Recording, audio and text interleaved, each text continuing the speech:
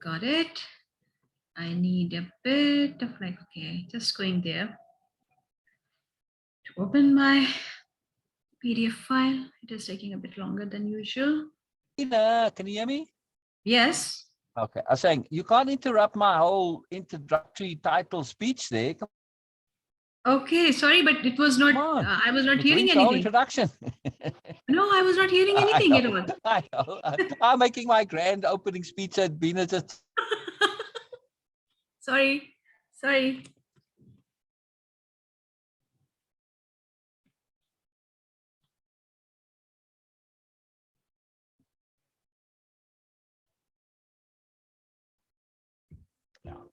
Yeah.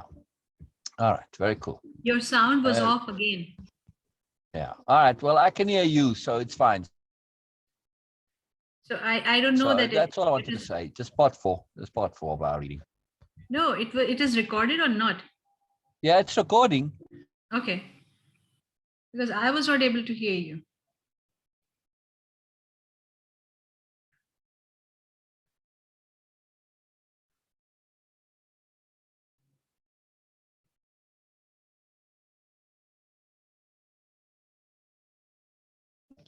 Oh.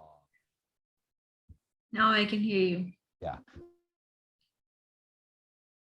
Beena, I hear you fine, and also just understand how it's working for me.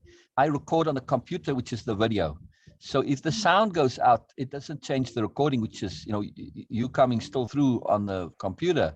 That's fine. So don't worry about it. So it may just have miss me talking, but it won't miss you. So that's fine.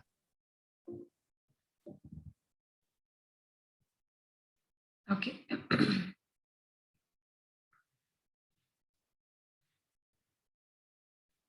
I'm always nearby when someone wants to realize their destiny, the old king had told him. What could it cost to go over the supplier's warehouse and find out if the pyramids were really that far away? The Englishman was sitting on a bench in a structure that smelled of animals, sweat, and dust. It was part warehouse, part coral. I never thought I'd end up in a place like this, he thought, as he leafed through the pages of Chemical Journal. 10 years in the university, and here I am in a coral. But he had to move on. He believed in omens. All his life and all his studies were aimed at finding the one true language of the universe. First, he had studied Esperanto, then the world's religion, and now it was alchemy. He knew how to speak Esperanto. He understood all the major religions well, but he wasn't yet an alchemist. He had unraveled the truth behind important questions, but his studies had taken him to a point beyond which he could not seem to go. He had tried in vain to establish a relationship with an alchemist, but the alchemists were strange people who thought only about themselves and almost always refused to help him. Who knows, maybe they had failed to discover the secret of the masterwork, the philosopher's stone, and for this reason kept their knowledge to themselves. He had already spent much of the fortune left to him by his father, fruitlessly seeking the philosopher's stone. He had spent enormous amounts of time at the great libraries of the world and had purchased all the rarest and most important volumes on alchemy. In one world, in one, he had read that many years ago, a famous Arabian alchemist had visited Europe. It was said that he was more than 200 years old and that he had discovered the philosopher's stone and the elixir of life. The Englishman had been profoundly impressed by the story, but he would never have thought it more than just a myth, had not a friend of his returning from an archaeological expedition in the desert told him about an Arab that was possessed of exceptional powers. He lives at the Al Fayoum oasis, his friend had said, and people say that he is 200 years old and is able to transform any metal into gold. The Englishman could not contain his excitement. He cancelled all his commitments and pulled together the most important of his books, and now here he was, sitting inside a dusty, smelly warehouse outside a huge caravan was being prepared for a crossing of Sahara and was scheduled to pass through Al Fayoum. I'm going to find that damned alchemist, the Englishman thought, and the odor of the animals became a bit more tolerable. A young Arab, also loaded down with baggage, entered and greeted the Englishman. Where are you bound? Asked the young Arab. I'm going into the desert, the man answered, turning back into his reading. He didn't want to any conversation at this point. What he needed to do was review all he had learned over the years, because the alchemist would certainly put him to the test. The young Arab took out a book and began to read. The book was written in Spanish. That's good, thought the Englishman. He spoke Spanish better than Arabic. And if this boy was going to Al Fayoum, there would be someone to talk to when there were no other important things to do. That's strange, said the boy, as he tried once again to read the burial scene that began the book. I have been trying for 2 years to read this book, and I never get past these first few pages, even without a king to provide an interruption. He was unable to concentrate. He still had some doubts about the decision he had made, but he was able to understand one thing. Making a decision was only the beginning of things. When someone makes a decision, he is really diving into a strong current that will carry him to places he had never dreamed of when he first made the decision. When I decided to seek out my treasure, I never imagined that I'd wind up working in a crystal shop, he thought, and joining his caravan. This caravan may have been my decision, but where it goes is going to be a mystery to me. Nearby was the Englishman reading a book. He seemed unfriendly and had looked irritated when the boy had entered. They might even have become friends, but the Englishman closed off the conversation. The boy closed his book. He felt that he didn't want to do anything that might make him look like the Englishman. He took Urim and Thummim from his pocket and began playing with that. The stranger shouted, Urim and Thummim. In a flash, the boy put them back in his pocket. They are not for sale, he said. They are not worth much, the Englishman answered. They are only made of rock crystals, and there are millions of rock crystals in the earth. But those who know about such things would know that those are Urim and Thummim. I didn't know that they had them in this part of the world. They were given to me as a present by a king, the boy said. The stranger didn't answer. Instead, he put his hand in his pocket and took out 2 stones that were the same as the boy's. Did you say a king? He asked. I guess you don't believe that a king would talk to someone like me. A shepherd, he said, wanting to end the conversation. Not at all. It was shepherds who were the first to recognize a king that the rest of the world refused to acknowledge. So it's not surprising that king would talk to shepherds. And he went on, fearing that the boy wouldn't understand what he was talking about. It's in the Bible, the same book that taught me about Urim and Thummim. Those stones were the only form of divination permitted by God. The priests carried them in a golden breastplate. The boy was suddenly happy to be there at the warehouse. Maybe this is an omen, said the Englishman half aloud. Who told you about omens? The boy's interest was increasing by the moment. Everything in life is an omen, said the Englishman, now closing the journal he was reading. There is a universal language understood by everybody but already forgotten. I am in search of that universal language, among other things. That's why I'm here. I have to find a man who knows that universal language, an alchemist. The conversation was interrupted by the warehouse boss. You are in luck, you too, the fat Arab said. There's a caravan leaving today for Al Fayoum. But I'm going to Egypt, the boy said. Al Fayoum is in Egypt, said the Arab. What kind of Arab you are? That's a good luck.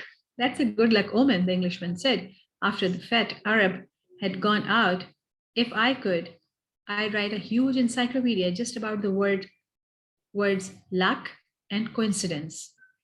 It's with those words that the universal language is written. Ah, that's a good luck omen, the Englishman said after the fat Arab had gone out. If I could, I'd write huge encyclopedia just about the two words, luck and coincidence. It's with those words that the universal language is written. Luck and coincidence, okay? He told the boy How it do was they no. know it's omens, by the way? Sorry? I say, how do they know that the omens that they call an omen is an omen? Seems very Yeah. arbitrary to me, right? Mm-hmm. Do you agree? It's about feelings you feel. It's very personal, as you always say. Yeah, but still, though, I'm not saying that. Well, I say it a little differently, Beena. The personal part comes in the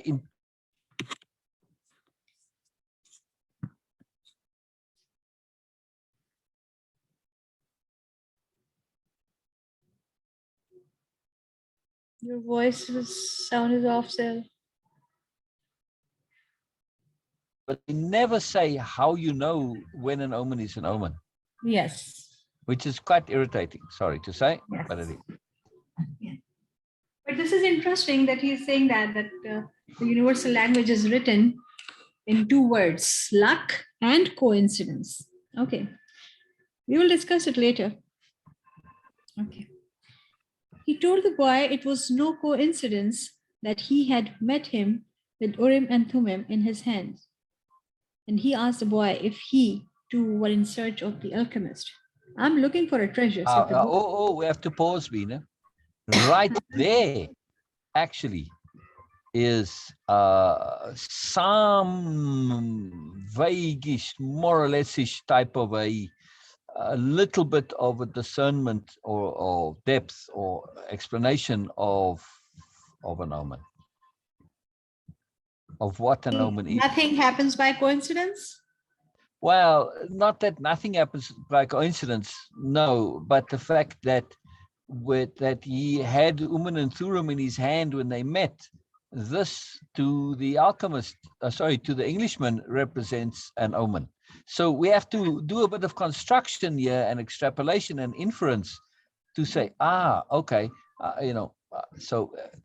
there's you have to put it together, but at least it's a hintish, sort of ish, more or less ish type of a indication of what an omen could be. I'm not going into the detail of it, but yeah. Mm-hmm. Mm-hmm. Yes. I'm looking for a treasure, said the boy, and he immediately regretted having said it, but the Englishman appeared not to attach any importance to it. In a way, so I am, he said. I don't even know what alchemy is, the boy was saying when the warehouse boss called to them to come outside. I'm the leader of the caravan, said a dark eyed, bearded man. I hold the power of life and death for every person I take with me. The desert is a capricious lady, and sometimes she drives men crazy. There were almost 200 people gathered there, and 400 animals, camels, horses, mules, and fowl. In the crowd were women, children, and a number of men with swords and at their belts and rifles slung on their shoulders. The Englishman had several suitcases filled with books. There was a babel of noise, and the leader had to repeat himself several times for everyone to understand what he was saying.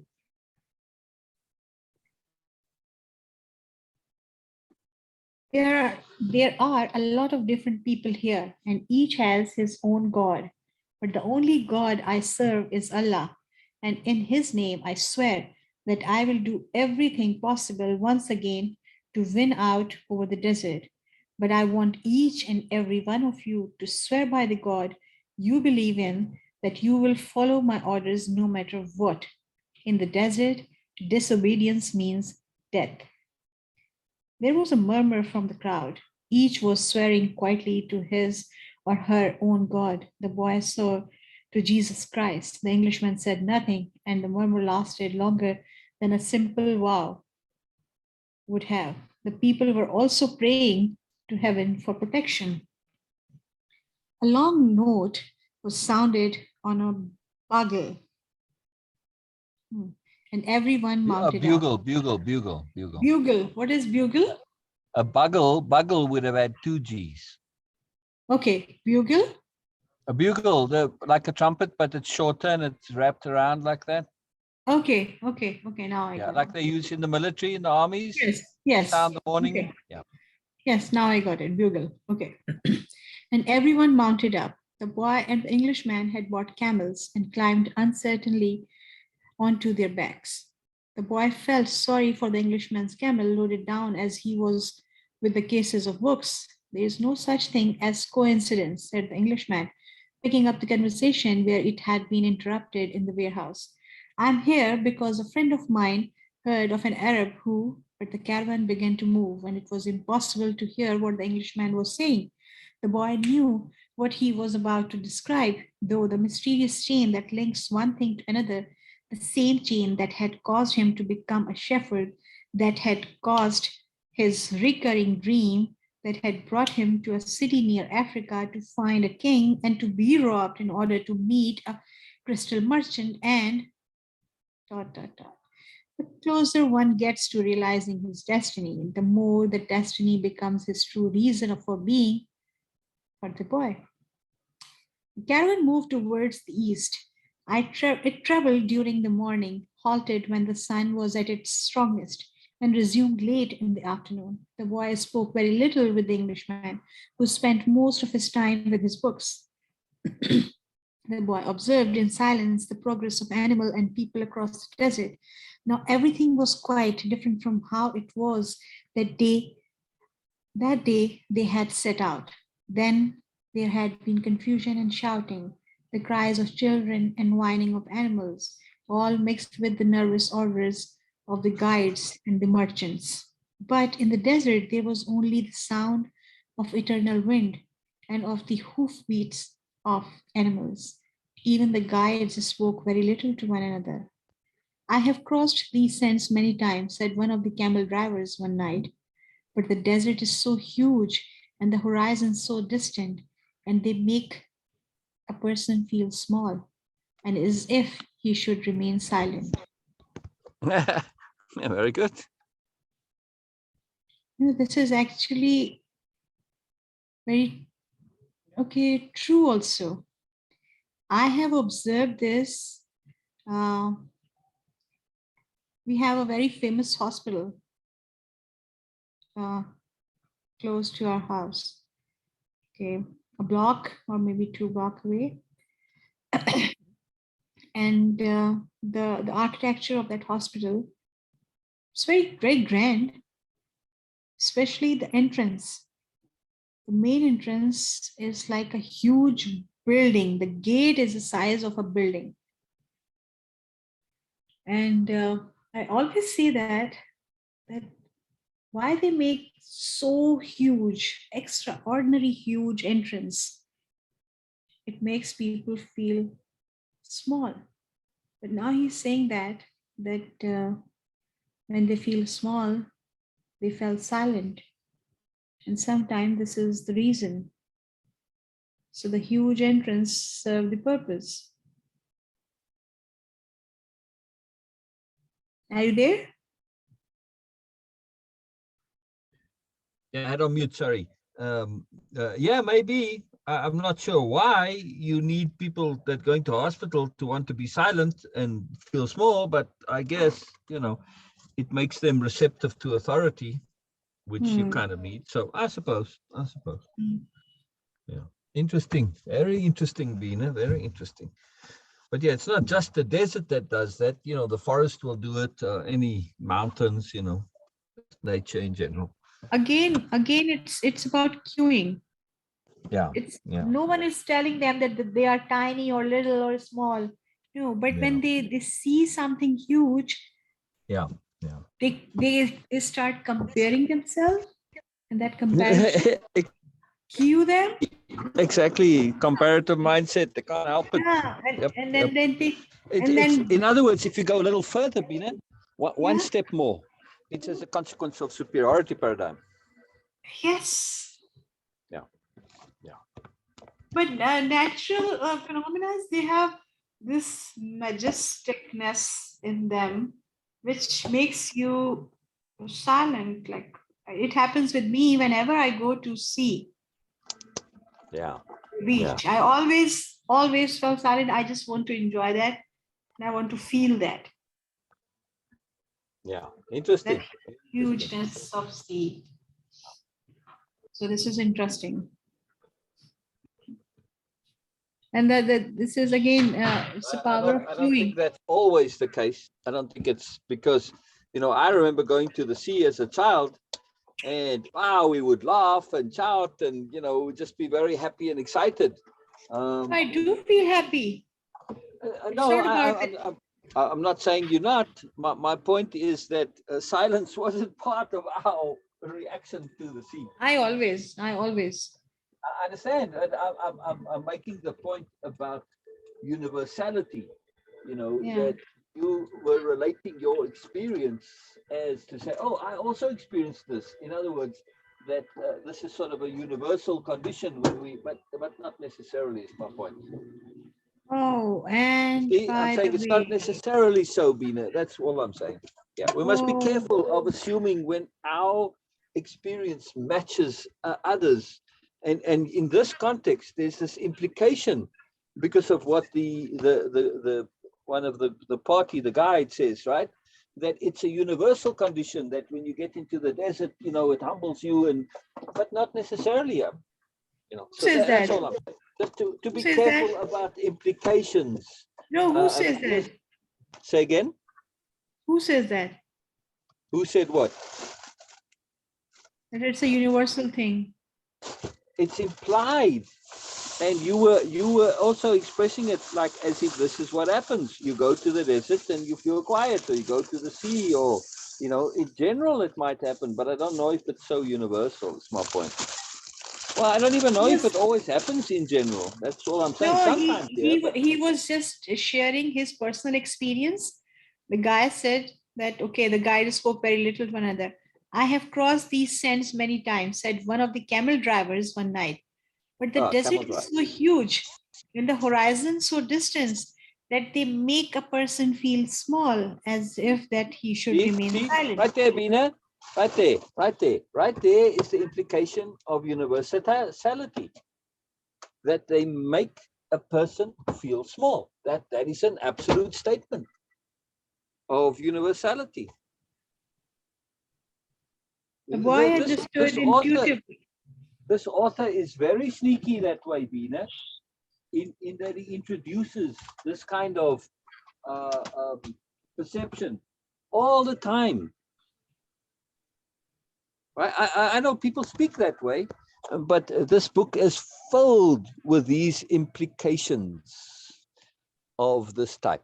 I'm just paying attention, Beena, because I don't wish to have inadvertent points get into my psychology. Right? If I don't pay attention and I don't say, well, wait a second, is that actually so? I accept it by default. And we can build up a view of the world, of life, of the universe, a philosophy, a perception, an understanding that is constructed of such things. And it's useful to say, but well, wait a second, is this actually so? It doesn't matter sometimes, but other times it very much does matter.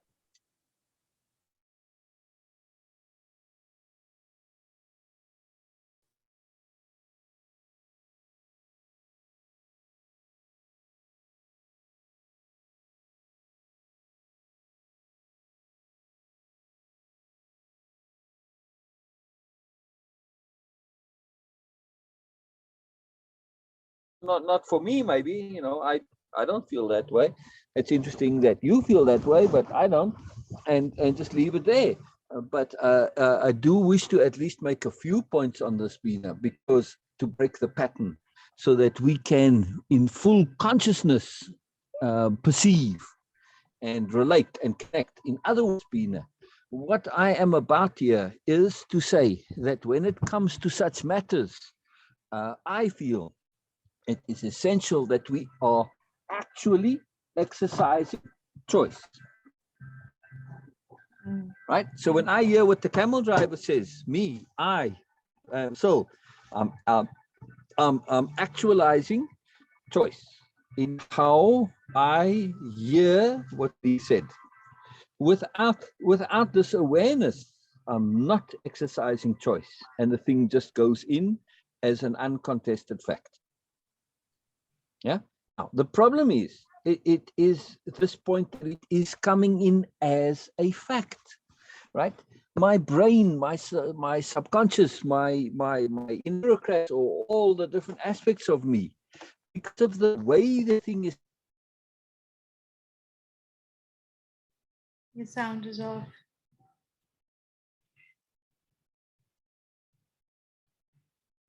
No sound. No sound, sir.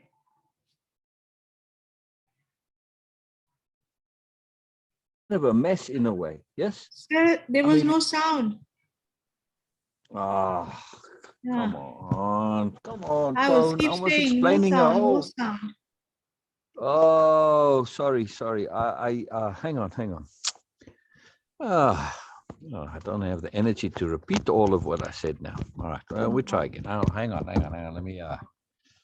Let me pull up so I can see when it comes off. Sorry, Beena, sorry. No. I didn't realize that. So anyway, I was saying I was making a great, big, marvelous speech here. I hope I can get it all back.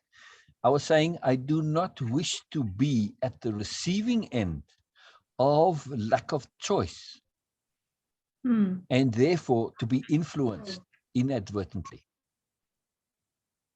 Right, Beena? So when I hear that statement without discernment, without attention, right, it just goes into my subconscious. And because it is presented as a default, as just an obvious fact, as if this guy is saying, well, the sky is blue, I don't question it. Yeah, but nonetheless, it goes in there. But it isn't necessarily so, at least not in my experience, right? And I'm certainly remembering not just me at the beach, but my friends and everybody there and stuff like this. For some people like you, yes, but you are a profound person, so you're an anomaly.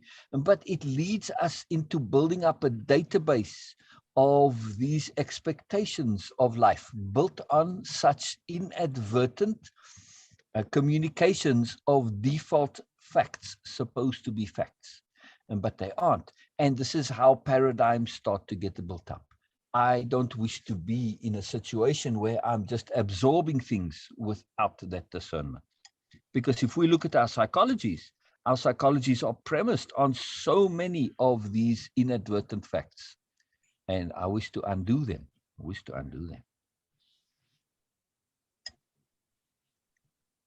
So I was saying also, Beena, I'm making a big deal of it now. I won't necessarily on future points. I'll just internally in my own self say, nope, sorry, not for me, don't agree, not in my experience, whatever. But just so you know, I'm not going to spoil the story by every time pointing out this, but this author is particularly skilled and adept at such statements. The book is riddled with them.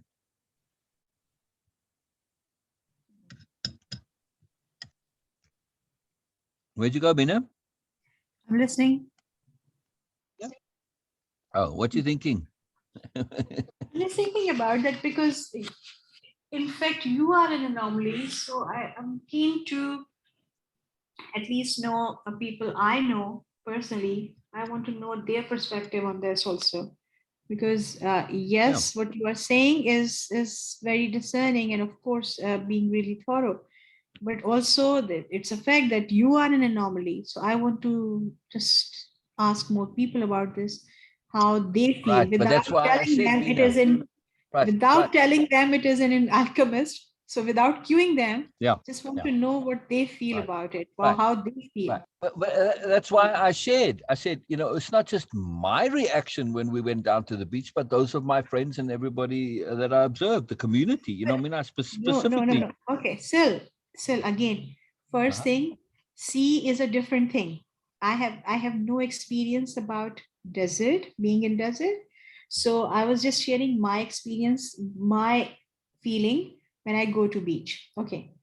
This is the Yeah. immediate feeling. I always enjoy that. You know that how much I love being there. And I enjoyed Yeah. that. I do all sort of activities and everything. But the first thing I always share with you, I don't know that you remember it or not. I do share it. I think yes, definitely I shared in the past also. When I go there, the majestic being, like so huge, this enormous being, and also that the waves, the energy makes me feel like for a few moments I was like completely silent, like wow. And for me, it's like Ah, actually it's very appropriate to pay due respect to this thing. The sea is a huge deal for me. I've also, like you can say that I always get a bit mesmerized by the beauty and the majesticness yeah. this sea had. So I don't know about this the desert, because desert it's a very different thing because it's very calm. But It it has that actually same majesty and no, depends. no, no, no. It's I'm not talking about the majestiness or whatever it is. I'm just yeah. talking about the calmness in the desert. So that could be for so many people. And also that what I have read in the local stories from India and Pakistan about being in desert, and how they say that people are very much into like deep philosophy. People who live in desert and travel there, they actually get into like really deep Yeah. life Just philosophy, and they, yeah. they just spend time sitting alone. So I'm not sure that it is like for everyone. Of course, I cannot say this, but Yeah. there are some sort of idea like that. Yeah. But Yeah. But that deserts doesn't makes surprise me as being a more general thing because, well, if you've been in a desert, at least initially, there's not much going on. So the only thing you have to pay attention to is yourself, nothing else. yeah. They do seem to have that effect, yeah. And again, because it's kind of obvious, just a matter of attention. You go inward because there's nothing else to do. Also, wherever you can see without any restriction in your sight, like you can really see far, your eyes, your mind immediately tune and try to look further as much as you can. Exactly. This is Exactly. also human body. So when you are paying attention to or focusing on to just see and experience that far-sightedness, you you Exactly. you don't Exactly. you don't do much. You just practice that because it's very rare now. Yeah. You would think this would have a similar effect on sailors, being out on the Yes, ocean, yes, right? yes, could be. But not so. At least not in, there's not a history or tradition of philosophy and sailing going together. Yeah. A little bit, yes, but not in general. Because when you're on a boat, this unless you're becalmed, which Mhm. doesn't it happens, but not it's an exception. Mhm. And when you are becalmed, you really are like, wow, your survival now becomes an issue. At least in the days of sailing, yeah. Uh-huh. Today, if you get becalmed, you've got an engine. It doesn't make any difference. It's just actually you like being becalmed because it's smooth passage. But there's always this motion, right, when you're on the sea, and when you are, especially if you're sailing, there's always something going on, right? Even if you're moving consistently, it's never still, really, right? Like I said, unless you becalmed. And then if you becalmed philosophically, you are now completely concerned about your survival, right? So, so I'm trying to say that, the effect on a ship is not quite the same as being in a desert. This is Because what I was saying, that for me it's a different thing, because I have never experienced desert the way they are talking about. You experience when you go to the ocean, right? Going to the ocean is different to being on the ocean, is my point. I went there So also. Okay, no, I was on yes, I was on ship. yeah. Yes. But again, when you're on a ship and it's close to the shore and all of that, it's very different to being out in the middle of the Uh, ocean. yeah, it was like uh, around 2 or 3 hours. Ah, brilliant, brilliant. But still, though, I'm saying is you are getting the same experience from the ocean as people get from the desert. But I'm just saying, at least from a point of literature and, just it's not the same connectivity isn't there. But also, the forest has very profound philosophical effects also. I mean, Yeah. almost all of Indian philosophy originates in the forest and the Mm. river. So it's not only the desert. I'm just saying. Yeah. Okay. Yes, we were on a navy ship. It was a big, huge ship. Ah, We were- brilliant. Yeah, brilliant. because my uncle was in navy. Yeah. You told me. I didn't realize Yeah. that you actually went out to sea on the ship. That's Oh fantastic, Beena. yes, he was he Ah, was the head I'm of. very glad for you that you had that, Beena. Oh, Yeah. he was ammunition head of ammunition department, and there was some navy day or something like that. So he actually invite all the children of the family, and Oh, brilliant. we all Brilliant. went there, and we actually visit every part of the ship. That was really exciting for me, like in the captain's room also, and his suite and all these things. So that was really, and one of my cousin actually sit on the seat they have made, like, which goes up and they see all around that. That was the thing, and he was so scared. And I saw Wow. different colors of sea. So when you went there, Beena, when you were on the ship and you went out into the ocean, how much waves were there? No waves. Oh, it was a calm day. All right. All right. Yeah. Yeah, no, it was no waves, but I see different colors because I was sitting there on the, I don't know what you guys call it, uh, dock. I don't know. Yeah. On the before yeah, the docks. Yeah, that's the way in the harbor. Yeah, where the ships tie up to. That's the No, dock. it was like, okay, I was sitting on the ship floor, and from the Oh, railing, my legs were actually hanging in the air on the deck. outside. The deck is the word you're looking Okay, for. deck. The deck. Yes, okay, Yeah. yeah. So this is where we were sitting, and I was just observing water because it was changing colors. Once it was green, and then sea green, and then bluish, and then brownish. So many colors. Ah. Yeah. But I was, of course, I was very young. So if I could have chance now, that would be a different thing. Yeah. There's a lot going on the sea. It's amazing. Amazing. Yeah. Like So a much, lot it's going much on. more active than the desert, which is surprising. Yeah. No, I'm not getting it. Say it again. The sea, when you're out there, it's a lot going on. It's much more No, it active was than the not desert. actually that. No, okay, of course, then the desert, yes, but the sea was calm. It was smooth. But I was that's not what I expecting hair. mean. That's my point. Even though the sea was smooth and calm, there was still a lot going on. Yes. See what I'm saying? The colors were changing.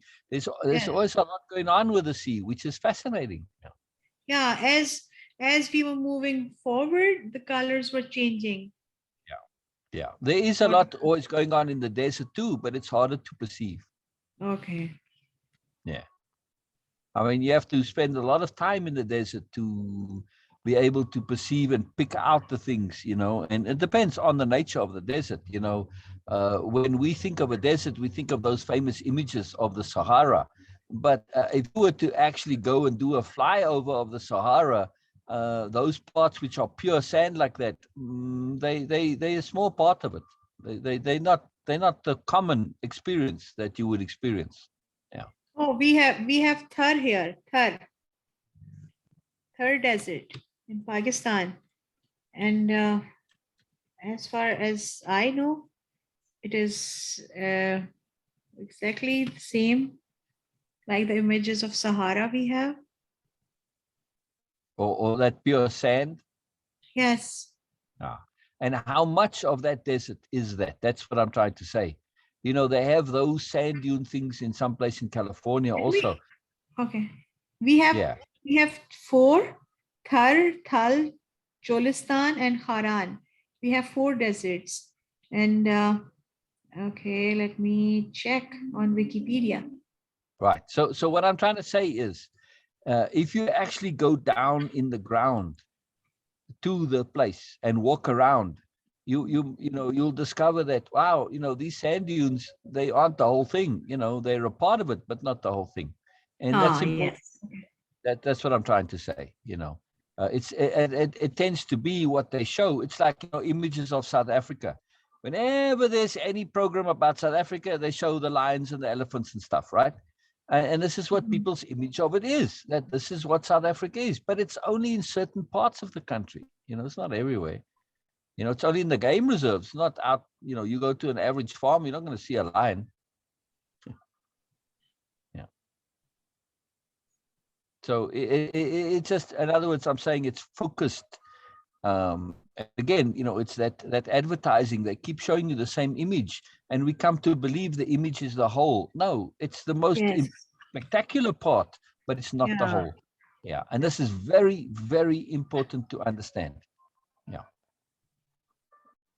Okay, so we have Cholistan Desert, and also known as Rohi.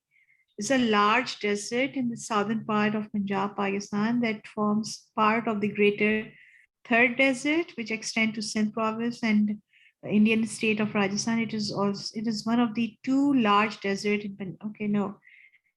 I just want to know that how much actually is a desert. Yeah. Well, it's all desert. See now. All right. So now look up, Beena, what the definition of a desert is. Okay, Cholistan covers an area of 25,800 kilometers and 10,000 square mile in the Bhavalpur, Bhavalnagar, Rahimia Khan, the nearest major city. No, the desert stretches about 480 kilometers in length with the width varying between 32 kilometers, located between, no. Okay, 81% of the desert is sandy, while 19% is characterized by the alluvial flats and small sandy dunes. Yes, but when they say sandy, the desert we were in, Beena, in South Africa, right? Mhm. There were some parts which were sandy, and they like walking on the beach, but it doesn't mean it was only sand. Even in that desert where there was very, very limited rainfall, Uh-huh. there were still plants growing there, right? Uh-huh. However, in other parts, there was no sand. It was just all stone on hard ground, right?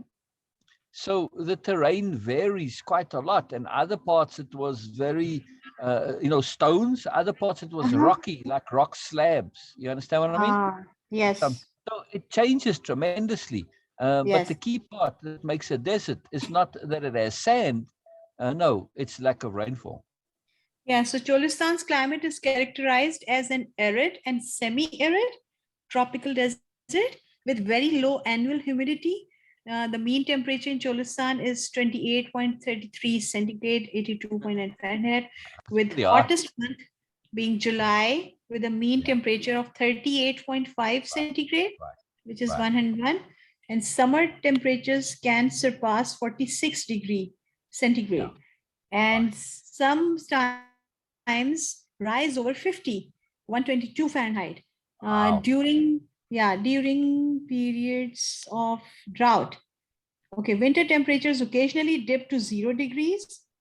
Yeah. Average rainfall in Cholistan is up to 180 millimeter, with July and August being the wettest month. Say again. Say again what the annual rainfall is. 180 millimeter, That's quite a lot. 180 mm. Yes. Yeah. Yeah. I mean, compared to zero. Yeah. Oh, yes, of course. Yeah. In other words, it's not. There's not no rainfall. Yeah. Okay.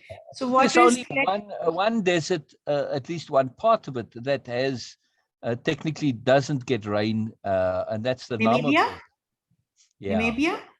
Well, not the country. Namibia is the country, but the Namib Desert is just along the coast.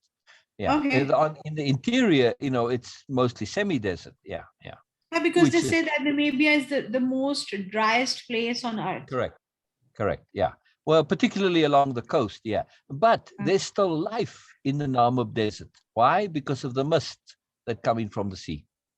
Yeah. Yeah. It's fascinating. Yeah. Even though they don't actually get rainfall, doesn't mean there isn't moisture, which is fascinating. Yeah. Yeah. Okay, and they say that water is collected seasonally in a system of natural pools called tuba or toba, I guess, or man-made pools called kund. Subsoil water is found at a depth of 30 to 40 meters, See, that's not very deep, Beena. So but that's the other thing. That's the other thing. Yeah. Go ahead. but is typically brackish and unsuitable for most plant growth. Yeah. Okay. Yeah. Yeah. So In other that's words, why it's brackish. Brackish means it's like got a little bit of salt in it, right? So yeah. it's not quite like seawater. It's not. You can still drink it, but yeah, it's not. It's not conducive to much life. But that's the other thing, though. In many deserts, you've got water under the ground because, like in where we were, the valley is semi-desert with low rainfall, but at the mountains it rains, and then the rivers come, and they end up running underground, and stuff still grows from that. Yes, when there's a flood, so you see the riverbed, but that deeper water that's running underground stimulates lots of life above ground. It's quite fascinating. Yeah. 30 to 40 meters underground. It's not easy, but you can dig a well to get to it. In other words, or roots can go that far. But what I have seen pictures of people collecting water from these type of man-made like kund or toba, whatever they are called. It's a big effort. Like, okay, so several women just pulling that rope for like, and then just one bucket of water. So it's a very it does make sense because of course it's a desert. So what else you can expect? Yeah. But I'm just making the point again. See, it's related to the same thing as what the camel driver says, that Yes. there are these assumptions that come about inside our brain because of cueing and because of statements of great certainty, or because of isolated perceptions being accepted as general, right? But also yeah. it could be because that's when we talk too much, we lose so much of water inside our body, like it comes out with our breath. So and it takes a lot of things. So and in deserts is a lack, and of course you can Yeah. there's So a you'll very talk limited less water because you don't available. want to waste. Yeah. Well, So that your would make sense. body, yeah, your body understand this, that we need to preserve this thing. Yes. Yeah. So that's why you mostly humans say, okay, no, they don't like to talk because their body is telling them, the bodies are telling them that, okay, don't talk, you will lose your water reserves much quicker. Yeah. Could be. Who knows? I'm just making it like, okay, if it is so, what might be the reason? Not necessarily the hugeness of desert only. No, this could be the reason that your body is responding accordingly. That, okay, don't talk too much because you will lose the water reserves in your body. Yeah. And you will get dehydrated very quickly. Yeah. Huh? Yeah. Could be. Yeah. Oh, it makes total sense. Yep. Absolutely. It makes total sense. Yeah. Because we don't understand sometimes, but our bodies respond to that very appropriately. Yeah. it just annoys me that when you do, like, okay, 10 interesting facts about the Sahara Desert. And of course, they show the sandy picture. It's like, hello, seriously. All right, at least they do show one where there's a pole of grass growing out of the middle of the sand, which people don't realize that this is actually possible. But still, I want to find, I want to find when you like in that semi-desert that I was in. So, but basically, by the way, while you're about it, Beena, look up a technical definition of a desert. Which one? Technical definition of a desert. Okay. What does it mean when we say something is a desert? It's Okay, like, yeah, I asked. in America, oh, you live in the desert. No, I don't live in the desert. I live in the semi-desert. Okay. So what is the quietest thing in the universe? Microsoft currently holds the world record for the quietest place on Earth at 20 dBA. Almost no part of the world is left untouched by sound.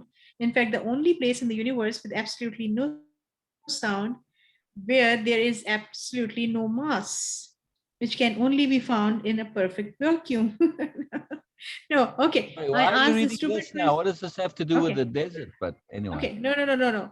Before you even told me to search for that, I already typed the question that why people fell silent in desert. I just asked Google. I was like, okay, let's see if it is a common question. It will come up somehow.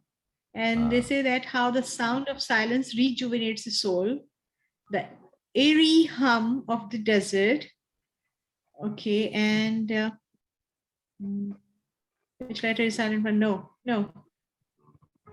Okay, and the Alchemist quotes. See, so it's not a popular thing.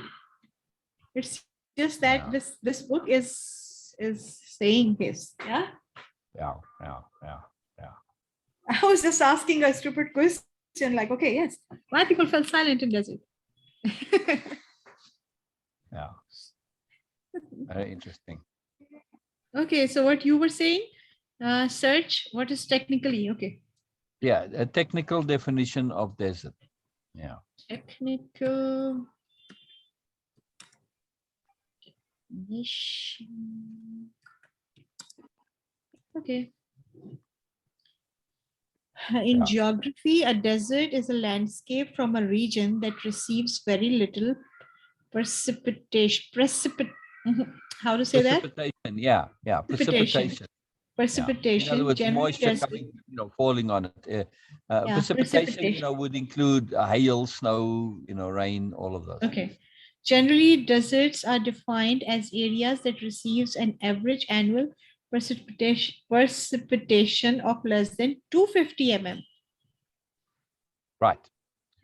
So, in other words, there's still a fair amount of rain that comes, right? Mm-hmm. Oh, it's over a year, of course, but 250 millimeters is 25 centimeters. It's not a lot, but it's still there. I mean, it's very, very little when you think about it, but still, it's still there. So here's what I wanted to show you. Yeah. Okay. Coming. Maybe just screen share.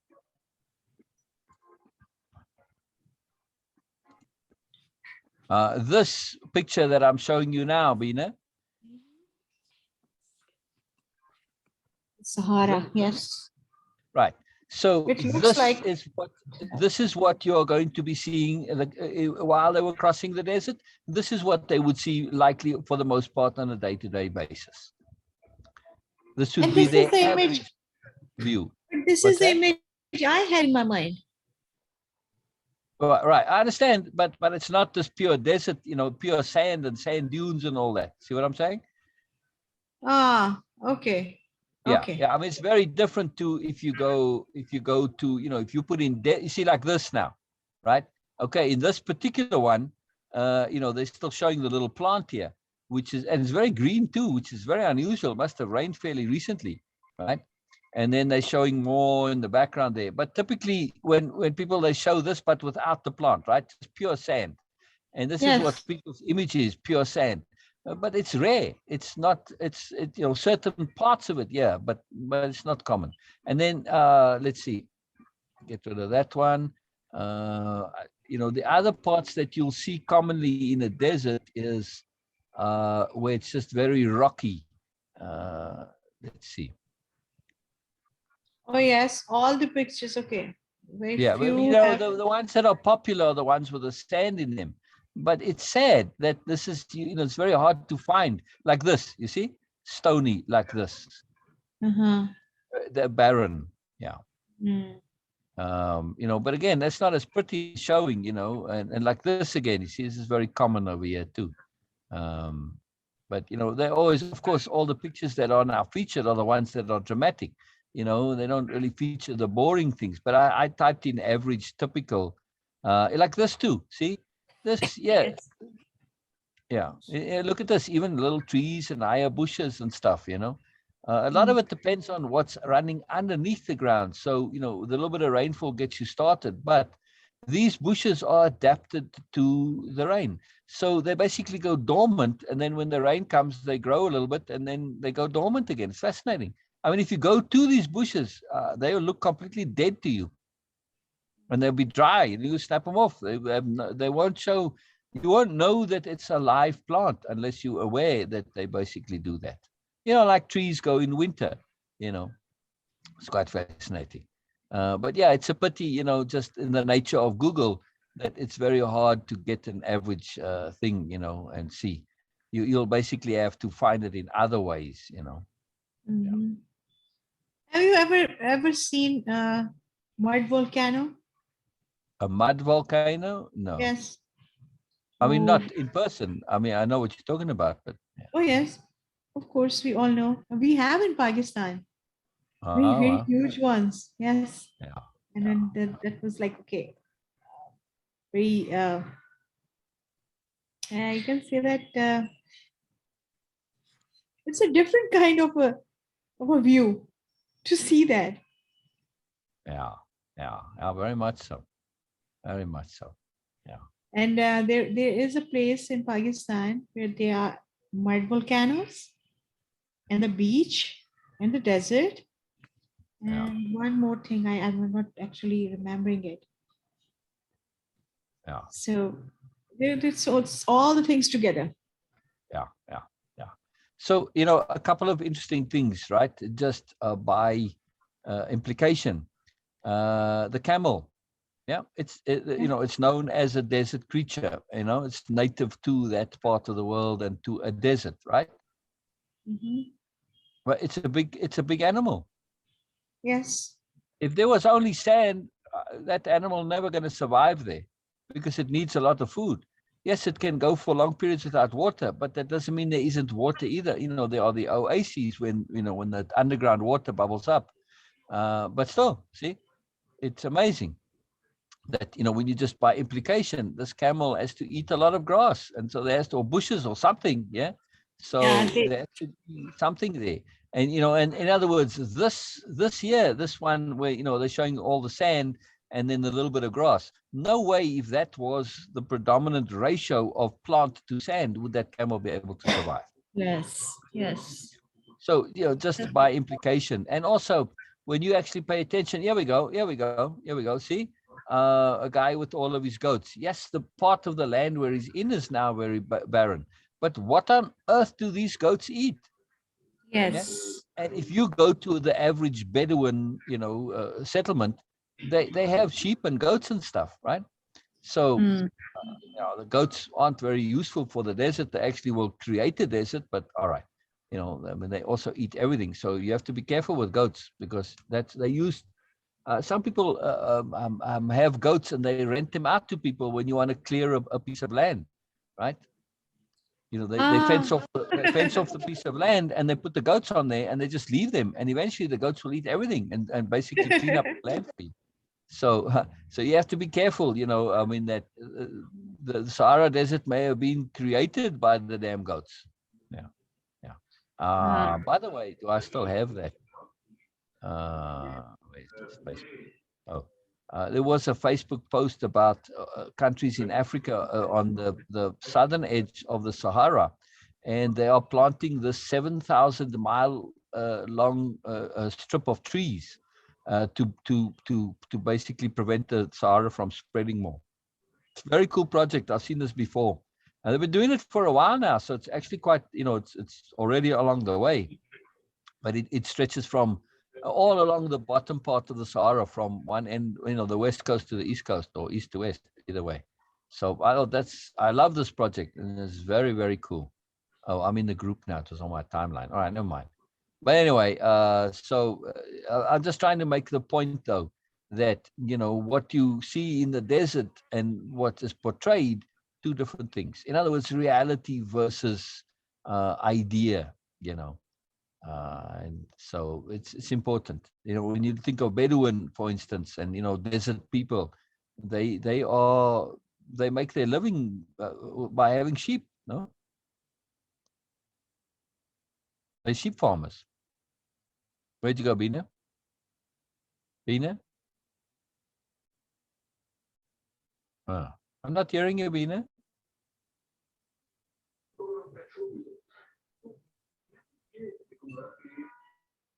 No. Now I can say something. Oh, are you talking to me? Oh, no. Yes. Oh, say again The what you sound said. was off. Yeah. All right. I'm just saying that I'm trying to make the point, and I want to get back to our story here, that perception and image and what's presented is very different to the reality. And we have to keep this in mind with our media-focused world. Yeah. So we have to continually stay to check, hey, is this actually how it is? Or is this just a selection that people are pulling out? And what they pull out is the most dramatic, the most cinematic, the most scenery focused. They don't show the boring average, right? And it's very important to be aware of the average, the boring average. Yeah. That's all I'm saying. This is very, very important. There's lots of life in a desert, even true deserts, not just semi-desert. In semi-deserts, it's all over the show. It's like crazy, But Yeah. very cool. Very cool. Very cool. Very cool. See, this is the mud volcano. Okay. Oh, hold on. Yeah. It's a huge.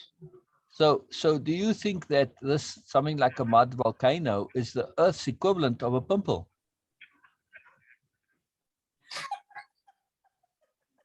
Yeah, why not? Sorry, I didn't mean it to be amusing. So Pakistan is a teenage girl of Earth having severe breakout. Yeah. We have more than 100 volcanoes. That's fascinating. So yeah, well, you're the face of the Earth then. Pakistan is a teenage girl. Pakistan is a teenage girl of Earth and having a serious breakout because she has more than 100 mud volcanoes. Wow. Yeah. And this one is called Chandragupta. And the Hindus have some religious connectivity to this. So the Hindu community visited. That's why it's a huge staircase. Yeah. Now, what if it turns out that it is actually a pimple from an Earth point of view, and yeah, you guys are worshiping a pimple? Wouldn't you just feel a bit silly? So yeah. So pay attention to what they will not worship. No, they will not feel silly. I'm not saying that by I know. with any biases or something. No. But because Hindu religion now, I'm not sure about in the past, but Hindu religion now, it's a very different thing because they have a different ideology, completely different ideology about what worshipping is and what to worship and not. Yeah. So they kind of worship everything, most, which is kind of cool in a way. Yeah. The only rule is that whatever scares you or whatever benefits you, worship. Yeah. What's dramatic, in other words? Yes. Yeah. So this is okay. From the biggest, okay, not biggest, but okay, the big religion, or you can say that the most popular one. Okay, let's say that in that way. Among the popular religions of this world, Hinduism is the only one where they actually worship human body parts also. Yeah. And they yeah, worship. it was basically it's whatever you feel like worshiping, you can worship. Yeah. So our Yeah. Hindu neighbors said once to Mama that, okay, for me, it is like because you are so beneficial for me, you take care of so many things for me, you are so kind, so generous, so I can worship you. And Mama was There you like go. See, completely that's what I'm freaked saying. out. Whatever you feel is important, you worship. It's kind Yes. of cool in a way. It's a way of celebrating everything. Yeah, it's pretty cool. Okay, not for me. No, not for me. I mean, they So, distort it a little bit, but when you think, in the abstract, they are really celebrating the mourners of life, which is pretty cool. yeah. So anyway. Beena. So Frauke had a video, but did you see Sue made one too? Sue also made one? Yeah, but she made a video, not a live, So yeah, I'll show you. Okay. Hang on. Okay. And I shared it to the group. But do you remember how when we got on with Sue, after a while, I said, hey, let's do lives. And she was completely, absolutely no way I'm going to show my face on Facebook. Remember? Yes. Yeah. So, and I never made, come on. I never made a thing of it. Look how smart she looks. Oh, yes. Oh, look at her. Look at her. Yeah. Hold on, let me. Can you hear? No, I cannot hear that. How about now? You're just every day just doing the same thing. And Yes, but I Still cannot not? see her now. Oh, yeah, I know, but just. Well, if that's the case, here's a news flash for some of you. When you come Okay. awareness that anything negative, whether it's your unhappiness or there's abuse or trauma, or anything that was not positive in your experiences in your life, when you understand that they have happened because you lacked awareness each and every time that they occurred. If you understand that, trust me, it will change your life. Yeah. So it's hard for me to hear her.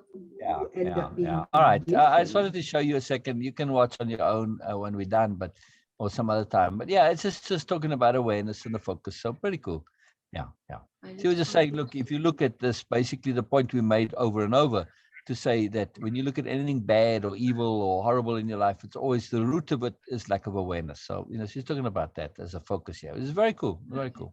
Okay, More though, well, no, it's not. The reason I Yes. wanted to share with you is merely the fact that she is making a video, and from this, again, I didn't focus on it to say, oh, well, you'll get there and, work on getting there. I knew it would happen organically, which it did. So, yeah, very cool. Very cool. That's all I wanted to share, Beena. yeah, so this is the problem that sometimes we are not in perfect alignment with the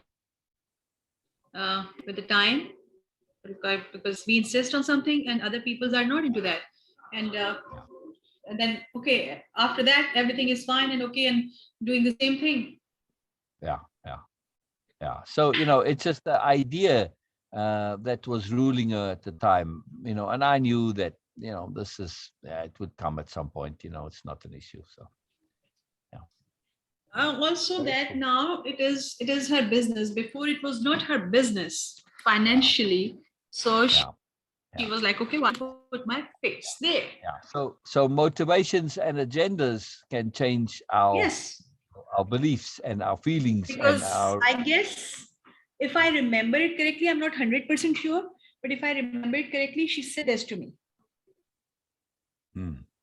Like for what? I don't remember saying that specifically, but yeah, it's interesting. No, I'm saying that she said it to me, so I'm not sure the exact words. I don't remember now. But she said something like this, that for what? Are we generating business or not? And then why to put myself there? No, I'm not going to do this. Yeah. But she was, initially it was that awkwardness of it, that she didn't want to, and then, now she's not awkward at all. So. No, she's still, this is what I'm trying to tell you. If I'm not remembering her word exactly, but the moral of this was that why I would be there for Facebook Live. I agree that was also a part of it, a big part, but certainly she wasn't comfortable being there, not simply because it didn't have any purpose to it. Yeah. Maybe this is what she said. Yeah. So anyway, that's very cool, because she was, there was a lot of purpose to it, to doing the lives, but all right, let's continue reading, Beena. Yeah. By the way, on your henna picture, I think the finger painting, the part on your fingers, it looks like stockings with a garter. Like your fingers have got stockings on it with a garter. Right? Or is that just me? Sorry, that's so funny.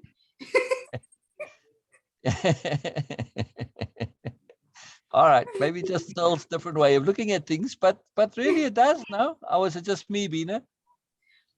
Oh. Why not? Why can't your fingers wear stockings? But okay, they are just on one side, not like completely. So okay. Well, if the only picture I can see is the one that you posted, and so on the one that's on your timeline, it looks like, there you go. It got, it's not a full length stocking, you just like a calf, semi mid calf one, right? Yeah. But hey, if you're wearing a long dress, that's all you need is to go off, 3/4 way up the calf, right? And then you got a garter there, which is what the garter is for, is to keep the stocking up, right? Yes. Yeah.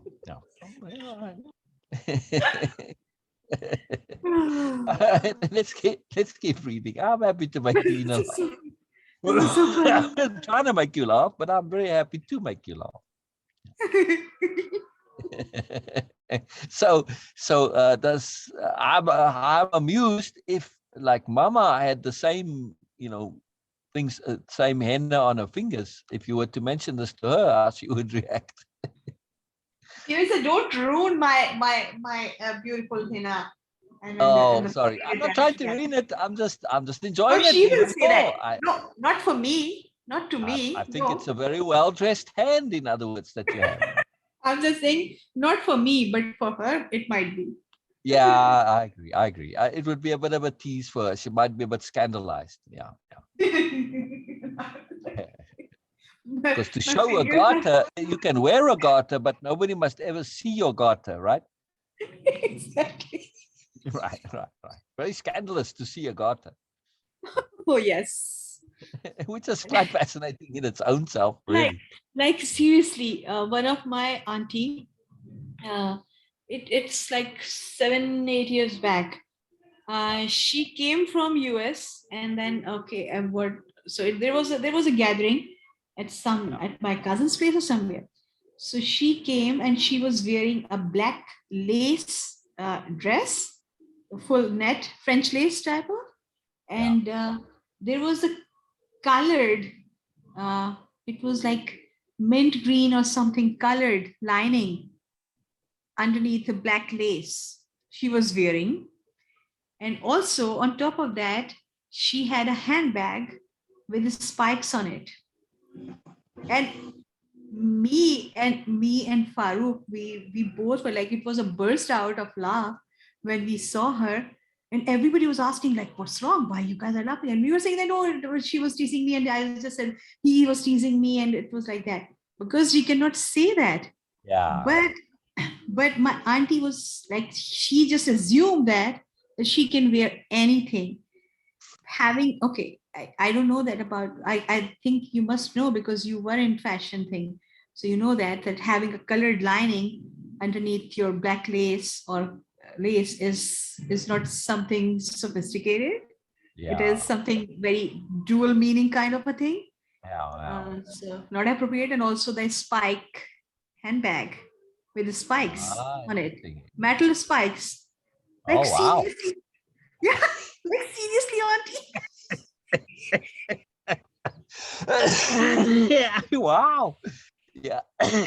But Punk she rock bought high it. fashion. Wow. So she bought it from US, so that's why she was just Yeah. having it. Yeah. Like, okay, oh. Yeah. Yeah. And Yeah. it was horrible for me and Farooq. I mean, that's We some were serious laughing. cluelessness, right? Right, Absolutely, Beena? absolutely, That's quite fascinating. absolutely.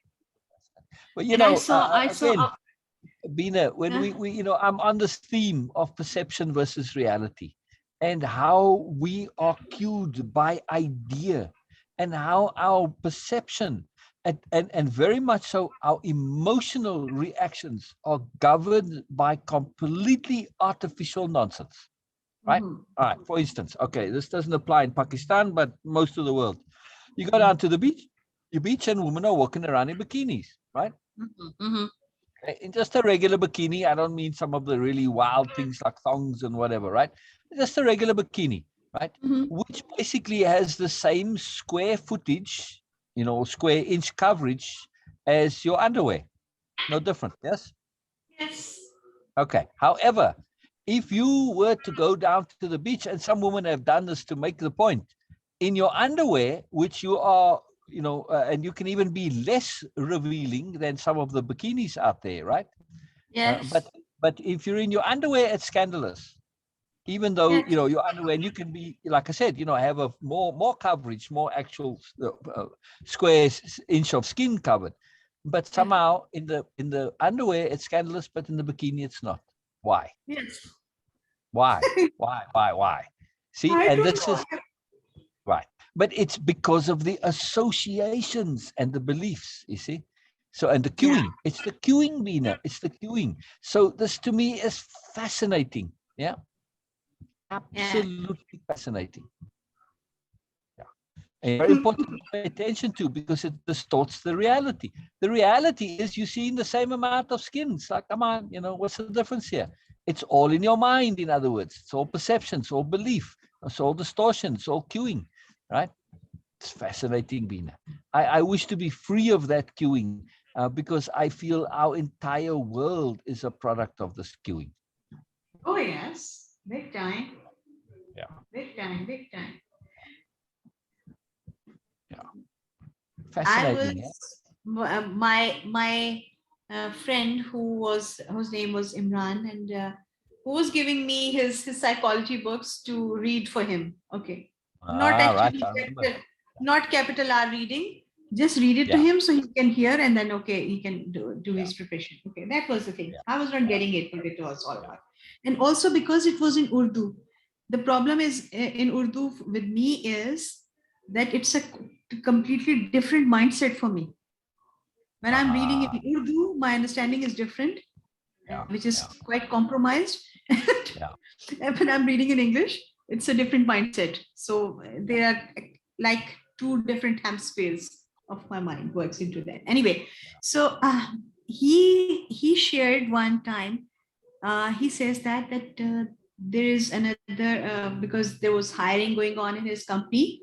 He was working in Mitsubishi, I guess. Yes, at that time, Nissan. And he says that a new girl just joined, and I said, okay. For me, it was like I don't know why he was sharing that. So it was like I didn't. And then he's I'm just enjoying the sun coming in here. Hello, world. Hello, world. Hello. Sorry, keep going. I thought that he might had a crush or something, but he Oh. was like already married. So I was like, okay, so now the gossip time is coming. It doesn't mean that he can't have a crush if he's married, but But I was assuming that okay, he's happily married kind of a person. So what's the point? He's talking about the girl. And then he says, Veena, this girl is a very interesting character. And I said, okay. And then he says, that she wears the hijab, that is headgear that covered her all hair and everything, Yeah, I know what it and is. and always wear very modest clothes, but she always wear heavy boots. Huh. Okay. Yeah. And I didn't get it, like what's funny, or I don't know how to say that, like what's unusual about it. Okay, if someone choose to wear heavy boots, so what's your problem in that? Heavy black leather boots. And he was saying that Exactly. But he's making a subtle point, which beautiful, marvelous, innocent Beena, it was not connecting for her. Yeah. I was not getting it. Yeah. Yeah. You still don't get it, or didn't get it then? Beena? Where'd you go? Beena? I'm not hearing you, Beena, dang nabbit. I don't know if you're not talking or if it's cut off. Yeah.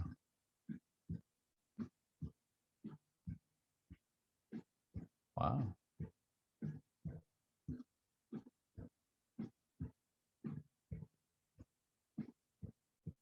Beena? You know what? Let me leave and come back on the Okay. phone. Okay. Yeah, because I didn't hear all you said there after the boots thing. So hang on one second. Okay. Okay.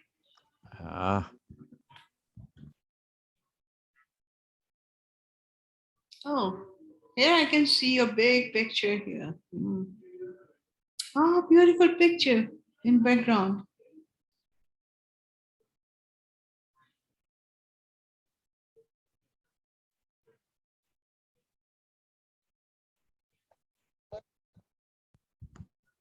Okay.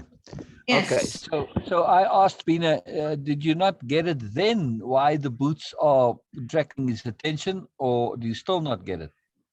Okay, so it was like 2-3 years. I never get it. It was something I was always, whenever things come up, and I was puzzled. And one day I said it to Farooq, and I said, it was like Imran Sahab was saying something about that. And he says, but why he was telling you? And I said, I don't know, maybe he was gossiping or something. So he says, no, Beena, he was just talking about girl's character. So don't pay attention to. This is not really a good thing to talk about someone's character or something. And Yeah. I was not getting the idea that why boots are related to someone's character. Yeah. Okay. Yeah. And then one fine day, Alan mentioned something. He actually posted a picture of a protest of women red shoes was on display, and he didn't give details. He just said that what this means to you. Okay, like women red shoes all over the place.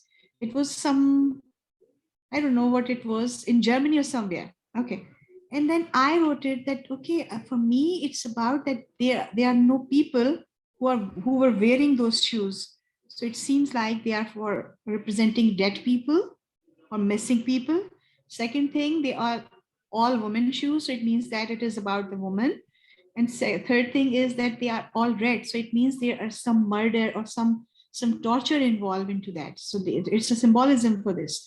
And then he says, absolutely right, Beena, because this is about the protest, and the artist actually made this. And he was representing the torture or abuse against women and all these things.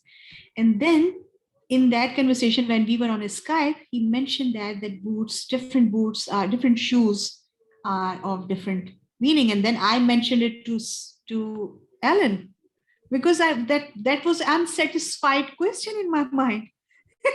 Why someone so mature can relate boots to someone's character was really not fascinating, was puzzling for me. And then I said to Alan, and Alan was like, you don't know? And I said, no, I don't know. And I really want to know that what it's all about. And he says, Beena, different people have different, you can say that, symbols. So people who are involved in into certain type of activities, they have different Yeah. symbols. Yeah. So it's like a uniform. And I said, yes. And he Yeah. says that those boots are of a representation of people, especially if a woman is wearing in this way, then it is showing that she is into something else. Yeah. And then I said, okay, so now it makes sense. Otherwise, I was really puzzled with Imran that, okay, why he's making character association with boots, why he's mentioning that. So that was the thing. So it resolved after so many years. Yeah. So boots, Right. though, they have a very complex association.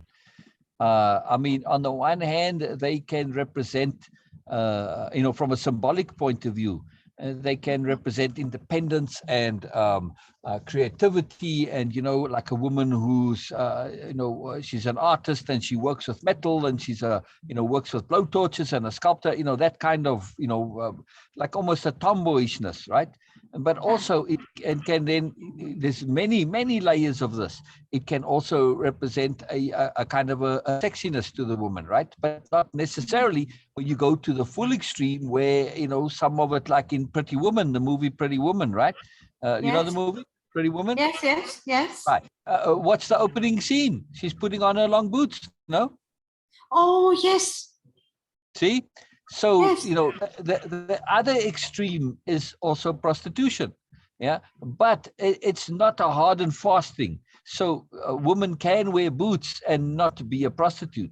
But it does imply a bit of independence, a bit of moreness, and again, a bit of allure and attractiveness and sexiness and so on. So to wear boots with a hijab is very contradictory. Yes. Yeah. So it's not that this says that she's got a wild character. It's just contradictory. Now, in her innocence, she might just like the boots and not to be aware that it has that connotation. And I would very much suspect that to be the case, right? Yes. She just wearing it because she was being very practical. Yeah. But also, sir, or just like the boots. Yeah. Because all the Sunday markets and thrift shops have secondhand shoes from coming from all over the world. So she might just find very cheap one, Exactly. A good quality one. So she just bought it. Exactly. And also they warm and it's comfortable, and maybe she likes walking and it's like in nature, and it's practical. So but still, it's just unawareness likely. That would be my guess. It may be that she's doing it as she's sophisticated as a bit of a protest as well, and she does have a side that says, hey, I want to be a bit sexy and beautiful and not just be, demure and all of this, so it might be an expression of rebellion, and it might just be an expression of a naughtiness. She may be a very naughty person who's just doing this. It's in other words, I'm trying to make the point with boots. Yes, possibilities. Yes, possibilities. Yeah, there's a wide range when it comes to boots. Yeah. Yes, because okay, when I was working with my computer studies and everything. So one of my friend who was into exhibitions, who was holding exhibition, so she was into fashion and of everything. So when we were like meeting on weekends and things like that, so she was sharing a lot of details. She always have magazines and everything in her room. So it was a big, you can say that, fun thing, like talking about dresses and all these things. So she actually shared about to have never have a lace with different or opposite color lining in it. It gives a very unsophisticated message. So she always say that, so that from there I just came to know that about the lace thing, that what my auntie was wearing, and we were like, it was a mint green. Like, auntie, come on. The black, it was horrible looking. And also that she Beena. yes. Okay. No, go ahead. And that metal spike bag. That's the part that really gets me, the metal spiked bag. It's like, wow, that's what I'm saying. There's some serious disconnect from auntie there. Yeah. That was the most horrible bag I have ever seen. I can imagine. Have a look at your screen, Beena. Yes. Oh, I only give locally sourced coal. Yeah. Okay. So it's a cool joke. It's a clever joke. A very layered joke. This whole picture is very, very layered and nuanced. But I'm sharing it not because of the joke, and because of the hypocrisy that's implied on the unawareness. You're trying to be cool, but you do stupid things, right? Which is to give locally sourced coal, right? Because in this hipster movement, it's all about locally sourced. But if you're giving coal, well, it's a joke based on getting the lump of coal for Christmas from one of the Charles Dickens stories. Anyway, Okay. but the point I wanted to make is about the fashion. So look at this Santa. Yes. Look at the way he's dressed. A low neck t-shirt underneath, and then a Yes. waist, and then the open jacket, and then Right. shoulders. And look at the length of the jacket. That's very important, Yes. Beena, that length of the jacket. Yes. And now the key part here was the boots. Yes. Right. Hipster. And, the beard, of course, the glasses, the little the cap glasses, thing, and the Yeah. arch So- nose, yes. Yeah, the mustache, exactly. Every single little bit of this is, and the shoulder things, it's all, it's brilliant in the representation of this hipster Santa. And of course, somebody commented, said, and of course, he's not fat. You see? Yes. Exactly. But the boots though. Yeah. So I wanted to say though, you see some women wearing these boots, but it's because of a hipsterness, not necessarily anything else. So boots but just footwear in general are incredible for conveying mood and attitude and style. It's quite amazing. It's quite amazing. Wow. This is another incident or a short story. We all went to eat shopping, like people do on Christmas. So me, Mona, and every one of us. So, and Farooq's childhood friend had a shop, curtain shop, tapestry and all these things in the same market. So after doing the shopping, Farooq said, okay, I want to meet him. So we will just go there for a minute or two, and then we will go back to home. And I said, okay. But when we went there, of course, it was his friend's family. So he invites us, okay, no, just come inside and have tea and all these things. So we were sitting in the shop and having tea. And because he's a friend of my elder brother, so he always treat us like an elder brother. Yeah. So, and it was also because that he is a childhood friend. So he says, okay, so what you guys did shopping and all these things. So show me. So Mona put all our shoes, bags, and give it to him. And he opened the shoe bags and he after like it was there were 4 boxes. And he picked, or he saw all that, and he just pulled out one and he says, it's Beena's. And Wow. I was super surprised that how could he knew that this was mine. Though me and Mona is shorter than me in height, but she has a bit longer foot, big one, big in size. Yeah. So she is 3.5 inch. Okay, yes, 3 inches shorter than me, but we have yes, and just a half number shorter than mine. Her foot is just half number. Even if we can say that less than that, so we can wear our shoes easily. We can exchange. So Mona's shoe, I was assuming that if someone just by looking at it will say that okay, Mona's will be mine and mine Mona's. But he says, no, I knew that it's yours. And that was something really unusual for me, that how can you just pick by a shoe? But you're assuming he's going by the size. Was he going by the style maybe also? No, it was about the style, because Mona choose shoes very differently. For me, it is always maximum 2.5 inch heel. I wear wedges later on, which were like really long, but never, not regularly. Always this, and very slim ones.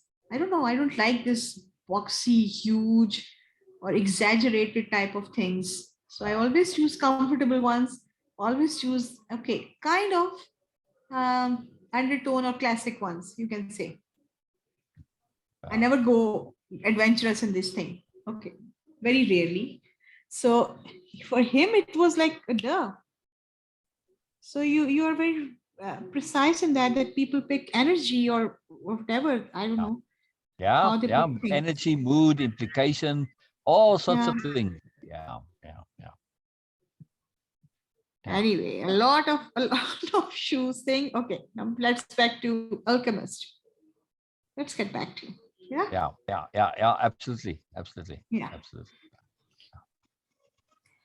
The boy understood intuitively what he meant, even without ever having set foot in the desert before.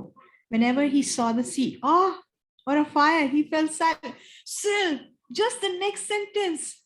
Yeah, yeah. Whenever he saw the sea or a fire, I never experienced that fire, but yes, he felt silent, impressed by their elemental force.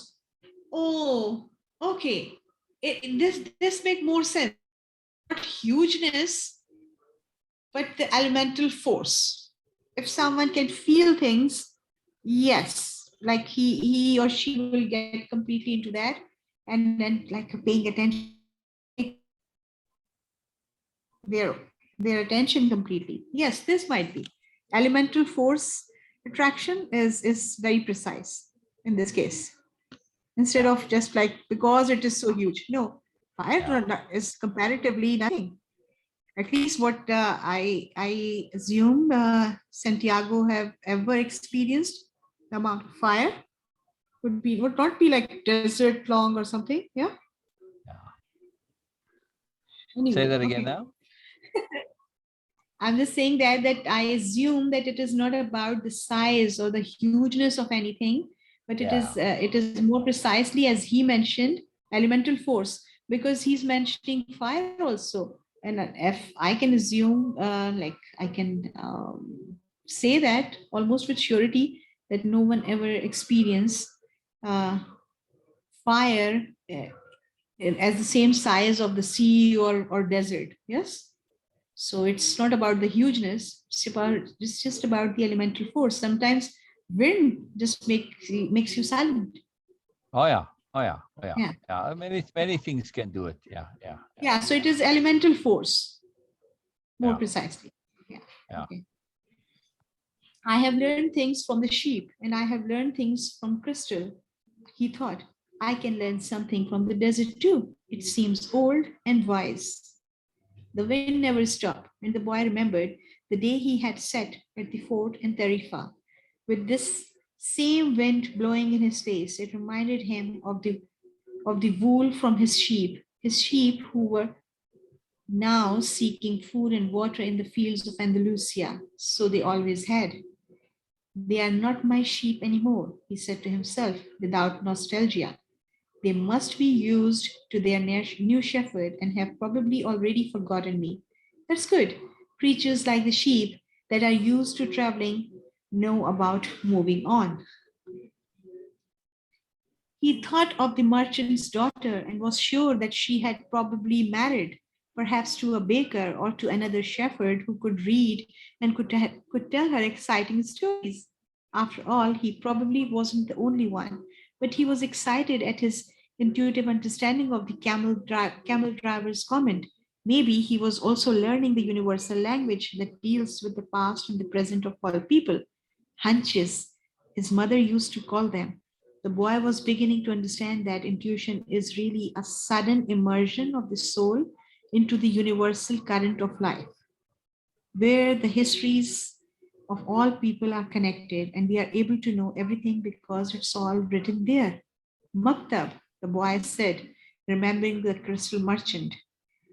The desert was all sand in some stretches and rocky in others. When the caravan was blocked by a boulder, it had to go around it. If there was a large rocky area, they had to make a major detour.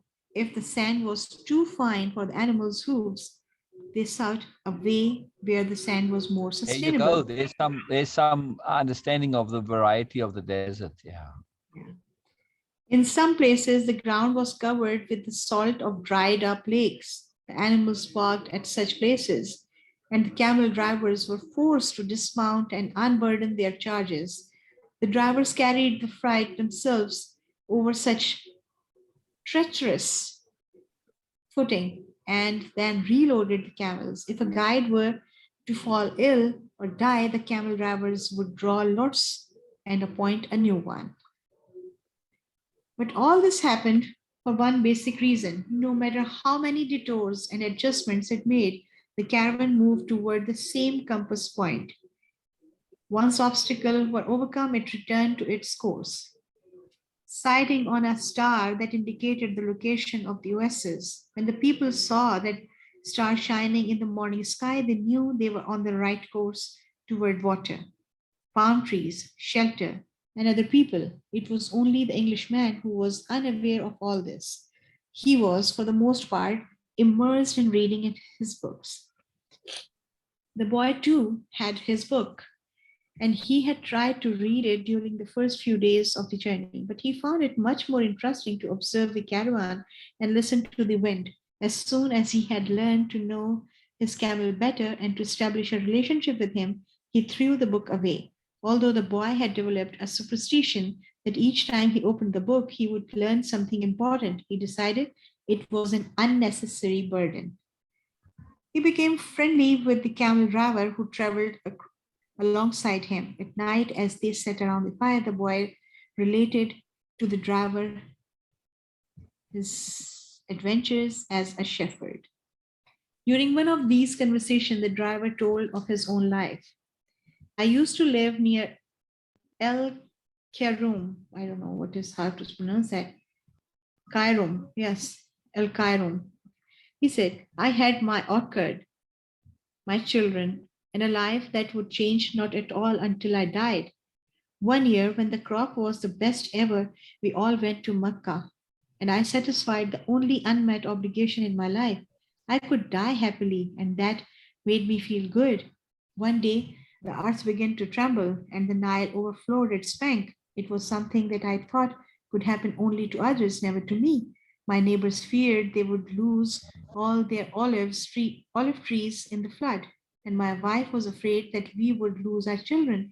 I thought that everything I owned would be destroyed. The land was ruined, and I had to find some other way to earn a living. So now I'm a camel driver. But that disaster taught me to understand the word of Allah. People need not fear the unknown if they are capable of achieving what they need and want. We are afraid of losing what we have, whether it's our life or our possessions and property. But this fear evaporates when we understand that our life stories and the history of the world were written by the same hand. Sometimes their caravan met with another. One always had something that the other needed, as if everything were indeed written by one hand as they sat around the fire. The camel drivers exchanged information about windstorms and told stories about the desert. At other times, mysterious hooded men would appear. They were Bedouins. Bedouin, B-E- Bedouin, Yeah, Bedouin. yeah. Okay, Bedou from Bedou. Okay, okay. Yeah.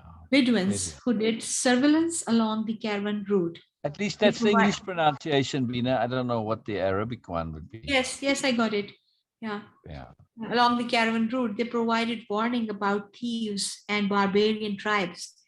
They came in silence and departed the same way, dressed in black garments that showed only their eyes. One night, a camel driver came to the fire where the Englishman and the boy were sitting. There are rumors of tribal wars, he told them. The three fell silent. The boy noted there was a sense of fear in the air, even though no one said anything. Once again, he was experiencing the language without words, the universal language. The Englishman asked if they were in danger. Once you get into the desert, there is no going back, said the camel driver. And when you can't go back, you have to worry only about the best way of moving forward. The rest is up to Allah, including the danger. And he concluded by saying the mysterious word, Maktab. You should pay more attention to the caravan, the boy said to the Englishman after the camel driver had left. We make a lot of detours, but we are always heading for the same destination. And you ought to read more about the world, answered the Englishman. Books are like caravans in that respect. The immense collection of people and animals began to travel faster. The days had always been silent, but now even the nights, when the travelers were accustomed to talking around the fires, had also become quiet. And one day, the leader of the caravan made the decision that the fires should no longer be lighted, so as not to attract attention to the caravan. The travelers adopted the practice of arranging the animals in a circle at night, sleeping together in the center as protection against the nocturnal Yeah, cold. nocturnal. Yeah, yeah. Yeah. And the leader posted armed sentinels at the Yeah, fringe sentinels. of the group. What it means? Guards, watches. Okay. Okay. The Englishman was unable to sleep one night. He called the boy and they took a walk along the dunes surrounding the encampment. There was a full moon, and the boy told the Englishman the story of his life. The Englishman was fascinated with the part about the progress achieved at the crystal shop after the boy began working there. That's the principle that governs all things, he said. In alchemy, it's called the soul of the world. When you want something with all your heart, that's when you are closest to the soul of the world. It's always a positive force. He also said this was not just a human gift, that everything on the face of the earth had a soul, whether mineral, vegetable, or animal, or even just a simple thought. Everything on earth is being continuously transformed because the earth is alive and it has a soul. We are part of that soul. So we rarely recognize that it is working for us. But in the crystal shop, you probably realize that even the glasses are collaborating in your success. The boy thought about that for a while and he looked at the moon and the bleached sand. I have watched the caravan as it crossed the desert, he said. The caravan and the desert speak the same language. And it's for that reason that the desert allows the crossing. It's going to test the caravans every step to see if it's in time. And if it is, we will make it to the oasis. If either of us had joined this caravan based only on personal courage, but without understanding that language, this journey would have been much more difficult. They stood there looking at the moon. That's the magic of omens, said the boy. I have seen how the guides read the signs of the desert and how the soul of the caravan speak to the soul of the desert. The Englishman said, I'd better pay more attention to the caravan, and I'd better read your books, said the boy.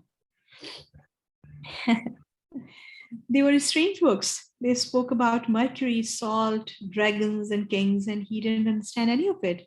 But there was one idea that seemed to repeat itself throughout all the books. All things are the manifestation of one thing only. In one of the books, he learned that the most important text in the literature of alchemy contained only a few lines and had been inscribed on the surface of an emerald. It's the emerald tablet, said the Englishman, proud that he might teach something to the boy. Well, then why do we need all these books? The boy asked, so that we can understand those few lines. The Englishman answered without appearing really to believe what he had said. The book that most interested the boy told the story of the famous alchemist. They were men who had dedicated their entire lives to the purification of metals in their laboratories. Laboratories. Okay. They believed that if a metal were heated for many years, it would free itself of all its individual properties, and what was left would be the soul of the world. This soul of the world allowed them to understand anything on the face of the earth because it was the language with which all things communicated. They called that discovery a masterwork. It was part liquid and part solid. Can't you just observe men and omens in order to understand the language? The boy asked. You have a mania for simplifying everything. You have a mania for simplifying everything, answered the Englishman, irritated. Alchemy is a serious discipline. every step has to be followed exactly as it was followed by the masters. Yes, The Mr. boy learned. Ambitious, self-important Englishman. The boy You see learned his that paradigm, right? You see his paradigm. exactly. The boy learned that the liquid heart Oh, carry on. Sorry. is not a universal language at all. Okay.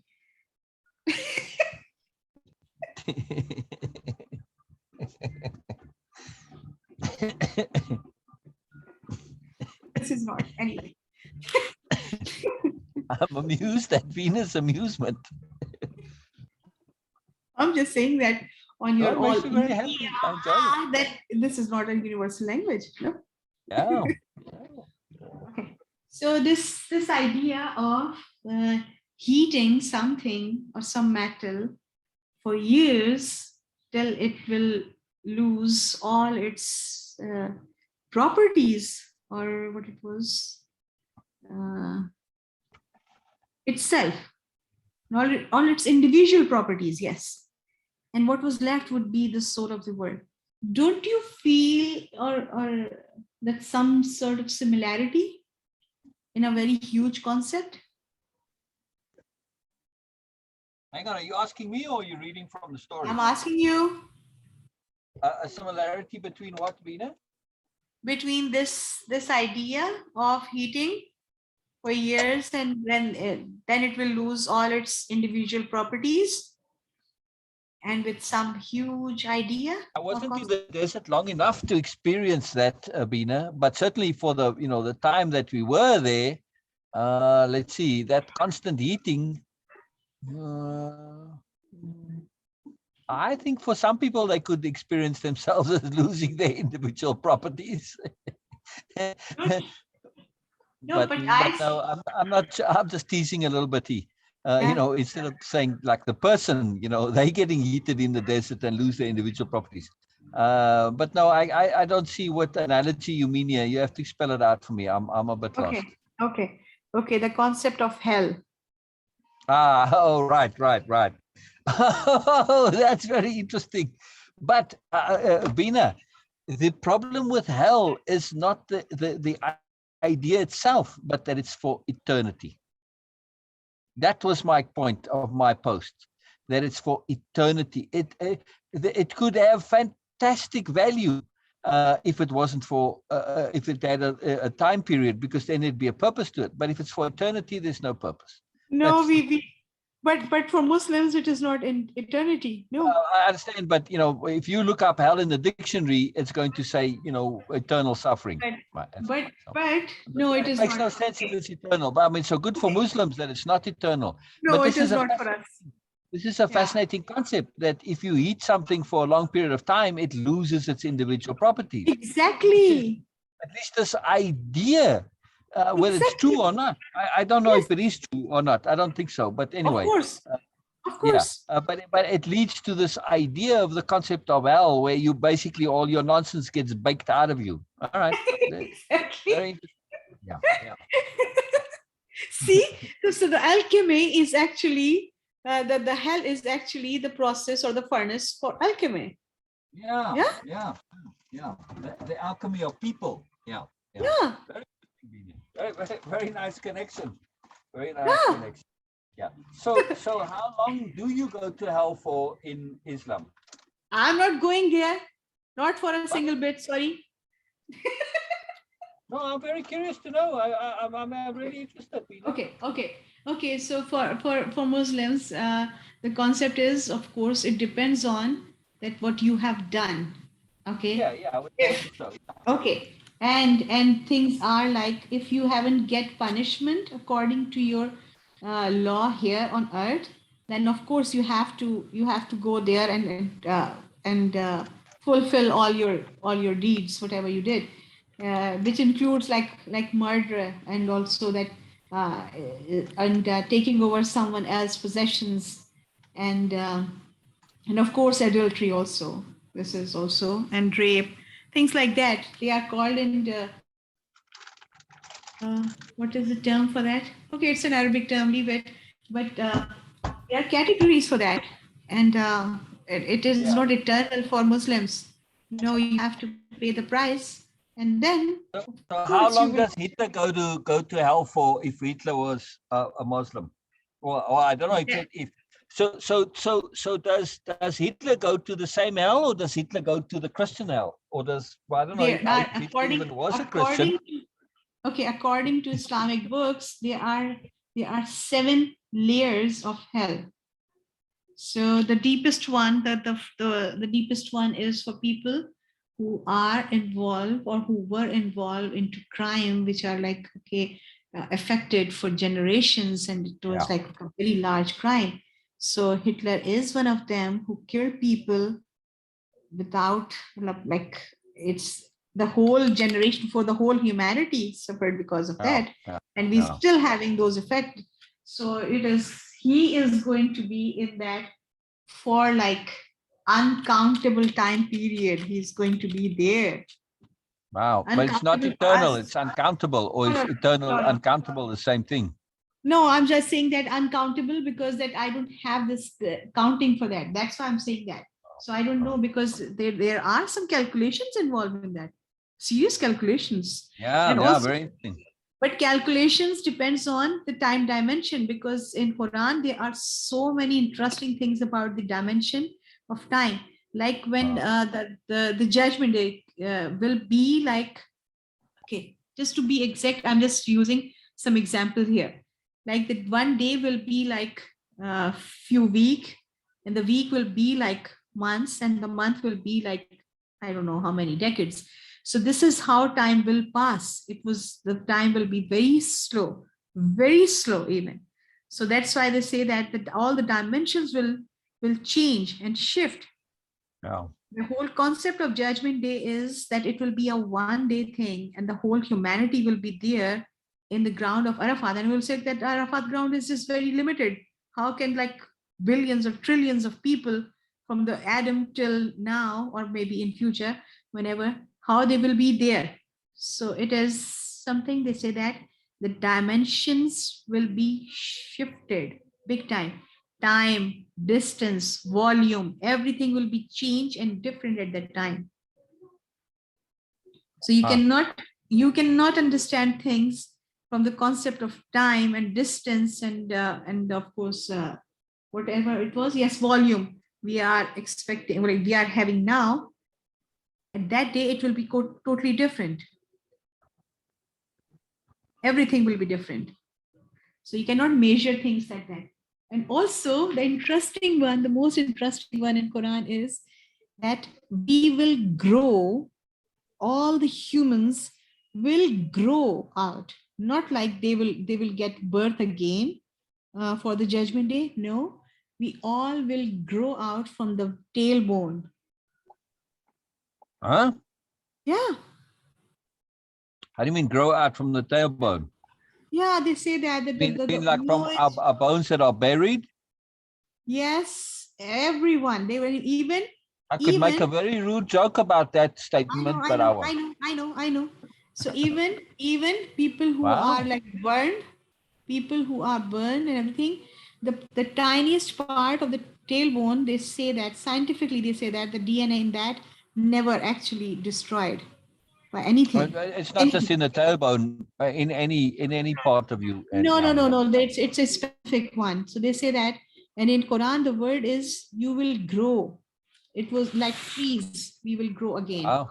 And they said that the human body will grow out from that point again. So we will in not. our next life, we're all going to be tails. No, it's not like we will have tails. We will grow. No. If we're going to grow, but what grows out of a tailbone? A tail. So I'm not No, saying we a will human have body. tails. No, I'm saying we are going to be tails.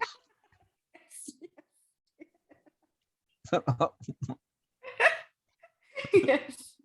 Yes. Right? Yeah. but Fascinating, that Beena. was really interesting for me, Fascinating. because I asked that why they are using the word grow, and they say that Yeah. because we will grow from that point. We will Yeah. grow from that point. So it will be like, okay, we will grow again. It will be a regrowth. So it's from the seed.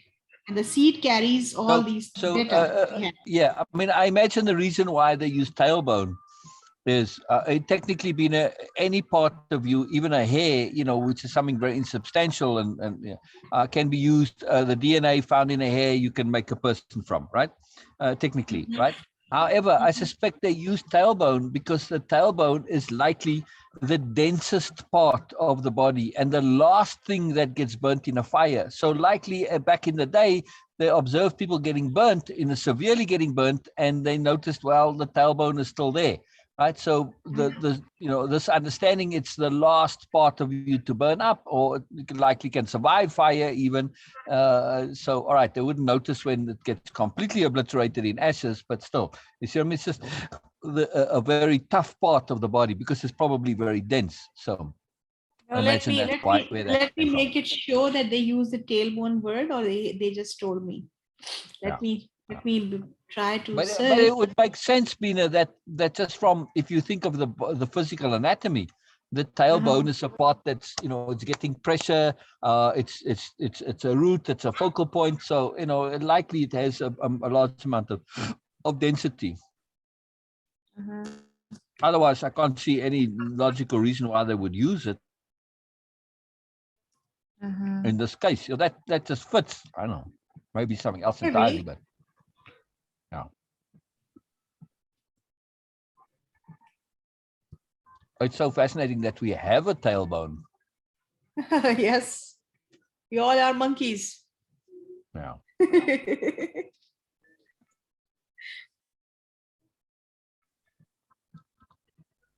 Well, we tailless monkeys, let's put it that way. What? We are tailless monkeys. Yes.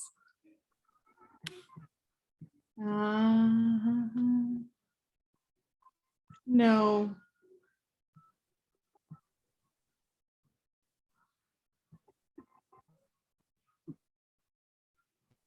Okay, let me see. But this is interesting, the hell concept and the alchemy. Yeah. Well, at least it's Beena's connection to it, which I think is very brilliant. I love it. Anyway, keep going. Yes, I'm going there.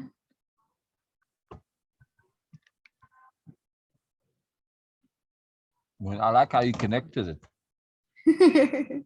Yeah, it's not implied in the story, but. Of course. Yeah, very cool, Beena. Very cool. Okay, the belief that mankind will rise from the grave, an integral part of the three Abrahamic faith, Islam, Christianity, and Judaism, is not just a myth or wishful thinking, but is based on real scientific principle. Rising up from the grave and coming back alive can happen simply with the several reversal of time. Okay, when we are dead and have become dust and bones, shall then we indeed be raised again? This is a question in Quran quoted by the other non-believers were asking. So it is quoted in Quran. Man thinks that we shall not assemble his bone. Yes, truly we are able to restore his every finger. Okay, with the advancement in science and technology, we tend to see the world from the critical eye of science. We see people dying, but no one has returned from the dead to tell us about afterlife. Is it possible to really know that there is life after death other than religious belief? There is a surprising answer which we can have as science has advanced. Okay, the point. Just let's get to the point. There are many questions that arises in our mind. What happens to us? Are the souls reincarnated, entering some other body to no? How can a body that had decayed and disappeared into dust regain its original shape and form? We can believe that we wish, however, the modern world is based on truthful perspective. Truth cannot be decided of wishful thinking on majority of vote that it was a case, then Columbus would have surely fallen on the earth and fallen off the earth in 1942. Just keep it. Let's go back to the story. It doesn't matter, Beena. This is all getting. I don't know. They are just talking about all sort of things, but not giving the answer. Yeah. So that's what I'm saying. Once you get enough information that the article is compromised, don't waste your time reading more. Yeah. I don't like it when they say that, okay, it's a miracle and all these things. When you are talking about science That's and what I'm logic, saying. Don't read anymore. You already know it's nonsense. Skip it and move on. You have clear proof that it's not well written. It's all jumbled and confused. So what are you hoping to find from it? See? useless. Move on, move on, move on. Ah, it was not something. I would say. Okay. Yeah. The book that most interested the boy told the stories of famous alchemists. They were, okay, no, liquid part to solid. Can't you just observe men and omens in order to understand the language? The boy asked. You have a mania for simplifying everything, answered the Englishman, irritated. Alchemy is a serious discipline. Every step has to be followed exactly as it was followed by the masters. The boy learned that the liquid part of the master work was called the elixir of life, and that it cured all illness. It also kept the alchemist from growing old, and the solid part was called the philosopher's stone. Okay, it's not easy to find the philosopher's stone, said the Englishman. The alchemists spent years in their laboratories observing the fire that purified the metals. They spent so much time close to the fire that gradually they gave up the vanities of the world. They discovered that the purification of the metals had led to a purification of themselves. The boy thought about the crystal merchant. He had said that it was a good thing for the boy to clean the crystal pieces so that he could free himself from negative thoughts. The boy was becoming more and more convinced that alchemy could be learned in one's daily life. Also, Good for him. Good for him. yes, One of the also few said, times where the boy or Santiago is actually a little bit sensible. yes, also said the Englishman, the philosopher's stone has a fascinating property. A small silver of this stone can transform large quantities of metal into gold. A small what of the stone? Sliver. Yeah, yeah, yeah. Small sliver of this stone can transform large quantities of metal into gold. Having heard that, the boy became even more interested in alchemy. He thought that with some patience, he'd be able to transform everything into gold. He read the lives of the various people who had succeeded in doing so. Helvetius, Elias, Fulcanelli, I don't know how to pronounce all these names. Remember. Together. They were fascinating stories. Each of them lived out of his destiny to the end. They traveled, spoke with wise men, performed miracles for the incredulous, and owned the philosopher's stone and the elixir of life. But when the boy wanted to learn how to achieve the master work, he became completely lost. They were just drawing, coded instructions, and obscure text. Why do they make things so complicated? He asked the Englishman one night.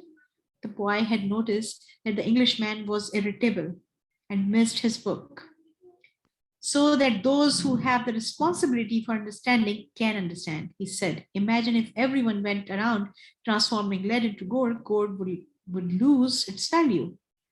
It's only those who are persistent and willing to study things deeply who achieve master work. That's why I'm here in the middle of the desert. I'm seeking a true alchemist who will help me to decipher the codes. When were these books written? Decipher the codes. Yes, okay. Decipher the codes. Decipher. When were the books written? The boy asked. Many centuries ago. They didn't have the printing press in those days, the boy argued. There was no way for everybody to know about alchemy. Why did they use such strange language with so many drawings? The Englishman didn't answer him directly. He said that for the past few days, he had been paying attention to how the caravan operated. But that he hadn't learned anything new. The only thing he had noticed was that talk of war was becoming more and more frequent. Then one day the boy returned the books to the Englishman. Did you learn anything? The Englishman asked, eager to hear what it might be. He needed someone to talk to so as to avoid thinking about the possibility of war. I learned that the world has a soul, and that whoever understands that soul can also understand the language of things. I learned that many alchemists realize their destinies and wound up discovering the soul of the world, the philosopher's stones, and the elixir of life. But above all, I learned that these things are all so simple that they could be written on the surface of an emerald. Wow. The Englishman was disappointed. The years of search, the magic symbols, the strange words, and laboratory equipment, none of this has made an impression on the boy. His soul must be too primitive to understand these things, he thought. He took his books back and packed them away again in their bags. Go back to watching the caravan, he said. That didn't teach me anything either. The boy went back to contemplating the silence of the desert and the sand raised by the animals. Everyone has his or her own way of learning things. Absolutely. He said to himself, his way isn't the same as mine, nor mine as his, but we are both in search of our destinies, and I respect him for that. The caravan began to travel day and night. The hooded Bedouins reappeared more and more frequently, and the camel driver, who had become a good friend of the boys, explained that the war between the tribes had already begun. The caravan would be very lucky to reach the oasis. The animal and the man talked among themselves less and less. The silence was the worst aspect of the night. When the mere groan of camel, which before had been nothing but the groan of a camel, now frightened everyone because it might signal a raid. The camel driver, though, seemed not to be very concerned with the threat of war. I'm alive, he said to the boy. As they ate a bunch of dates one night with no fires and no moon, when I'm eating, that's all I think about. If I'm on the march, I just concentrate on marching.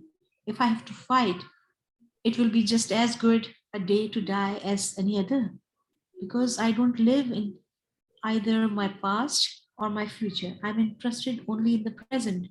If you can concentrate always on the present, you'll be a happy man.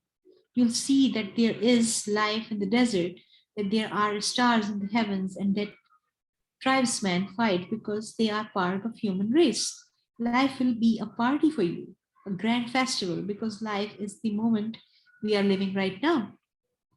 2 nights later, as he was getting ready to bed down, the boy looked for the star they followed every night. He thought that the horizon was a bit lower than it had been because he seemed to see stars on the desert itself. It's oasis, said the camel driver. Well, why don't we go there right now? The boy asked. Because we have to sleep. The boy awoke as the sun rose. There in front of him, where the small stars had been the night before, was an endless row of date palms stretching across the entire desert. We have done it, said the Englishman, who had also awakened early. But the boy was quiet. He was at home with the silence of the desert, and he was content just to look at the trees. He still had a long way to go to reach the pyramids, and someday this morning would just be a memory. But this was the present moment, the party the camel driver had mentioned, and he wanted to live it as he did the lessons of his past and his dreams of the future. Although the vision of date palms would someday be just a memory, right now it signified shade, water, and a refuge from the war. Yesterday, the camels groaned. Just a minute, sir.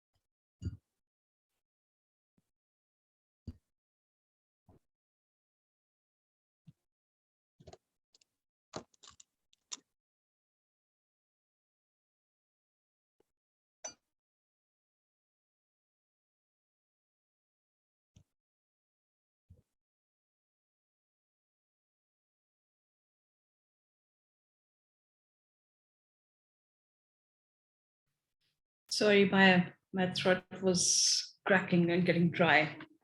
No problem. Mhm. That desert air is very dry.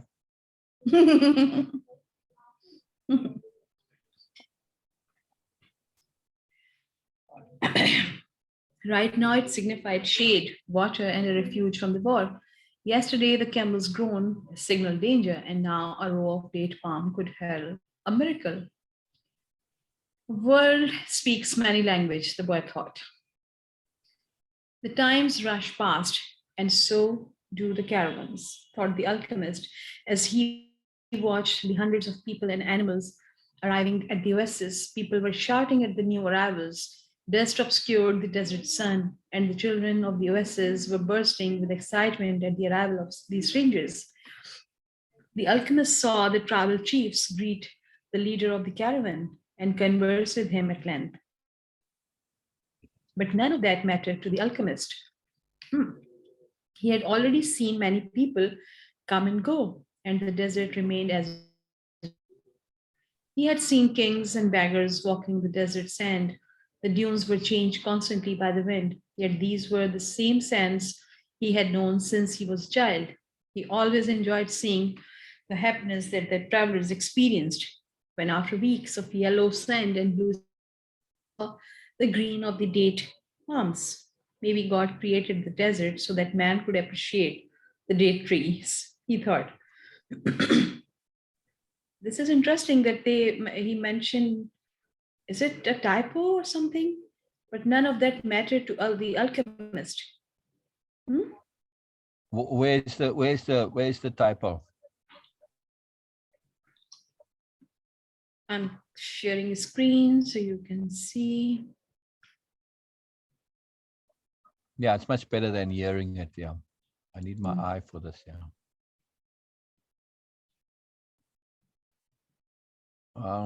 The alchemist saw the tribal chiefs greet the leader of the caravan and converse with him at length. But none of that mattered to the alchemist. No, it's perfectly correct. No. Okay. What did you think was amiss? I'm saying that who is alchemist now? Oh, I was looking at the grammar. Scroll up a bit. A little bit more. Oh, no, we are talking about, you see the little asterisk there, right? Which implies a change of scene. That's what it means, right? Okay. So we were with the boy and the camel driver, but now the times rush past, and so do the caravans, thought the alchemist. Okay. You see? So we are now with the alchemist, right? But none of that matters to the alchemist. So it's, sorry, I thought you were talking about the grammar, maybe, none or, yeah. But no, you meant this fact that it's now suddenly the alchemist is in the picture. Is that what you meant? Yes. Oh, no, but it's the change of scene. And it said there in the beginning, it cued you, it said, thought the alchemist, right? Yeah. Okay. Okay. He decided to concentrate on more practical matters. He knew that in the caravan there was a man to whom he was to teach some of his secret. Okay. The omens had told him so. He didn't know. How I want to bloody know, damn it. Anyway, that's just my own little personal rant. Sorry, Beena. Yeah. About? The omens had told him so. How? Yeah. Magic again. The omens had told him so. He didn't know the man yet, but his practiced eye would recognize him when he appeared. He hoped that it would be someone as capable as his previous apprentice. I don't know why these things have to be transmitted by word of mouth, he thought. It wasn't exactly that they were secrets. God revealed his secrets easily to all his creatures. He had only one explanation for this fact. Things have to be transmitted this way because they were made up from the pure life, and this kind of life cannot be captured in pictures or words. Because people became fascinated with pictures and words and learning the language of the word. And wind up. Not Wind wind. up.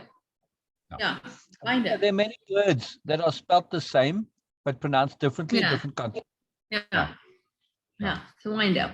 The boy couldn't believe Wind what up he never was clear, seeing. by the way, sorry, Beena, is Huh? wound and wound. Yes. Same spelling, different pronunciations. And it's purely contextual that you know when. Yeah. Yes. When I'm reading, I'm not that practiced or skilled in that, so I can choose. So I have to just reread it and then Right. change it. So it's nice to let your eye go a little ahead because wind up is very seldom used. Yeah. It's a I wind mean, up. I can't think of a sentence where you'd say wind up, you know, but Mhm. wind up, yeah, that's common. You see, so you can get a clue. Yeah. Yeah. The boy couldn't believe what he was seeing. The oasis, rather than being just a well surrounded by a few palm trees, as he had seen once in geography book, was much larger than many towns back in Spain. There were 300 wells, 50,000 date trees, and innumerable colored tents spread among them. Wow. It looks like the Wow. 1001 night, said the Englishman, impatient to meet with the alchemist. They were surrounded by children, curious to look at the animals and people that were arriving. The man of the oasis wanted to know if they had seen any fighting, and the women competed with one another for access to the cloth and precious stones brought by the merchants. The silence of the desert was a distant dream. The travelers in the caravan were talking incessantly, laughing and shouting. If they had emerged the spiritual world and found themselves once again in the world of people, they were relieved and happy. They had been taking careful precautions in the desert, but the camel driver explained to the boy that oases were always considered to be neutral territories because the majority of the inhabitants were women and children. There were oases throughout the desert, but the tribesmen fought in the desert, leaving the oasis as place of refuge. Oases, yeah. Oasis as the place, as No, places of refuge. it's plural. Mhm. Oasis is the singular. Oases is the plural. Oases as place of refuge, but Ah. places of refuge. Okay. Oases as places of refuge. Oases as places of refuge. Yeah. With some difficulty, the leader of caravan brought all his people together on his instruction. The group was to remain there at the oasis until the conflict between the tribes was over. Since they were visitors, they would have to share living space with those who lived there and would be given the best accommodations. That was the law of hospitality. Then he asked that everyone, including his own sentinels, hand over their arms to the men appointed by the tribal. This is the pronunciation I always get problem. For me, it is chieftains. Yes. Chieftains. Yeah. This is a very weird word, by the way. Chieftain. Okay. Yeah. Why? Those I don't know. It sounds A funny. chief is an abbreviation of the word chieftain. Yeah, chieftain is a funny word for me. Yeah, yeah. Those are the rules of In a war. way, yeah, yeah. Those are the rules of war, the leader explained. The oases may not shelter armies or troops. Yeah. To the boy's surprise, the Englishman took a chrome-plated revolver out of his bag and gave it to the man who were collecting the arms. Why a revolver? He asked. It helped me to trust in people, the Englishman Very answered. interesting answer. Yes. Yes. Yeah. This is the same kind of a response about Pakistan being a nuclear power. Now. So it was a debate. Of course, the young people, they do discuss in universities and different forums that, okay, why it was necessary to have a nuclear power. And the reason from like, okay, you need to create a balance in power. If your neighbor is a nuclear power, then to keep the peace, you have to have the balance of power in this thing. And it is actually helpful for that. And some people say, no, it's you are falling into the race of all these things. Once you have, like, you are not a rich country, you don't have enough resources, why to be a nuclear power? And then, so that it's a huge debate, but this is the same kind of a response we get from, like, okay, why it helped me to trust in people. Because you become so huge so that other people or the countries will think twice, in fact more than twice, before attacking you. So it is like that. Anyway, meanwhile, the boy thought about his treasure. The closer he got to the realization of his dream, the more difficult things became. It seemed as if what the old king had called beginner's luck were no longer functioning. In his pursuit of the dream, he was being constantly subjected to test of his resistance and courage. So he could not be hasty nor impatient. If he pushed forward impulsively, he would fail to see the signs and omens left by God along his path.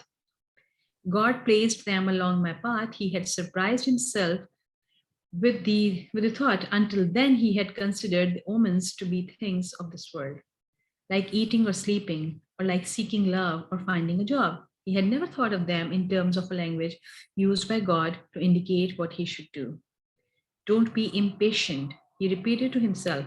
It's like the camel driver said, eat when it's time to eat and move along when it's time to move along. That first day, everyone slept from exhaustion, including the Englishman. The boy was assigned a place far from his friend, in a tent with 5 other young men of about to hear his stories about the great cities. The boy told them about his life as a shepherd and was about to tell them of his experiences at the crystal shop when the Englishman came. For you all the morning, he said, as he led the boy outside. I need you to help me find out where the alchemist lives. Why? First, yeah? Why? we will find. No, but I mean, from the internal logic. See, things like this jump out at me because, okay, it makes sense for the story, but it doesn't make sense. This needs a rationalization and a justification. Why would the Englishman come and find him? He could make friends with somebody there who's a local who would be much more suited to helping him find than Santiago. Santiago knows nothing about the alchemist. But he cannot trust everyone. Even if he can't trust them necessarily, he can still hear the information, get multiple people, and just to say that he needs Santiago, it's reverse logic, Beena. It's useful for the story, and now you've got to find some way to say this. If he had simply said, "I'd like you to help me find where the alchemist," that would make more sense. But need, no. See. First. Do you agree, Beena, that it's a peculiarity of? I'm not sure right now. Maybe it will reveal in future. Okay, let's see. Yeah, but at this point, right? It may be right, but from as far as the Englishman knows, and at this point, what he's Santiago's as new as he is to that area. I feel that he is looking for him because they shared that, and there he was also reading those books, so he is aware of this value of this thing, and so they can be good companions. So he is trusting him more than any new stranger. Okay, I know, but still, he says, "I need you. I'd like you to help me, but need." That's a little different. Yeah. Okay. First, they tried to find him on their own. An alchemist would probably live in a manner that was different from that of the rest of the people at that oasis, and it was likely that in his tent an oven was continuously burning. They searched everywhere and found that the oasis was much larger than they could have imagined. There were hundreds of tents. We have wasted almost the entire day, said the Englishman, sitting down with the boy near one of the wells. Maybe we'd better ask someone, the boy suggested. Yeah. The Englishman didn't want to tell others about his reasons for being at the oasis and couldn't make up his mind. But finally, he agreed that the boy who spoke better Arabic than he should do so. The boy approached. All right. Now we get a little bit of the reason coming through, right? Yeah. The boy approached a woman who had come to the well to fill a goat skin with water. Good afternoon, ma'am. I'm trying to find out where the alchemist lives here at the oasis.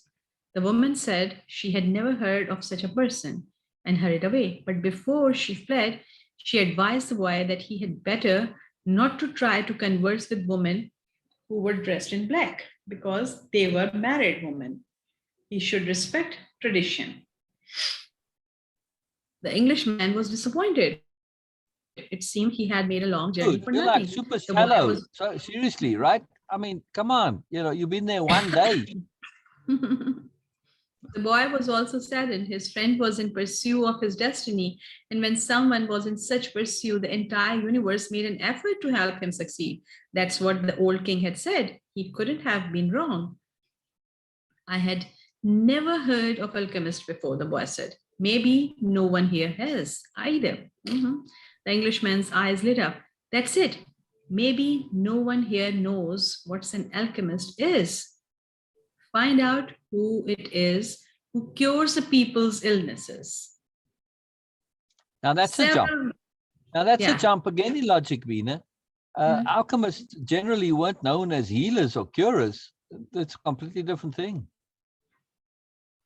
No, they have this what was it that the elixir of life.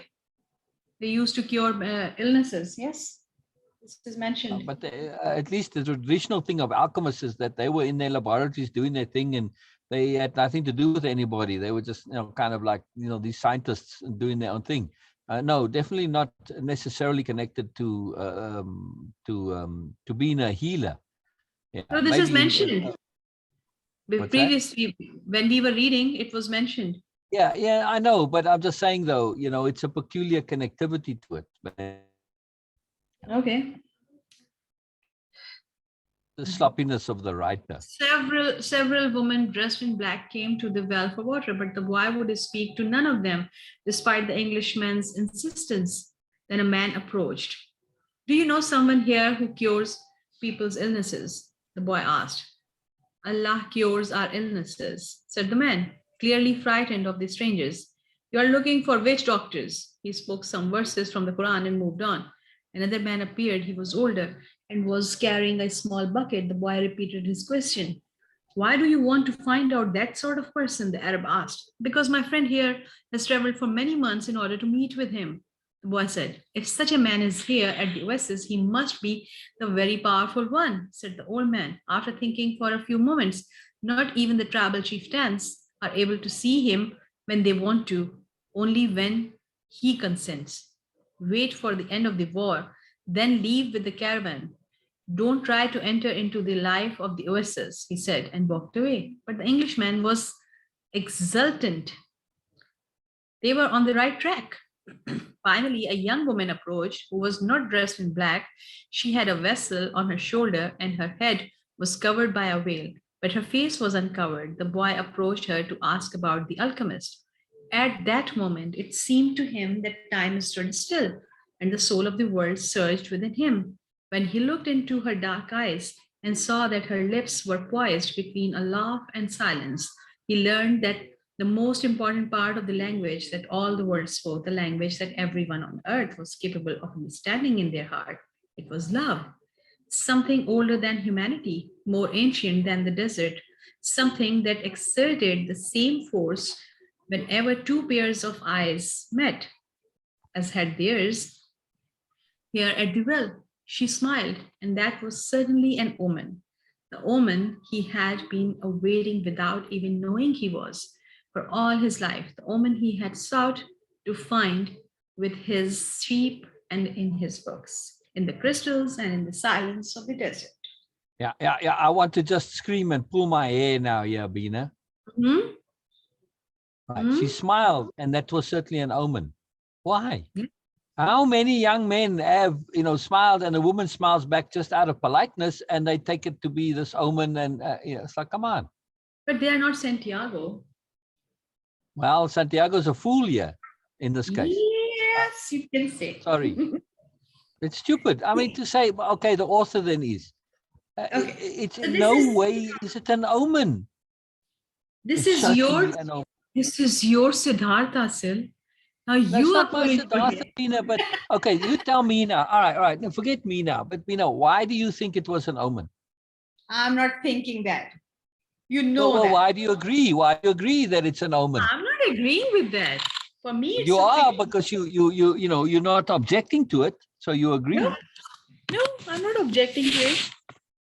Yeah, but certainly you should, is my point, because he's making a clear statement that it's an omen. Based on what? She just smiled at Based you. on Why does it make it an omen? his personal understanding of it. Because they'll always say that omens are personal. Only you must can understand. understand. Yeah, you've now repeated this. When I adjusted it in the beginning, it's They not the has to omen be that is. unusual. Yes. Out Yes, of, an yes. anomalous. I I mean, so a girl smiling at you at a well, this is not unusual or anomalous or peculiar. It's How just being many friendly. how many girls he met in his life? He is Uh, starving still. maybe. Anyway, it's I'm just teasing you. Okay, anyway, I'm just teasing you. Yeah. Still, I'm Yeah. just teasing you because this part, okay, it has nothing to do with me. I don't know. I don't feel that. This is how it is, like that eternal love and sudden love and No, but first it's not about that, Beena. It's about I'm the not. I'm not. implications. Yes, It's about I the understand. implications, you see? Yes. Because Yeah. you're creating this idea of omens, and it's all about, the book's all about omens and how important it is. But yet, there's no depth to it. It's just BS, if you ask me. Sorry. Okay. It was the pure language of the world. It required no explanation. Just as the universe needs none as it travels through endless time. What the boy felt at that moment was that he was in the presence of the only woman in his life, and that with no need for words. She recognized the same thing. He was more certain of it than of anything in the world. Yeah. He All had right. So been one told. second, Beena. 1 second. Mhm. What the boy felt at that moment was that he was in the presence of the only woman in his life. The merchant's daughter is completely forgotten. Yes, he already did when he was in Right. desert. I understand, Yeah. but at the time she was the only woman in his life. But now she is the only woman in his life because he No, already I'm just saying, abandoned his so he's a dream. bit shallow here, you know. So, Oh, he is living in the now. Like most people, they say that, oh, I Yeah. just live in the now. Yeah. That's why I found it very creepy when people say that. I cannot trust them. Yeah, really, I cannot Alright. trust anyone who say that, oh, it's Yeah. just all in the now. Okay, so Yeah. how can I trust you? You will Yeah. be a stranger next moment. So nope, sorry. Exactly. And you forget all about me, even though I was the most important thing in your life. Yeah. Yes. So now I cannot do this. Okay. Yeah. He was more certain of it than of anything in the world. He had been told by his parents and grandparents that he must fall in love, really, and really know Yeah. a person before becoming committed. Very, very advanced modern family he had. Yeah. Yeah. But maybe people who felt that way had never learned the universal language. Because when you know that language, it's easy to understand that someone in the world awaits you, whether it's in the middle of the desert or in some great city. And when two such people encounter each other and their eyes meet, the past and the future becomes unimportant. There is only that moment and the incredible certainty that everything under the sun has been written by one hand only. Okay. All right. I just need to pause here again, right? So Hmm? this is to me a very, very, very bothersome passage or Mhm. section, this paragraph, this idea. Mhm. Because the boy was in love with a merchant's daughter before. Yes. And yet the author is perpetuating this myth, right? Despite if Santiago, if this was the first woman he's ever met and he stays with her for the rest of his life, okay, you can now push this myth, this idea, this romantic ideal of you found your soulmate. But according to Santiago, you already had. So Yes. so the very story goes against this, but yet it's still pushed as it's been real and wonderful. The queuing of it, most people will only remember this part, and they won't have the discernment to remember about the merchant's daughter. So the myth is kept alive by the author. It's terrible to me. And I don't care for it. Why? Because it's a subversive way of doing things. Despite the evidence of your own story, you could keep on perpetuating this nonsense. It's terrible. It's absolutely terrible. Yeah. Okay. Okay, so the worst of all harsh words, nonsense, BS, blah, blah, blah, blah, blah, blah, blah. And okay, now we are done with this. Now we But you can see move why it's forward. important, Beena? I don't know what else I can call it. I know you object to when I say BS, but what must I say? I know. Yeah. I But you see know, why it's even important though, Beena? I And- know and- when sometimes still can have like a vocabulary. Okay. Yeah. But there's no other way to say it, Beena. Yes, I understand that, sir. I understand that. Okay. Yeah. I mean, it has a particular part in the English language, that BS, you see. So it's a very powerful word. So, okay, the other part here is, right, there is, hang on, scroll up, the last part of that previous paragraph. Scroll up a little bit. There we go. Stop. There is only that moment and the incredible certainty that everything under the sun has been written by one hand only. No, absolutely no. Sorry. This is a part of the author's bias that comes through.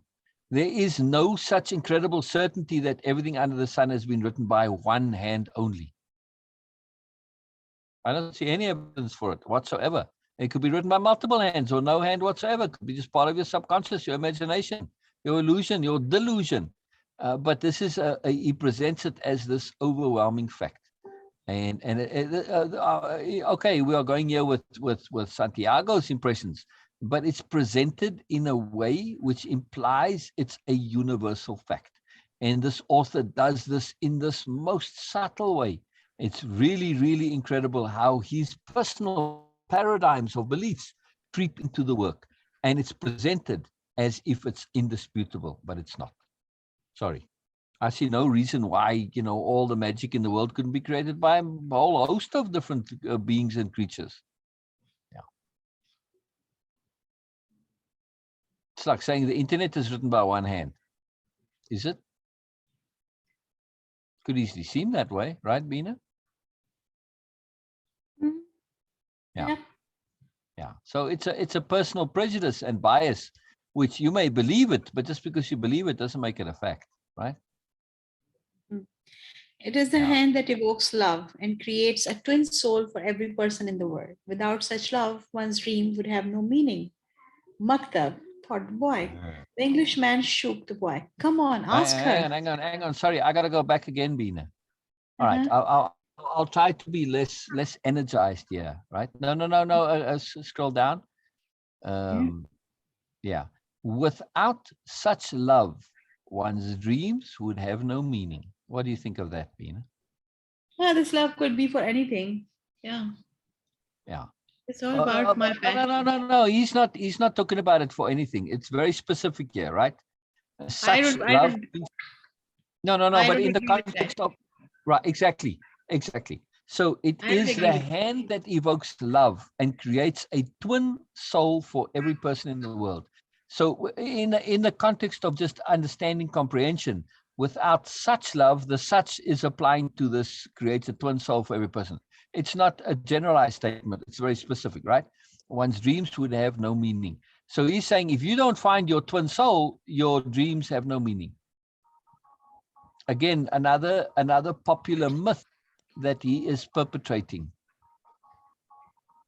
This whole idea of twin soul, twin flame, and all these things. Sorry, I don't have any connectivity with that, so I cannot say anything about it. Nope. You are that's why I stopped on the sentence, because you, Beena, are actually a direct proof that that's not so.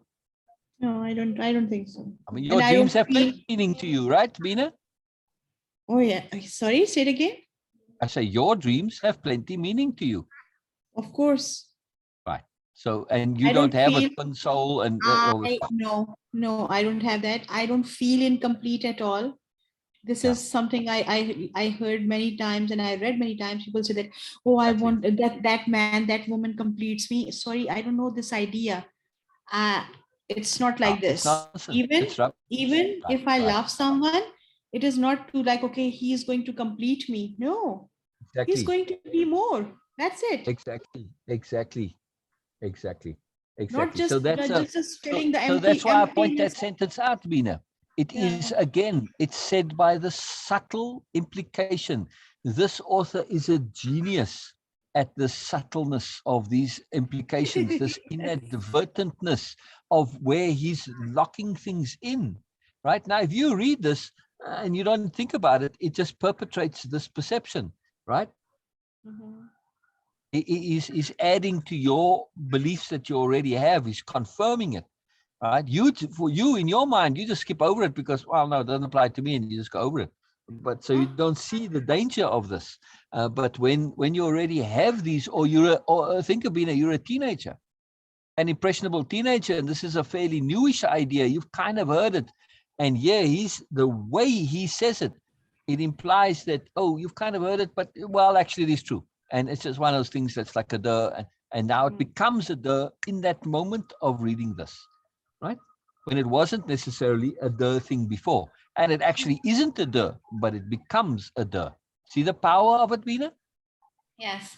I don't Very want to be dangerous. like really, I don't want to be like really assertive and certain about saying that, okay, Yeah, giving yeah. clear statements, because I don't know, maybe I will love someone like this. But Yeah. the idea of like a twin flame or twin soul is not something I don't see, because again, the foremost thing for me is the criteria for me is not a person like me at all. I don't want another Beena in my life. I'm enough Yeah. for me. Yeah. Already So I enough. think I'm going to write well, a semi-apocalyptic, but in a like a dictatorial sense, right? A book called Benevolent Dictators, right? And the story is, these aliens come and they decide, well, you know what, human beings, they're not capable of democracy. They're too stupid, right? And they have no sense at all. So we're going to help them out, and we're going to be benevolent dictators. Now, benevolent dictators it's a very powerful philosophical thing, Beena, right? In that people like Plato and Socrates, and a lot of famous philosophers, they said that democracy can't work because it goes to lowest common denominator. So they said the only way that you truly can have the ideal society is to have a benevolent dictator. Yeah. In other words, someone who's telling you what to do, but who is doing so for good reasons and motivations, right?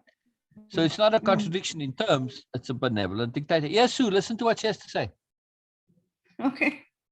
Anyway, so these benevolent dictators, they ban the alchemist. Ask yourself, how aware? Hi, everybody. Sue Lurie, the performance mindset coach at BAM Methodology. And today's training is about awareness. So I want you to just take a moment, if you would, ask yourself, how aware are you? Ask yourself, how aware am I? About Really what? be honest with yourself. Just When listen, there's listen. kind of Just in general, emotion, just how we are in like general. a robot, and I just every day just doing the same thing, and what's happening then, you're realizing that life is really just passing you by because you're missing life. Well, if that's the case, here's a news flash for some of you. When you come to the awareness that anything negative that has happened to you, whether it's your unhappiness or there's abuse or trauma or anything that was not positive in your experiences in your life, when you understand that they have happened because you lacked awareness each and every time that they occurred. If you understand that, trust me, it will change your life. So when you end up being conditioned to not express your feelings, not allow yourself to be in that present moment, what are you doing? You're actually just cutting, it's like turning the switch off of your awareness at any given moment in life. So, with that being said, unawareness is is nothing but your biggest enemy, present moment. What are you doing? You're actually just cutting, trust me, it will change your life.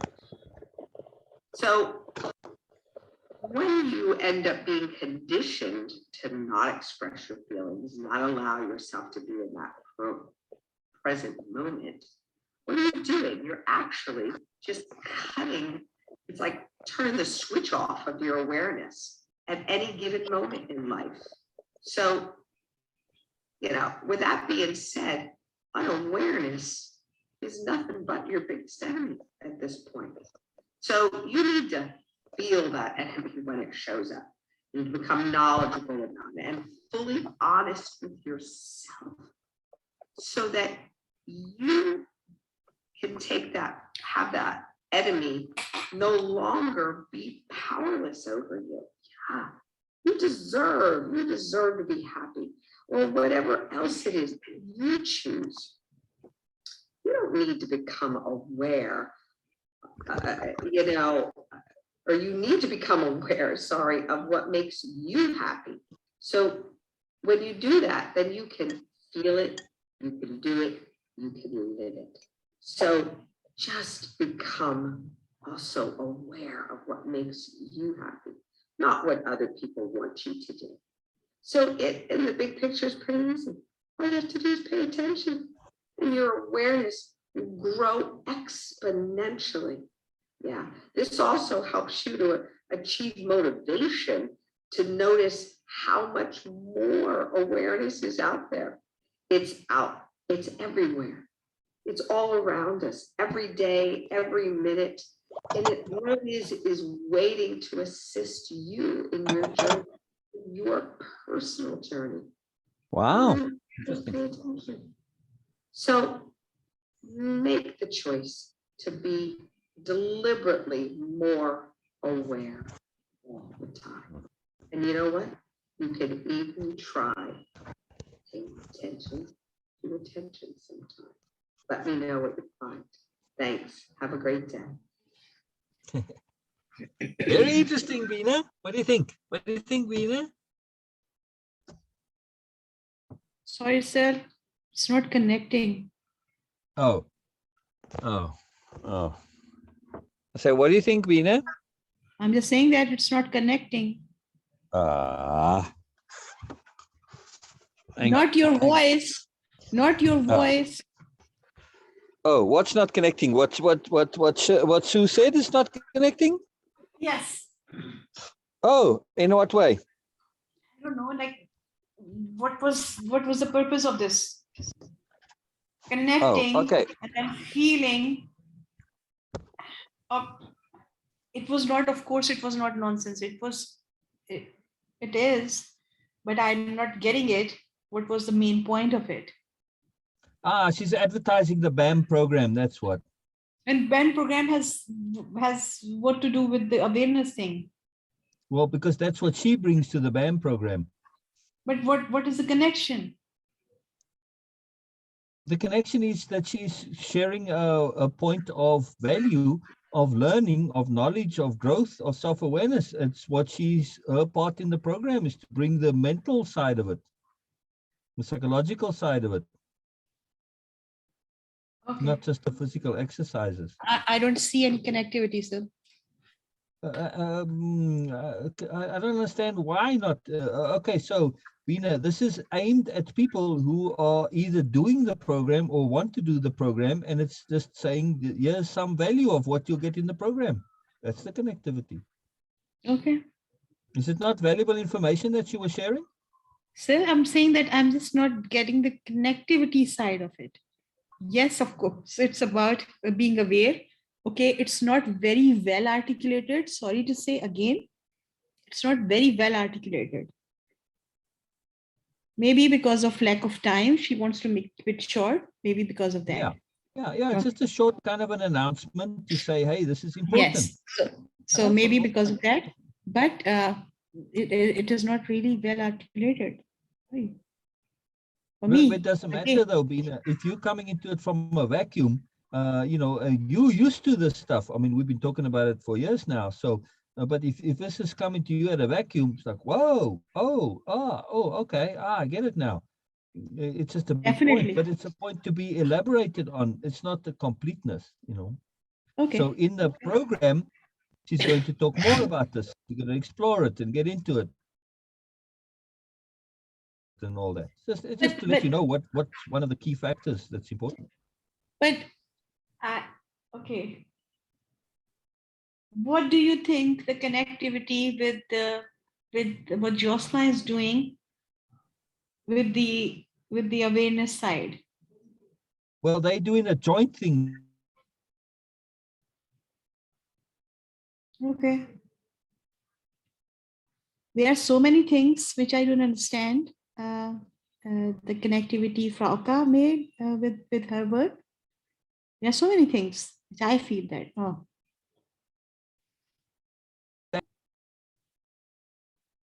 See? your voice Beena? is breaking. Your voice is breaking. Oh, I said she brings what was lacking in the program, which is the mental, psychological, spiritual, emotional stuff.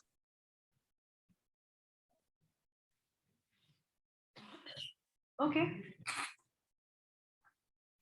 You see, so it's not. I mean, even though the name is still the same, which it shouldn't be really, it should be called a different name. But she's now they merged together. All of her stuff with his stuff, which really, the stuff that she's bringing is way of impeccability stuff. Exactly. This is the idea you brought in. You said that it's a physical implementation of way of impeccability. But it could be. So I didn't say it is. You said that. You said that. I said it could be, not is. So you gave that idea. So it is good. Yeah, but that's not what she's doing here now. Sorry, they don't have this thought at all. No, that's just my idea of things, but they don't have it, not at all. To them, he just does his thing and she does her thing, and they're just doing it together because the one feeds off of the other. So they're not bringing that side of it into it. No. So yeah, I mean, it would be cool if they had that idea to do that, but yeah. But I was talking about yoga actually, not so much about what he does. But anyway, so they're just combining forces because it adds. It's just a way, extra marketing, extra clients, extra connectivity, extra value for the people. That's really the bottom line of it all, Beena. Okay. And it's working for them. It really is. So, hey, good luck to them. I love it. I think it's great that it's working. Yeah. Yeah, but you see, her video here, Beena, is serving the same purpose as Frauke's one that we watched earlier. Sorry, say it again. No different. I say, from a connectivity point of view, the purpose of the video is exactly what Frauke was doing. Exactly. This is what I mentioned. Yeah. I mean, when you said, I don't get it, I don't see the connectivity, it's the same connectivity as Frauke's video. Exactly. This is what I mentioned to you just right now before a couple Oh, of so minutes. you feel Frauke's video is also disconnected? Yes. Oh, all right. Well, in a way, I guess so. But, you're putting yourself out there. You're looking to get people to say, oh, this is interesting. Or, what's this about? And, ask more questions and click on the links that are there and, therefore come to your program. So I agree, Beena. I like my advertising to be very clear. I'm doing this because of this and this. If you like this, then sign here. To be very, very clear. But all right, different ways, different works. So who knows? Yeah. This may also be, Beena. She said that the way the program is going to work is that she makes videos and then she'll put it in the guides tab, and then people. So maybe she just misposted it, and it's on a timeline when it's meant to be for an instructional video for people actually doing the course. I don't know. It seems very short for that, but I'm just saying, it could be that. There's other stuff involved. I forgot to look. Are there any other links or anything in the post, Beena? I don't know. I'm not sure. Let me see. Yeah, I've got the post up. Okay. So she says, if you are missing the important things in your life because stress and pressure prevent you from being present and enjoying the moment, then you may be interested in watching this video. So see, there's the connectivity. You had to read the introduction a little bit. Mhm. Yeah. So look at the comments, Beena. It's kind of revealing, especially the first comment there, see? Yeah.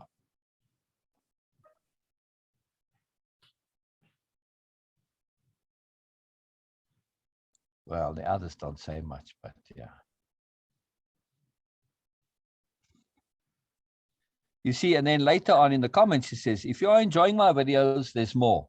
Join our Facebook community group for more videos and helpful info, always being added by Jocelyn and I. And then the group, see?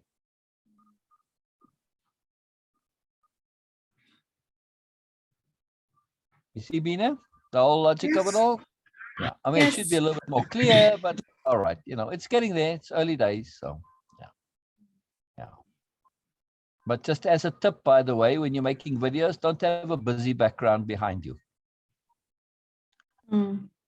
You see, the background's too busy. You agree? In the Yes. Sue video. Yeah. Yes. And also that it is reflecting the ring light she had. Exactly, exactly. So you know, just you know, but anyway. So I'm glad though, because it still comes across well and it's all good. So it's brilliant. Yeah. But of course, I'm no one to say anything like this because I'm not good with videos, of course. So who am I Says to who? say anything? Says who? Says who? You're not good with videos.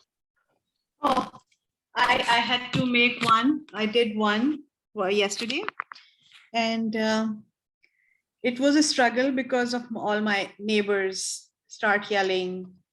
Someone start hammering something, and then the aeroplane is going, and then the ambulance came, and then the hooters, and then some kids start crying. So I had to redo this again and again and again, and also the pressure of doing it in 3 minutes. Keep it short, Beena. Keep it short. And I was like, oh my God, you are asking me to explain something, and then you are saying that keep it short. Okay, I'm not an expert again. So it was a struggle for me. And then I did. But again, my somehow interesting way of using words were like, for Frauka, it was like, oh my God. She just fell out of her chair and she says, Beena, how could you even use this word in this video? And I said, for me, I explain it why I'm using this. But she says, no, it has so much negative association with these words. And I said, okay. And then I have to redo this because I use the word distraction. And I explain it why I'm using that word. And I said, okay, for me, this drawing process was a very positive distraction at that time. And it was helping me to be in my chosen now. Because there were so many things happening in my life, which were happening in the now at that time. And I don't want to be completely caught up into that. So that drawing process helped me to be in my chosen now. So it works like a distraction from the now, which was unpleasant, undesired now. It was a distraction. And Foka was like, oh my God, how can you use a word distraction in a promotional video or a testimonial video? It has so many negative associations. Okay. Okay, I will do this again because I'm working for you. So, okay, I will do that, whatever you want. You know, all things, Beena, things that we have not had opportunity to practice.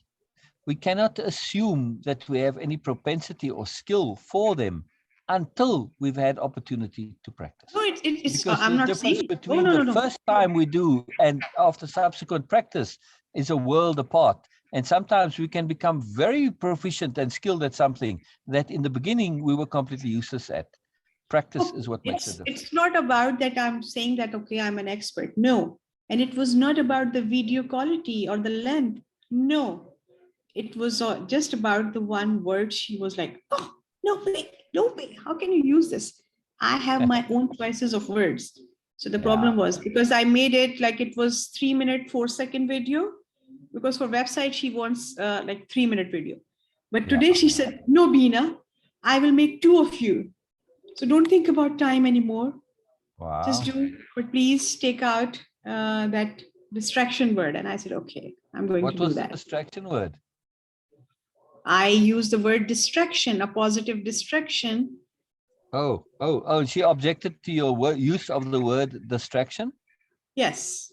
Wow, interesting. Wow. Yeah, Fraka has her own weirdnesses, but hey, it all works. It all works. All right, let's continue reading, Beena. Yeah. Yeah. Yes. I love how we get distracted so easily. Oh, big time. Yes. It is the hand. Talking about distraction, right? Yes.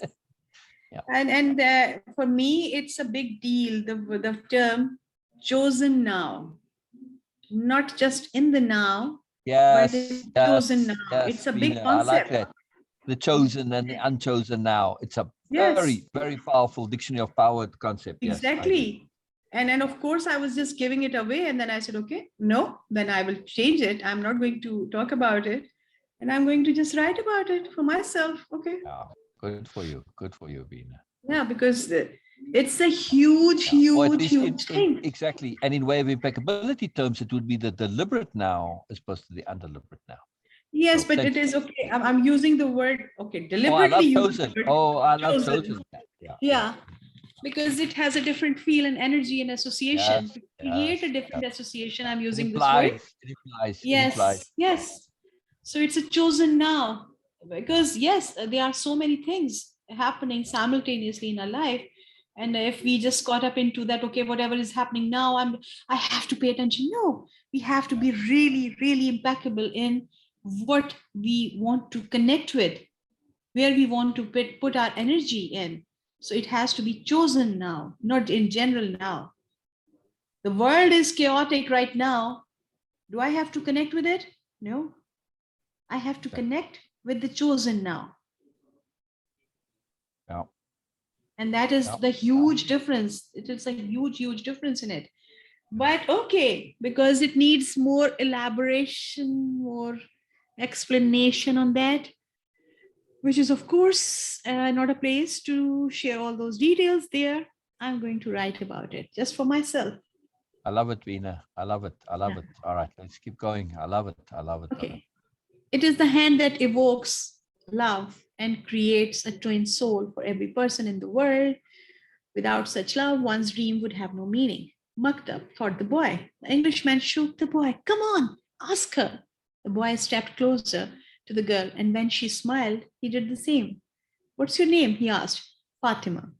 The girl said, averting her eyes. That's what some women in my country are called. It's the name of the prophet's daughter, Fatima said. The invaders carried the name everywhere. The beautiful girl spoke of the invaders with pride.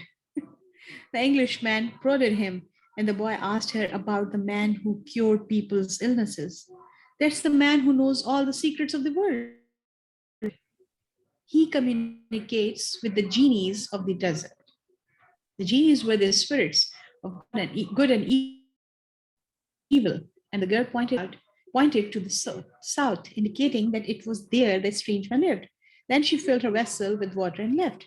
The Englishman vanished too, gone to find the alchemist, and the boy sat there by the well for a long time, remembering that one day in Tarifa, the Levanter had brought to him the perfume of that woman, and realizing that he had loved her before he even knew she existed, he knew that his love for her would enable him to discover every treasure in the world. The next day, the boy turned to the well, hoping to see the girl. To his surprise, the Englishman was there, looking out at the desert. I waited all afternoon and evening, he said. He appeared with the first stars of evening. I told him what I was seeking, and he asked me if I had ever transformed lead into gold. I told him that was what I had come here to learn. He told me I should try to do so. That's all he said. Go and try. The boy didn't say anything. The poor Englishman had traveled all his way only to be told that he should repeat what he had already done so many times. So then try, he said to the Englishman. That's what I'm going to do. I'm going to start now. As the Englishman left, Fatima arrived and filled her vessel with the water. I came to tell you just one thing, the boy said. I want you to be my wife. I love you. The girl dropped the container and the water spilled. I'm going to wait here for you every day. I have crossed the desert in search of a treasure that is somewhere near the pyramids, and for me, the war seemed a curse. But now it's a blessing because it brought me to you. The war is going to end someday, the girl said. The boy looked around him at the date palms. He reminded himself that he had been a shepherd and that he could be a shepherd again. Fatma was more important than his treasure. The tribesmen are always in search of treasure, the girl said, as if she had guessed what he was thinking, and the women of the desert are proud of their tribesmen. She refilled her vessel and left. The boy went to the well every day to meet with Fatma. He told her about his life as a shepherd, about the king of Salem, about the crystal shop. They became friends, and except for the 15 minutes he spent with her each day seemed that it would never pass. When he had been at the oasis for almost a month, the leader of the caravan called a meeting of all of the people traveling with him. We don't know when the war will end, so we can't continue our journey, he said. The battles may last for a long time, perhaps even years. There are powerful forces on both sides, and the war is important to both armies. It's not a battle of good against evil, it's a war between forces that are fighting for the balance of power. Wow. And when uh, and when that type of battles begin, it lasts longer than others because Allah is on both sides. The people went back to where they were living, and the boy went to meet with Fatima that afternoon. He told her about the morning's meeting. The day after we met, Fatima said, You told me that you loved me. Then you taught me something of the universal language and the soul of the world. Because of that, I have become part of you. The boy listened to the sound of her Wow. voice. Did he teach her about the soul of the world and everything? Yes. Oh, I missed that. What did he say to her? Mm, A bit of a jump there, it seems to me. he told her about his life as a shepherd, about the king, and then, of course, the Umm and all these things, and then omens, and about the crystal shop. I guess. All right. I guess it's implied that there was more of a conversation than he actually said. All right. They were meeting every day. Okay. So the boy listened to the sound of her voice and thought it to be more beautiful than the sound of the wind and the date palms. I have been waiting for you here at this oasis for a long time. I have forgotten about my past, about my traditions, and the way in which men of the desert accept women to behave. Ever since I was a child, I have dreamed that the desert would bring me a wonderful present. Now my present has arrived, and it's you. The boy wanted to take her hand. Fatma's hands held to the handles of her jug.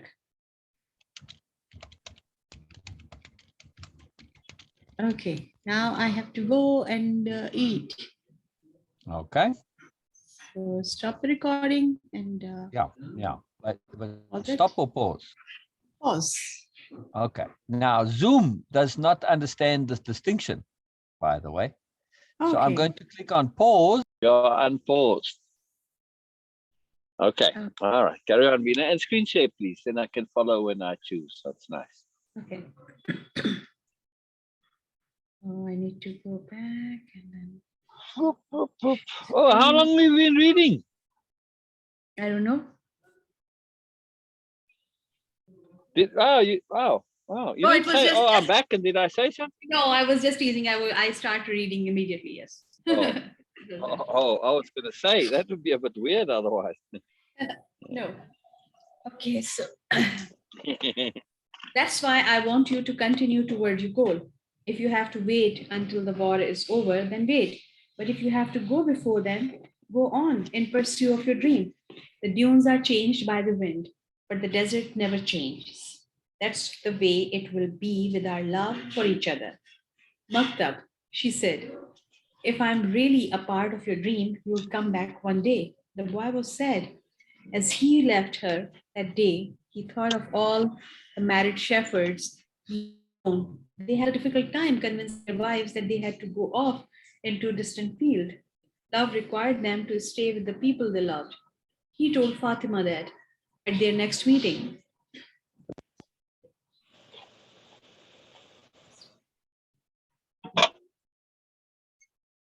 That's a bit unbelievable.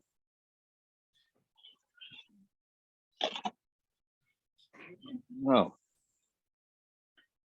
That's no bloody good. No bloody good at all. Ugh, damn.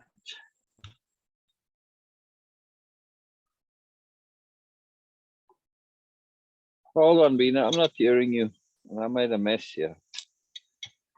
Oh dear. Okay. Really?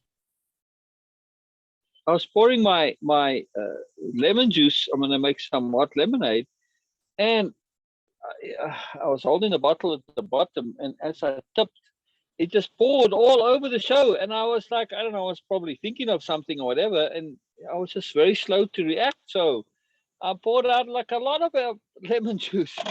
It's like, I don't know. I was listening too carefully to you, I guess. So. All right.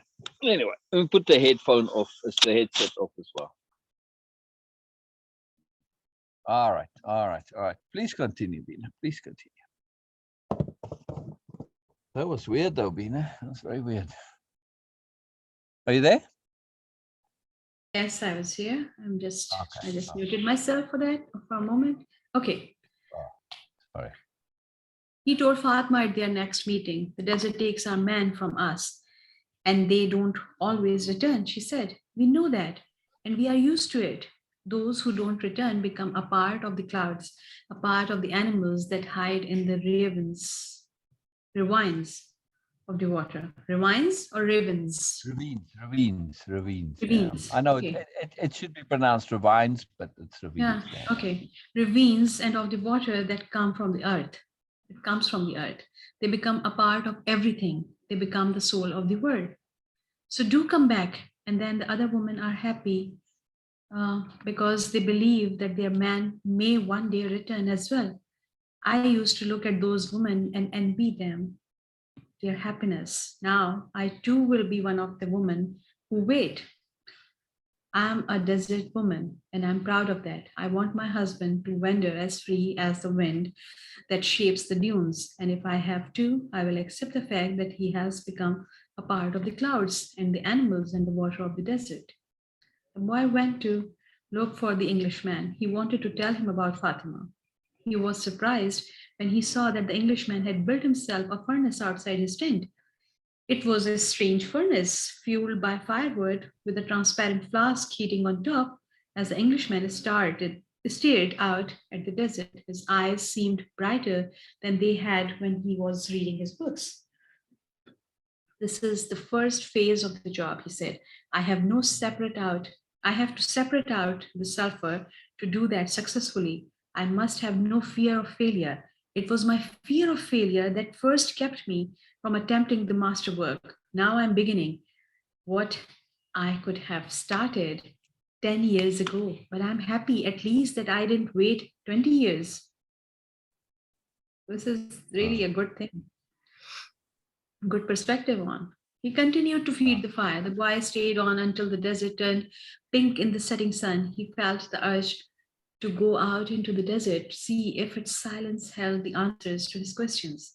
He wandered for a while, keeping the date palms of the oasis within sight. He listened to the wind and felt the stones beneath his feet. Here and there he found a shell and realized that the desert in remote times had been a sea. He sat on a stone and allowed himself to become hypnotized by the horizon. He tried to deal with the concept of love as distinct from possession and couldn't separate them. But Fatima was a woman of the desert, and if anything could help him to understand, it was the desert. As he sat there thinking, he sensed movement Above him, looking up, he saw a pair of hawks flying high in the sky. He watched the hawk as they drifted on the wind. Although their flight appeared to have no pattern, it made a certain kind of sense to the boy. It was just that he couldn't grasp what it meant. He followed the movement of the birds, trying to read something into it. Maybe these desert birds could explain to him the meaning of love without ownership. He felt sleepy. In his heart, he wanted to remain awake, but he also wanted to sleep. I'm learning the language of the world, and everything in the world is beginning to make sense to me, even the flights of the hawks, he said to himself. And in that moment, he was grateful to be in love. When you are in love, things makes even more sense, he thought.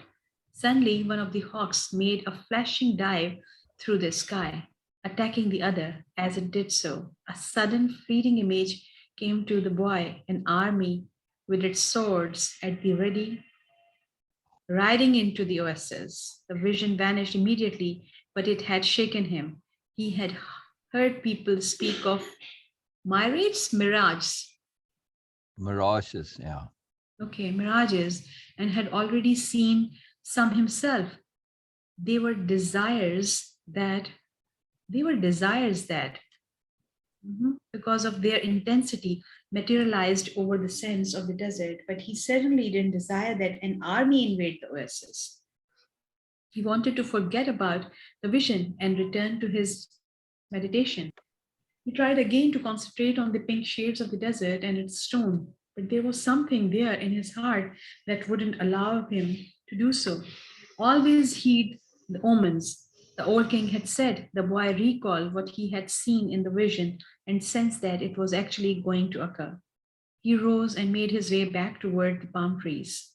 Once again, he perceived many languages in the world, in the things about him. This time, the desert was safe, and it was the oasis that had become dangerous. The camel driver was seated at the base of a palm tree, observing the sunset. He saw the boy appear from the other side of the dunes. An army is coming, the boy said. I had a vision. The desert fills man's heart with visions, the camel driver answered. But the boy told him about the hawks, that he had been watching their flight and had suddenly felt himself to have plunged to the soul of the world. The camel driver understood what the boy was saying. He knew that any given thing on the face of the earth could reveal the history of all things. One could open a book to any page, or look at a person's hand, or could turn a card, or watch the flight of the birds. Whatever the thing observed, one could find a connection with his experience. It wasn't that those things in themselves revealed anything at all. It's just that people, looking at what was occurring around them, could penetration to the soul of the world. The desert was full. Read that section again, please, Beena. It's actually somewhat of an attempt to explain omens. Yes, finally. Okay.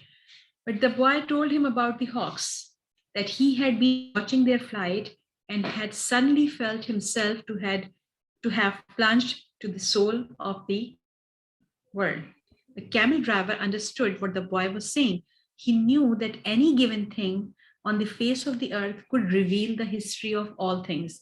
One could open a book to any page or look at a person's hand. One could turn a card or watch the flight of the birds. Whatever the thing observed, one could find a connection with his experience of the moment. Actually, it wasn't that those things in themselves revealed anything at all. It was just that people, looking at what was occurring around them, could find a means of penetration to the soul of the world. So finally, it basically is saying that an omen is nothing but a portal. Yes. And anything can be a portal, right? Because we are connected. It's just making that connectivity. So, yeah, right? And I don't know exactly this or not. Remember, I shared with you that it happens with me that when I sleep and I saw glimpse. Yes. Yeah. I see glimpses which like they are complete in itself, feels complete, like, but but I cannot interpret them easily, like a kingfisher sitting egg. That was the Yeah, vision I had while I was not sleeping.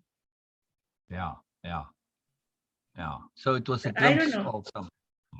Yeah, glimpse of something, but I'm not able to understand what it means and Yeah, which are the connections to which things. I don't know. Anyway, okay. Well, no. This one. Okay. The desert was full of men who earned their living based on the ease with which they could penetrate to the soul of the world. They were known as seers, and they were held in fear by women and the elderly. Tribesmen were also wary of consulting them because it would be impossible to be effective in battle if one knew that he was fated to die. The tribesmen preferred the taste of battle and the thrill of not knowing what the outcome would be. The future was already written by Allah, and what he had written was always for the good of men. So the tribesman lived only for the present because the present was full of surprises and they had to be aware of many things. Where was the enemy's sword? Where was his horse? What kind of blow should one deliver next in order to remain alive? The camel driver was not a fighter and he had consulted with steers. Many of them had been right about what they said, while some had been wrong. Then one day the oldest seer he had ever sought out, and the one most to be feared, had asked why the camel driver was so interested in the future. Well, so I can do things, he had responded, and so I can change those things that I don't want to happen. But then they wouldn't be a part of your future, the seer had said. Well, maybe I just want to know the future so I can prepare myself for what's coming. If good things are coming, they will be a pleasant surprise, said the seer. If bad things are, and you know in advance, you will suffer greatly before even they even occur. Okay. I want to know about the future because I'm a man, the camel driver had said to the seer, and men always live their lives based on the future. The seer was a specialist in the casting of twigs. He threw them on the ground and made interpretation based on how they fell. That day, he didn't make a cast. He wrapped the twigs in a piece of cloth and back in his bag. Living for Beena. casting the future for, yes. Sorry to interrupt there. But what that seer or this person is doing with the twigs, right? The broad category is called the divination, right? Okay. Okay. Divine the future. And that's a particular mechanism of divination to let the twigs fall and then you read them. It's the same as reading the tea leaves or coffee grinds or whatever, right? Many different Mhm. forms of divination. In South Africa, in that was Southern Africa, I should say, one of the principal and most well-known form of divination is with rolling the bones or throwing the bones, as they would call it rather, right? Mhm. And they call them dol ossa, which just, it's like the Afrikaans word for it. But anyway, these are bones from cattle bones, but it's very small. It's basically joint bones. Anyway, Okay. I was thinking of this with the stones, Urim and Thummim, and being given something. I thought, well, what have I ever been given? Well, I have such a set of stones, of divination bones. Mm-hmm. Not stones, they're bones, but anyway. So I was given it to, if I was now fancy and I wanted to be all hipster, I could say, oh, the shaman from the Bushman tribe gave it to me. But, he's about as much of a shaman as I am, more like a showman. He didn't really, fill that role very much. I mean, he was just mainly drunk all the time. So, Mm-hmm. uh, you know, when he could be at any rate, and for the rest, he was just leching after anything that he could lech after. So, he'd learned this, but he showed me how to do it. But essentially, when I asked him, he couldn't explain how or what it was. The thing that I got was essentially just say whatever comes to you, and just speak in the abstract and vague in general, and You know, you can make anything work essentially. Uh-huh. So it didn't grab me as very much to it, but Mhm. now maybe if you're sincere, you can tap into your intuition and you just use the bones like I suggested that Rebecca Magic used the tarot cards as a mechanism Yeah. to connect you to moreness. All right, in that sense, it will work, you know. So, you know, just be sincere, be earnest, and, you know, look at the thing with every intent to see something. And in that intent, you're going to create it in your mind. It's not actually there. See what I mean? But I have Yes. such a set of those bones, Beena. Wow. So I have a set of, you know, in this case, it would be the same thing as having those twigs. Okay, so my set of bones, in a metaphoric way, was astrology.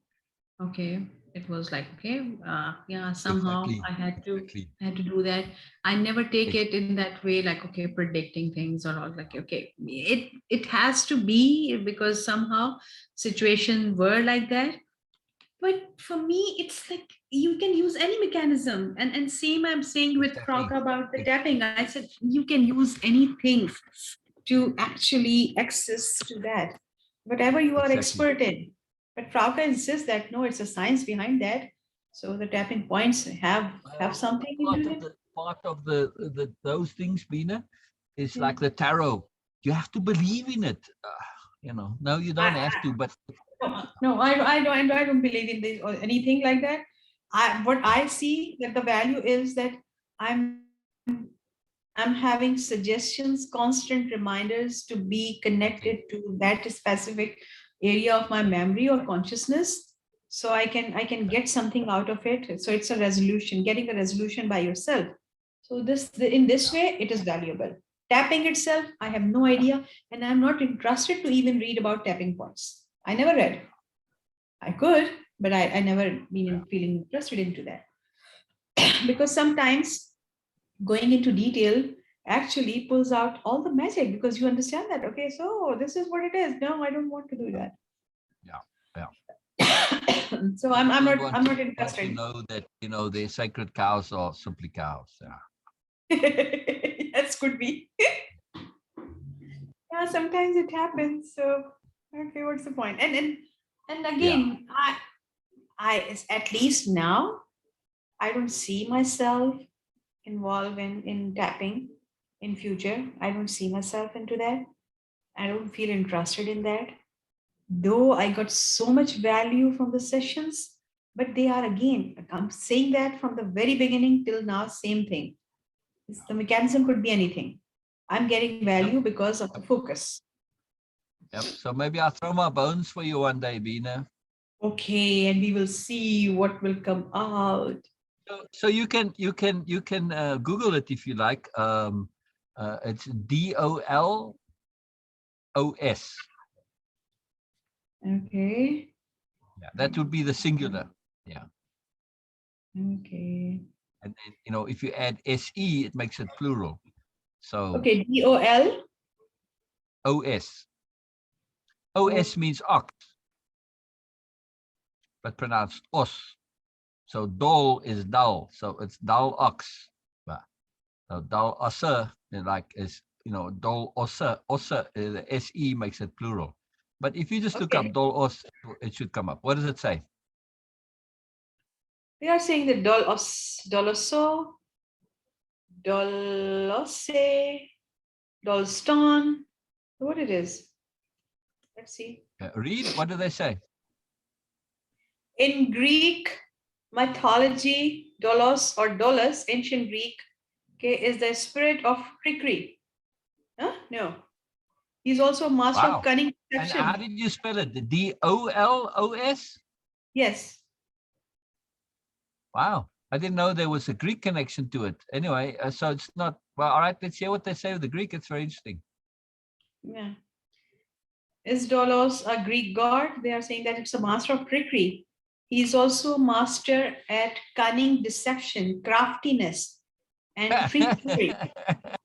His Now, I was female. completely, Bina, I was completely unaware of the Greek version of this word because it doesn't come from Greek, it comes from the Afrikaans, but it's totally appropriate from what I was just telling you. Wow.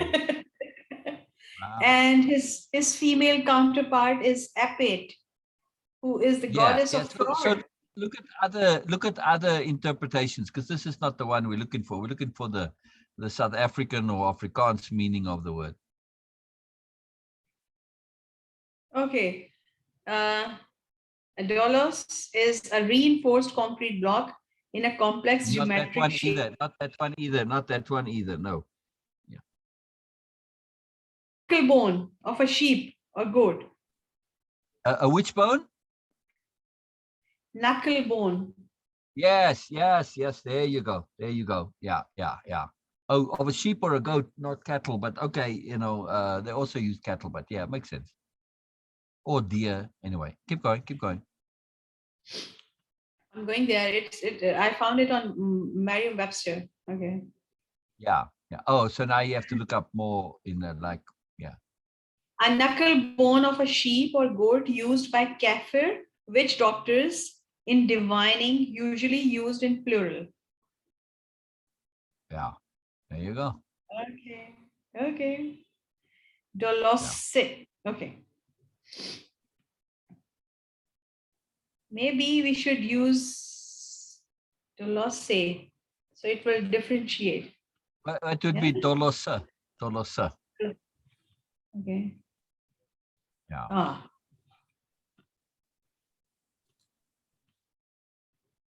No. Well, you'd have to say, look up Dolosa divination, and then it will probably come up with a Wikipedia article or something, rather than just a dictionary meaning. Dice divination, Dolos. No. The full story behind Dolos and essay creator. Afrikaans for knuckle bones. Yeah. Okay. Read that. See what it says. Huh? Yeah, read that. What did it say there? No, they are showing them again that concrete reinforced. Oh, no. So that's what I'm saying. Search for Dolosa divination, and then you'll probably get an article. Yeah, words have many different meanings. Yeah.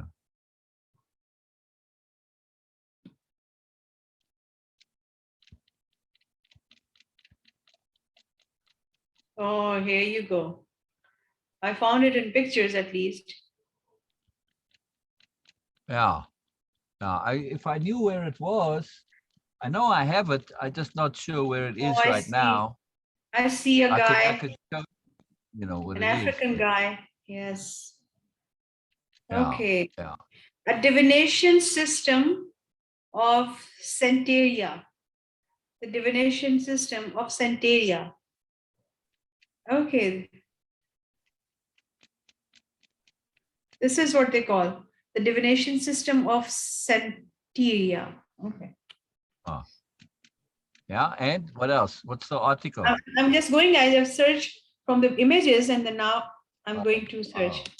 Divination systems of Centaria. Okay. I don't know what the word Santeria means, unless it's a plural for Sangoma. I don't know. Divination can be done by casting palms, nuts, interpreting the fall of shells, or using a divided coconut. Centaria also include the Yoruba divination system called Ifa, which this is something different part of the world. So, yeah, just maybe say just put into Google Dolosa and divination, just those two words. I did that, but nothing came up. But look at the articles, not the pictures. Then, okay. What do the articles say? Dolos double S-A? E. Okay. DOLOSSE. Yes, but nothing. And you put the divination behind it, you get nothing? Okay, now it is coming south of Dictionary of South African English.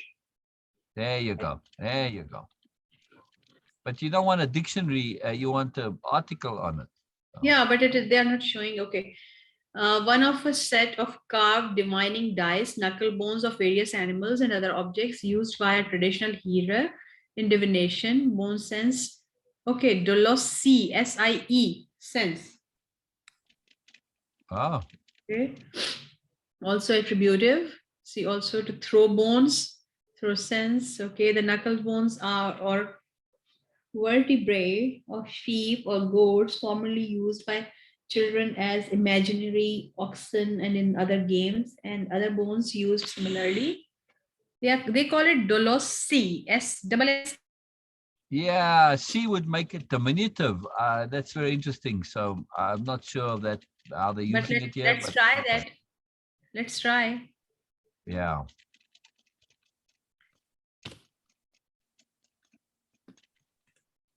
Very interesting.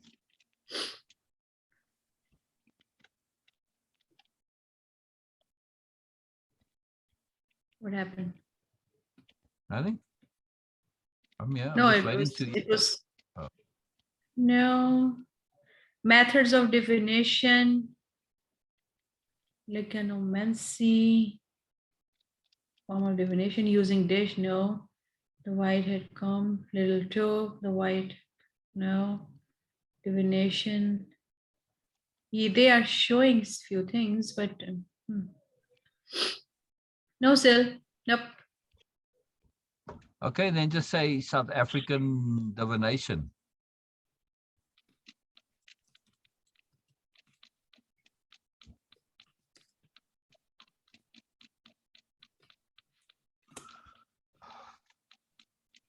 Somewhere there. Divination in South Africa. Yeah.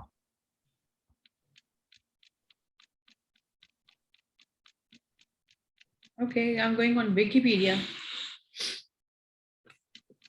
Wow, I'm surprised you don't find anything in Google. That's interesting. Yeah. Divination is an attempt to form and possess an understanding of reality in the present, and additionally to predict events in reality of future time. Cultures of Africa to the year. Africa 1991 were still performing using divination both within the urban. Okay. Herbalist divination might be thought as a social phenomena and as thought of central. Okay.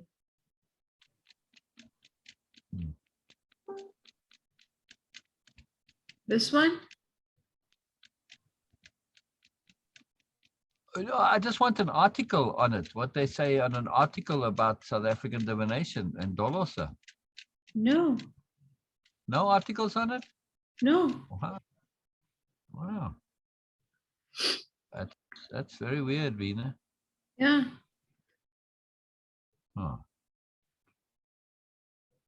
Let me search and see. Anyway, continue reading, Beena. Don't worry about it. Okay.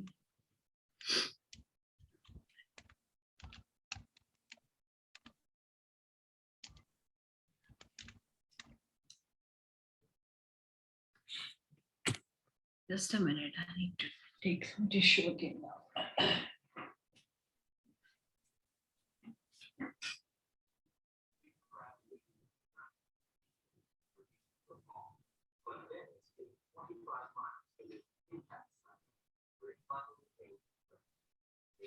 Yeah, see, I don't know how you don't find this, Beena.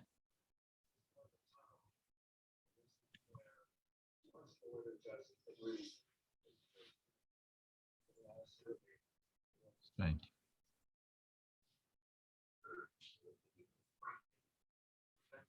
Hey, where'd that go now?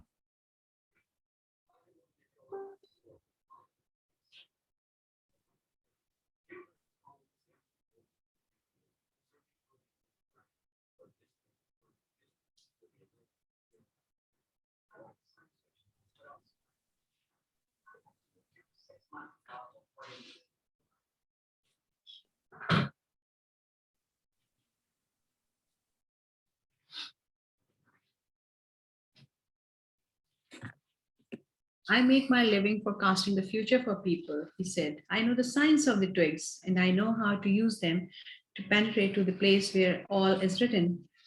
There, I can read the past, discover what has already been forgotten, and understand the omens that are here in the present. When people consult me, it's not that I'm reading the future. I'm guessing at the future. The future belongs to God, and it is only He who reveals it under extraordinary circumstances. How do I guess the future at the future? Based on the omens of the present. The secret is here in the present. If you pay attention to the present, you can improve upon it. And if you improve on the present, what comes later will also be better. Forget about the future and live each day according to the teachings, confident that God loves his children. Each day in itself brings with it an entirety. The camel driver had asked what the circumstances were under which God would allow him to see the future. Only when he himself reveals it, and God only rarely reveals the future. When he does so, it is for only one reason. Its future is a future that was written so as to be altered. God had shown the boy a part of the future, the camel driver thought. Why was it that he wanted the boy to serve as his instrument? Go and speak to the tribal chieftains, said the camel driver. Tell them about the armies that are approaching. They'll laugh at me.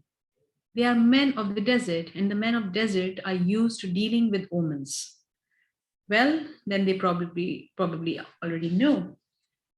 They are not concerned with that right now. They believe that if they have to know about something Allah wants them to know, someone will tell them about it. It has happened many times before, but this time the person is you. This something I completely agree with. You don't need that. Okay, if it is, they're not concerned with that right now. They believe that if they have to know about something Allah wants them to know, someone will tell them about it. It has happened many times before, but this time the person is you. This is something I have experienced and I'm continuously experiencing in my life. When you really like, you have to do something and you have to be somewhere, things come up in your way. Someone will appear, they will do something really weird, unusual, okay, not expected, whatever, but they will push you towards what you meant to do. This is something I strongly believe in. This is how things happened in my life and are happening. So I don't know, this is how it is for other people. For me, yes. Absolutely. My whole life is like that. Things just happen and then, okay, I have to follow that. Interesting, Beena. Interesting.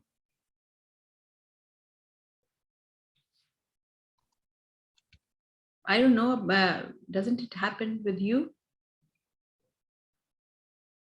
I don't know. I make a great effort to seek things, so find things out, think things through. So I don't know, can't really say. Okay. One thing about seeking. Remember we were discussing about the Raja Gate novel, and her husband used to do a program. He was like, in older times, he was doing that. Remember that I shared with you? No. I shared about her husband at least. This is something you know. The writer of Raja Gate. Oh, right. What about her husband?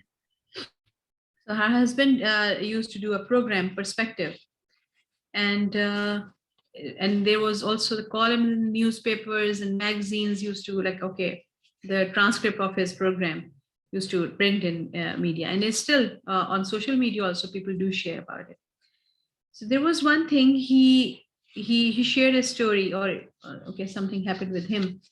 He was struggling in his career big time, and it was like he was struggling, no promotion, nothing coming out, and it was like stuck, and he was not improving in overall also in his life. So he went to his teacher and said, okay, why I'm continuously doing my best and everyone else is getting things, I'm not getting it. And his teacher said, go and have a cat as a pet. And he was like, seriously, I'm struggling with my career, and he's advising me to have a cat. And then, but still, he did that. And he says that cat was like the most annoying thing.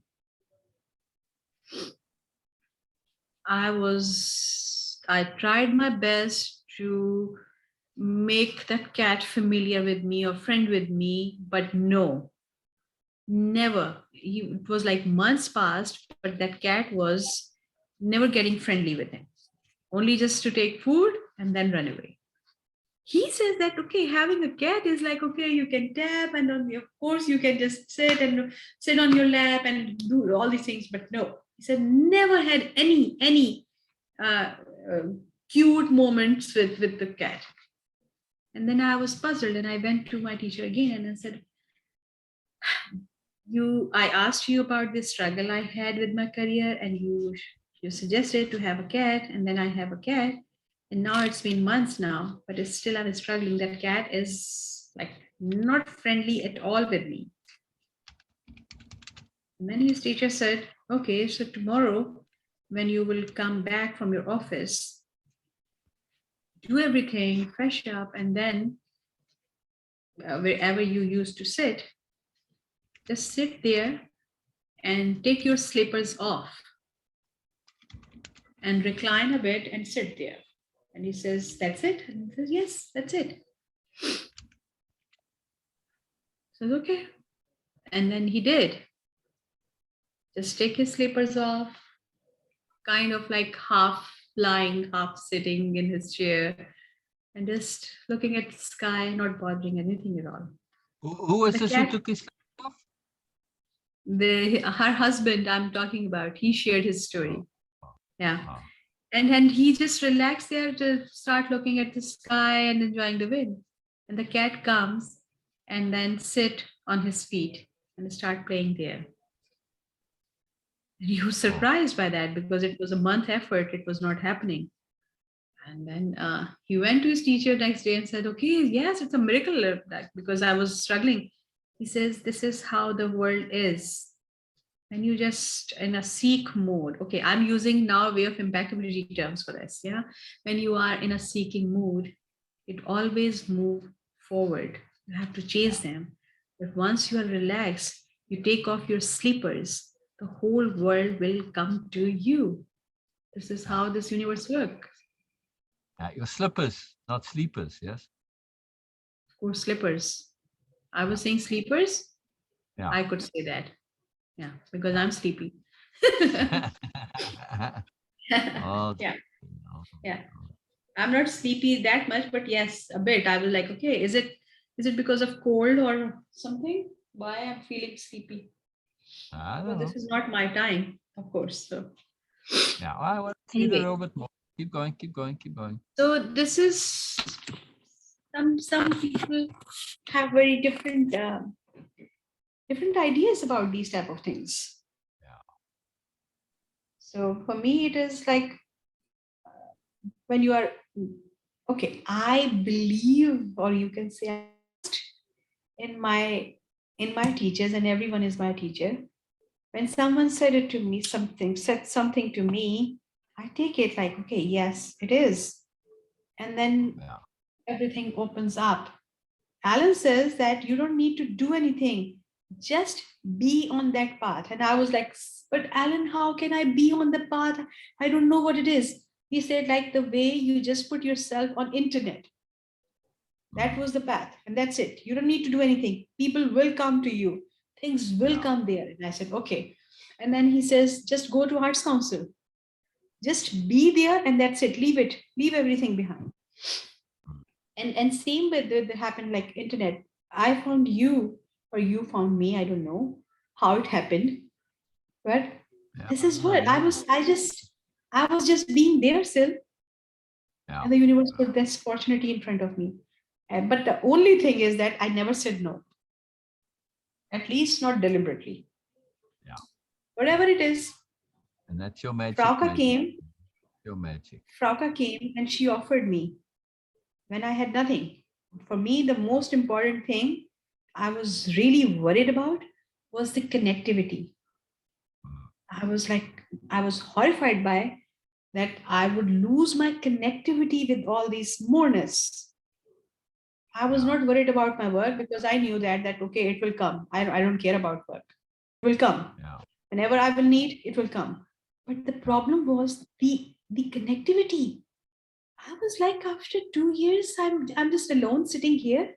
I will lose everything. Yeah. And that was the horror. That was the most horrible thing I was thinking. And that it was like, okay. And I was crying. I was doing all sort of things. Okay, anyway. And then Frauka just called me and she said, Beena, I cannot offer you anything right now, but I would love to work with you. Yeah. Will you please join? And though I was not sure about her work because I'm not a neurocreative expert, of course, I cannot afford those courses, all these things, all I knew about that thing. And she says, no, just come and we will work together. And okay, whenever I will get money, I will give you. And I said, okay, right now, I don't care about money right now in this moment. What I care about is my connectivity. I put invest my, how many days in 2 years? 700? Yeah. And 30, yes? Something like that. Yeah. Yeah. 730 days, day and night in something. And now the complete disconnect. I cannot do this. I cannot afford this. And I said, okay, whatever it is, just hang it on. Okay, Beena, whatever it is. I was desperately in need of that. And then she appeared and I said, okay. I just grabbed this opportunity again to be connected to. I could go back to Arts Council anytime. I could ask Daniel, okay, Daniel bhai, I'm in need. He would arrange that. So it was not about money. It was not about money at all. It was all about the connectivity. So universe helped me.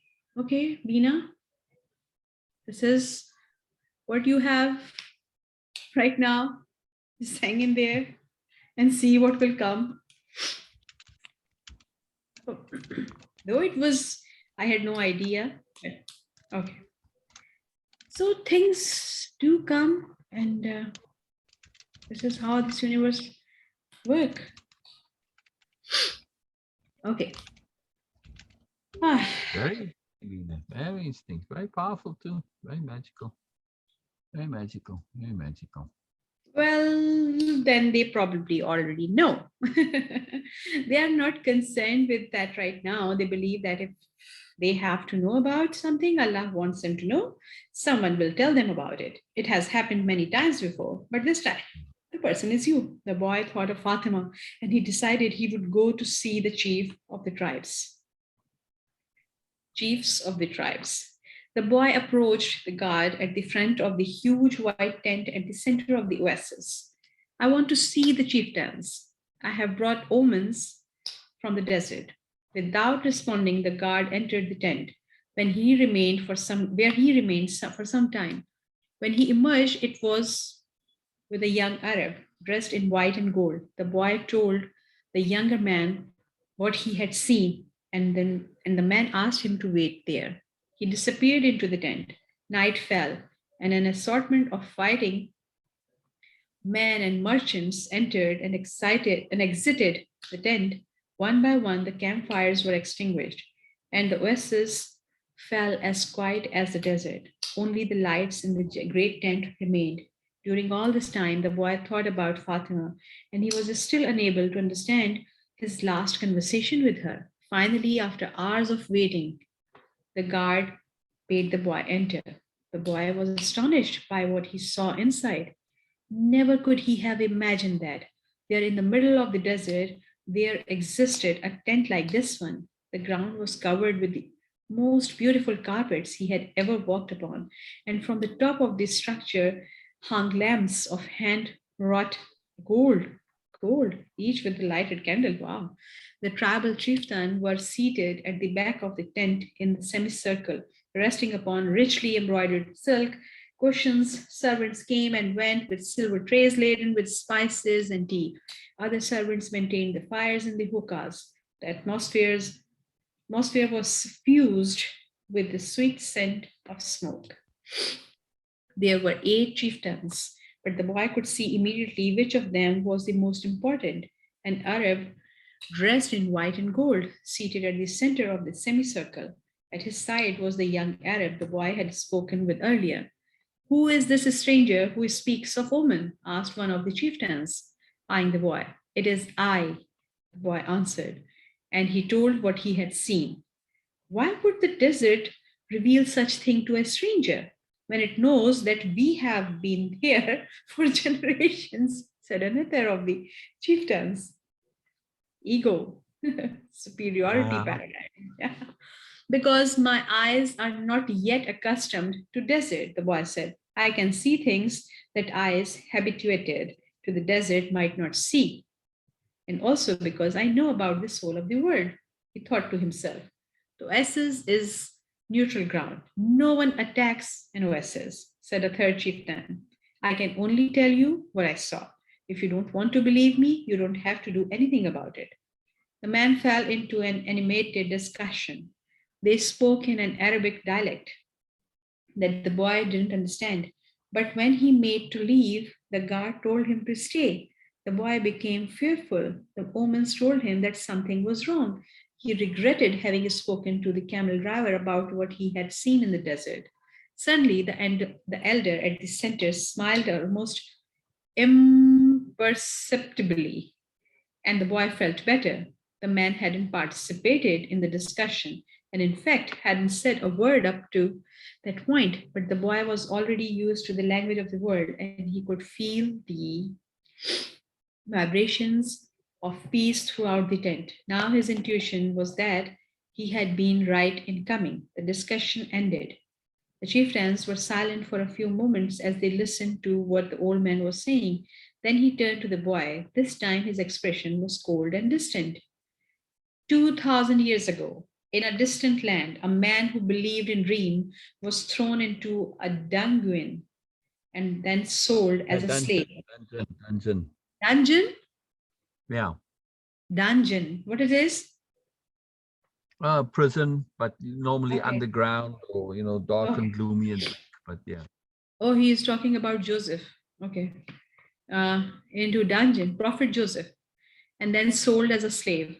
The old man said, now, in the dialect, the boy understood. Our merchants bought that man and brought him to Egypt.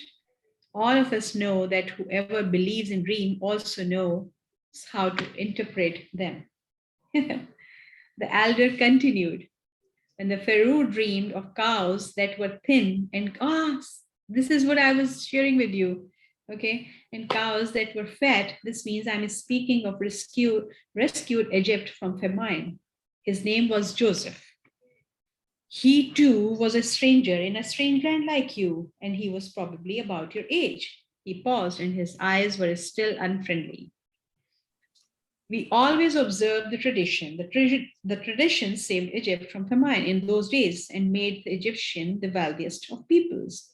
The tradition teaches men how to cross the desert and how their children should marry. The tradition says that an oasis is neutral territory because both sides have oases.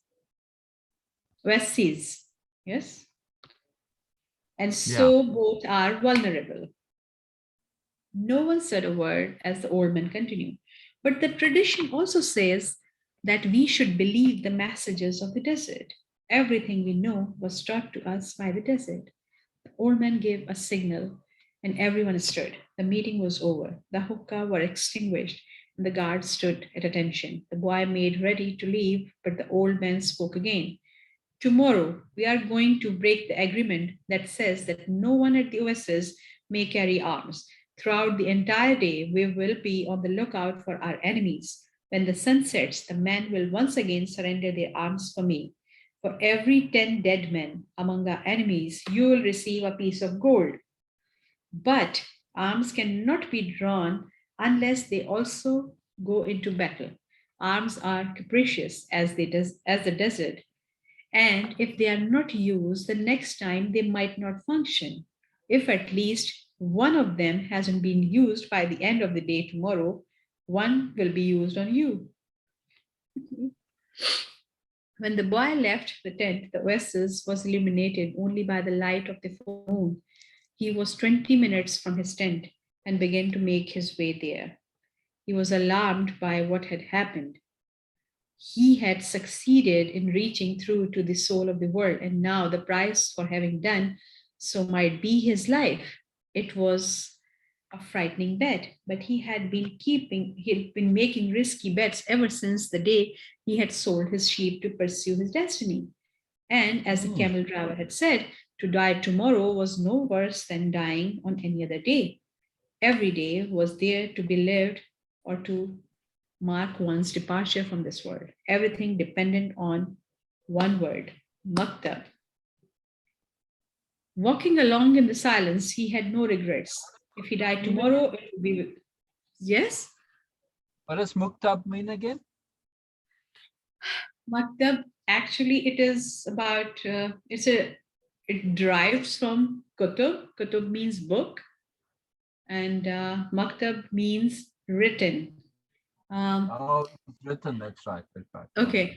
And also that They say it's like saying fate or destiny in English. Same thing. okay, it is just a bit more into that because Muslims or Islam has the concept of the word is law mean I don't know how to say that in English, but it's a divine book up in the skies or heaven, where everything is written, and the fate or destiny, what you call in Islam, there are two types of it.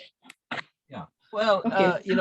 in English, the word fate comes from the Greek, and in Greek, Okay. the fates were these three women who weaved and did this or written. So it is the same. The Okay. deeper meaning of it is very much the same thing.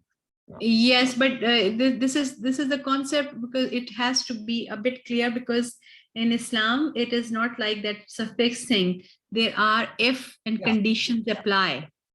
So Correct. it is Correct. not like In the concept of the Greeks too, with the fates, that it wasn't a predestined hard and fast thing, because like, okay, you've got the fabric of time, it's all woven, but then if you pull a thread and it unravels, and then you have a big calamity. So yeah, so it's very complex, but yeah, it doesn't imply that it's completely fixed. No.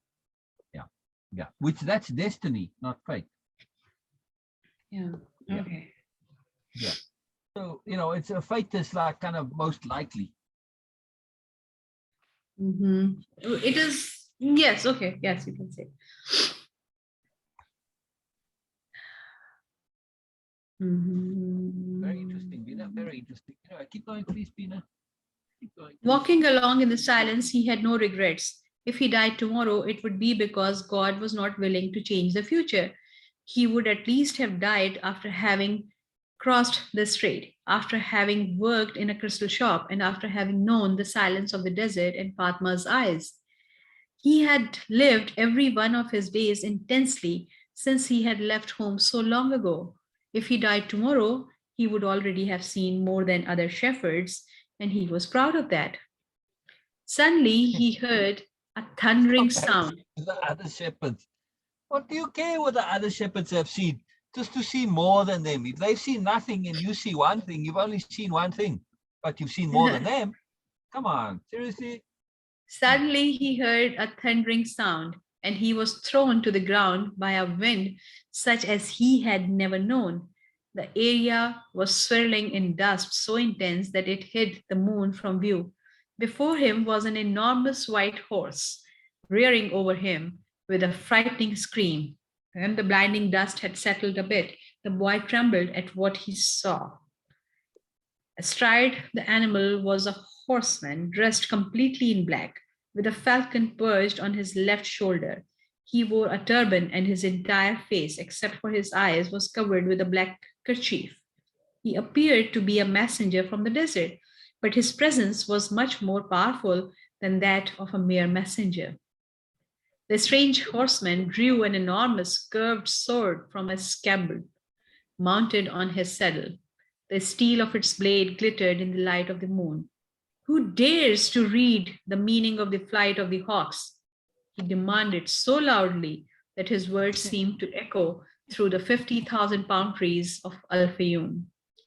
"It is I who dared to do so," said the boy. He was reminded of the image of Santiago Matamoros mounted on his white horse with the Point of infields. interest, Beena. Sorry, point of Yes. interest.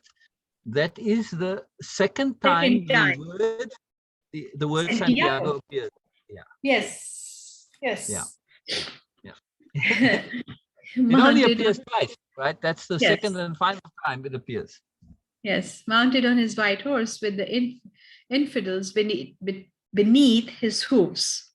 This man looked exactly the same, except that now the roles were reversed. "It is I who dared to do so," he repeated, and he lowered his head to receive a blow from the sword. "Many lives will be saved because I was able to see through the soul of the world." The sword didn't fall. Instead, the stranger lowered it slowly until the point touched the boy's forehead. It drew a droplet of blood. The horseman was completely immobile, as was the boy. It didn't even occur to the boy to flee. In his heart, he felt a strange sense of joy. He was about to die in pursuit of his destiny. And for Fatima, the omens had been true. After all, here he was, face to face with his enemy, but there was no need to be concerned about time. The soul of the world awaited him, and he would soon be a part of it. And tomorrow, his enemy would also be a part of that soul. The stranger continued to hold the sword at the boy's forehead. "Why did you read the flight of the birds?" "I read only what the birds wanted to tell me. They wanted to save the oasis. Tomorrow, all of you will die because there are more men at the oasis than you have." The sword remained where it was. Who are you to change what Allah has willed? Allah created the armies and also created the hawks. Allah taught me the language of the birds. Everything has been written by the same hand, the boy said, remembering the camel's driver's words. The stranger withdrew the sword from the boy's forehead, and the boy felt immensely relieved, but he still couldn't flee. "Be careful with your prognostications," said the stranger. "When something is written, there is no way to change it." "All I saw was an army," said the boy. "I didn't see the outcome of the battle." The stranger seemed satisfied with the answer, but he kept the sword in his hand. "What is a stranger doing in a strange land?" "I'm following my destiny." "It's not something you would understand." The stranger placed his sword in its scabbard, and the boy relaxed. "I had to test your courage," the stranger said. "Courage is the quality most essential to understanding the language of the world." The boy was surprised the stranger was speaking of things that very few people knew about.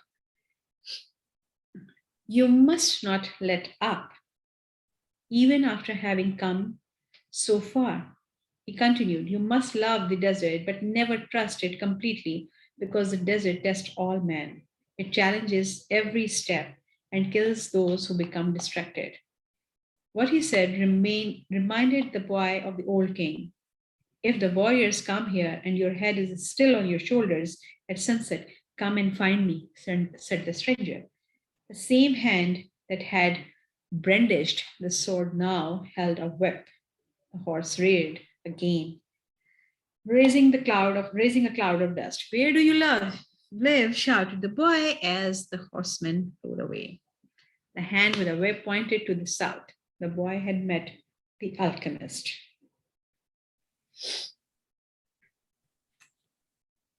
You okay, Beena? Yeah, my throat is giving me a bit of problem. That's it. My throat is giving me a bit of problem. Okay. I'm still practicing the pronunciation of throat. Yeah. The next Think of one. it as Beena, when words come that you struggle with the pronunciation, respell them and Okay. spell it phonetically, in other words, right? So write down the word throat, but in a way that it sounds right to you. And then even though you see it, when you read it, your mind has that association with the phonetic spelling. See? Mhm. So maybe spell it with 2 O's. Okay. Okay. Or THROOHT. See, throat. See, I don't know. However it works for you, but Okay. it's a very good trick to remember the pronunciations. Okay. This, I feel that it is getting much better now. My pronunciation is getting better. Oh yeah. Oh, hugely. But Yeah. yeah, but it's still, of course, few words because I was reading just in my mind for so long, so I don't need to pronounce it. So now I'm coming back to reading it out loud. So then Yeah. it's a different thing. Okay. Next morning, there were 2,000 armed men scattered throughout the palm trees at Alfayum. Before the sun had reached its high point, 500 tribesmen appeared on the horizon. The mounted troops entered the oasis from the north. It appeared to be a peaceful expedition, but they all carried arms hidden in their robes. When they reached the white tent at the center of Alfayum, they withdrew their scimitars, Scimitars. scimitars, Yeah. So in this case, Beena, see, imagine it without the C. Yes, okay. Scimitars, what are Yeah. they? Curved swords. Okay. Okay. Scimitars and rifles. And they attacked an empty tent. The man of the oasis around the horsemen from the desert, and within half an hour, all but one of the intruders were dead. The children had been kept at the other side of a grove of palm trees and saw nothing of what had happened. The women had remained in their tents, praying for the safekeeping of their husband, and saw nothing of the battle. Either. Were it not for the bodies there on the ground, it would have appeared to be a normal day at the oasis. The only tribesman spared was the commander of the battalion. That afternoon, he was brought before the tribal chieftains, who asked him why he had violated the tradition. The commander said that his men had been starving and thirsty, exhausted from many days of battle, and had decided to take the oasis so as to be able to return to the war. See, scarcity or dehydration uh, makes people completely go crazy. They Yep. don't care about things. They cannot think right. Desperation, in other words. Yeah. Exactly, desperation. Yes, exactly, desperation. Uh, okay. The tribal chieftain said that he felt sorry for the tribesmen, but that the tradition was Inviolate. sacred. No, that the tradition was Sacred. sacred. Yeah. He Hmm. condemned the commander to death without honor. Rather than Yeah. being killed by a blade or a bullet, he was hanged from a dead palm tree, where his body twisted in the desert wind. Oh. The tribal chieftain called for the boy and presented him with 50 pieces of gold. He repeated his story about Joseph of Egypt and asked the boy to come to become the counselor of the oasis. When the sun had set and the first stars made their appearance, the boy started to walk to the south. He eventually sighted a single tent, and a group of Arabs passing by told the boy that it was a place inhabited by genies. But the boy sat down and waited. Not until the moon was high did the alchemist ride into view. He carried two dead hawks over his shoulder. I'm here, the boy said. You shouldn't be here, the alchemist answered. Or is it your destiny that brings you here? With the wars between the tribes, it's impossible to cross the desert, so I have come here. The alchemist dismounted from his horse and signaled that the boy should enter the tent with him. It was a tent like many at the oasis. The boy looked around for the ovens and other apparatus used in alchemy, but saw none. There were only some books in a pile and a small cooking stove, and the carpets covered with the mysterious design. Sit down. We'll have something to drink and eat these hawks, said the alchemist. The boy suspected that they were the same hawk he had seen on the day before, but he said nothing. The alchemist lighted the fire, and soon a delicious aroma filled the tent. It was better than the scent of the hookahs. Why did you want to see me? The boy asked. Because of the omens, the alchemist answered. The wind told me you would be coming and that you would need help. It's not I, the wind spoke about, it's the other foreigner, the Englishman. He's the one that's looking for. He has other things to do first, but he's on the right track. He has begun to try to understand the desert. And what about me? When a person really desires something, all the universe conspires to help that person to realize his dream, said the alchemist, echoing the words of the old king. The boy understood. Another person was there to help him towards his destiny. So you are going to instruct me? No, you already know all you need to know. I am only going to point you in the direction of your treasure. But there is a tribal war, the boy reiterated. I know what's happening in the desert. I have already found my treasure. I have a camel. I have a money from the crystal shop, and I have 50 gold pieces. In my own country, I would be a rich man. But none of that is from the pyramids, said the alchemist. I also have Fatima. She's a treasure greater than anything else I have won. She wasn't found at the pyramids either. They ate in silence. The alchemist opened a bottle and poured a red liquid into the boy's cup. It was the most delicious wine he had ever tasted. Isn't wine prohibited here? The boy asked. It's not what enters men's mouth that's evil, said the alchemist. It's what comes out of their mouths that is. Mhm. The alchemist was a bit daunting, but as the boy drank the wine, he relaxed. After they finished eating, they sat outside the tent under a moon so brilliant that it made the stars pale. Drink and enjoy yourself, said the alchemist, noticing that boy was feeling happier. Rest well tonight, as if you were a warrior preparing for combat. Remember that wherever your heart is, there you will find your treasure. You have got to find the treasure so that everything you have learned along the way can make sense. This is Say really that again, interesting please, for me. Beena. Yes, this is really interesting for me. Drink and enjoy Yeah, yourself, said the alchemist, noticing the boy was feeling happier. Rest well tonight, as if you were a warrior preparing for combat. Remember that wherever your heart is, there you will find your treasure. You have got to wherever find the your treasure. heart is, there you will find your treasure. And you have got to find the treasure so that everything you have learned along the way can make sense. Mm. Sometimes, yes, this is also okay. Now it is coming back to sort of appropriateness, because when people live in the now, they learn, they grow, and they, of course, they believe in the process, they trust in the process, and they say that this is what really is actually, this is what really valuable right now in this moment, the learning and growing and everything. And they somehow just be a bit carefree, not careless, but I don't know how to say that, a bit Inattentive. ignorant. Say it again. Inattentive. Yes, inattentive towards what they intended for in the beginning.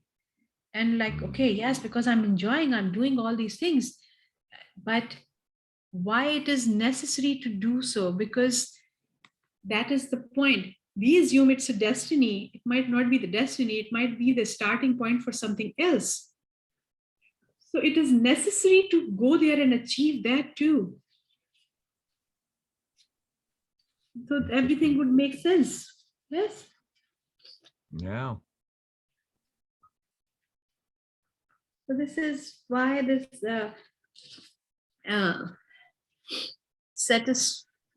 getting a resolution of your intent is very crucial.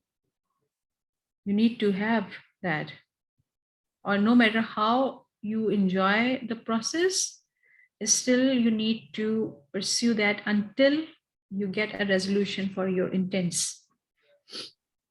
Otherwise, this whole process will not make sense to you.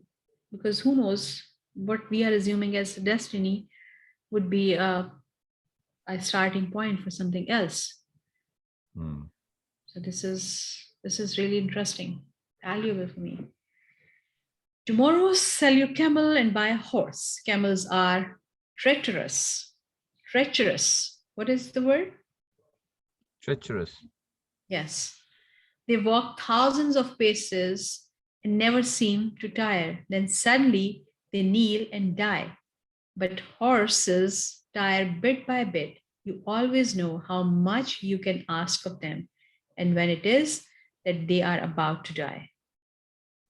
Hmm.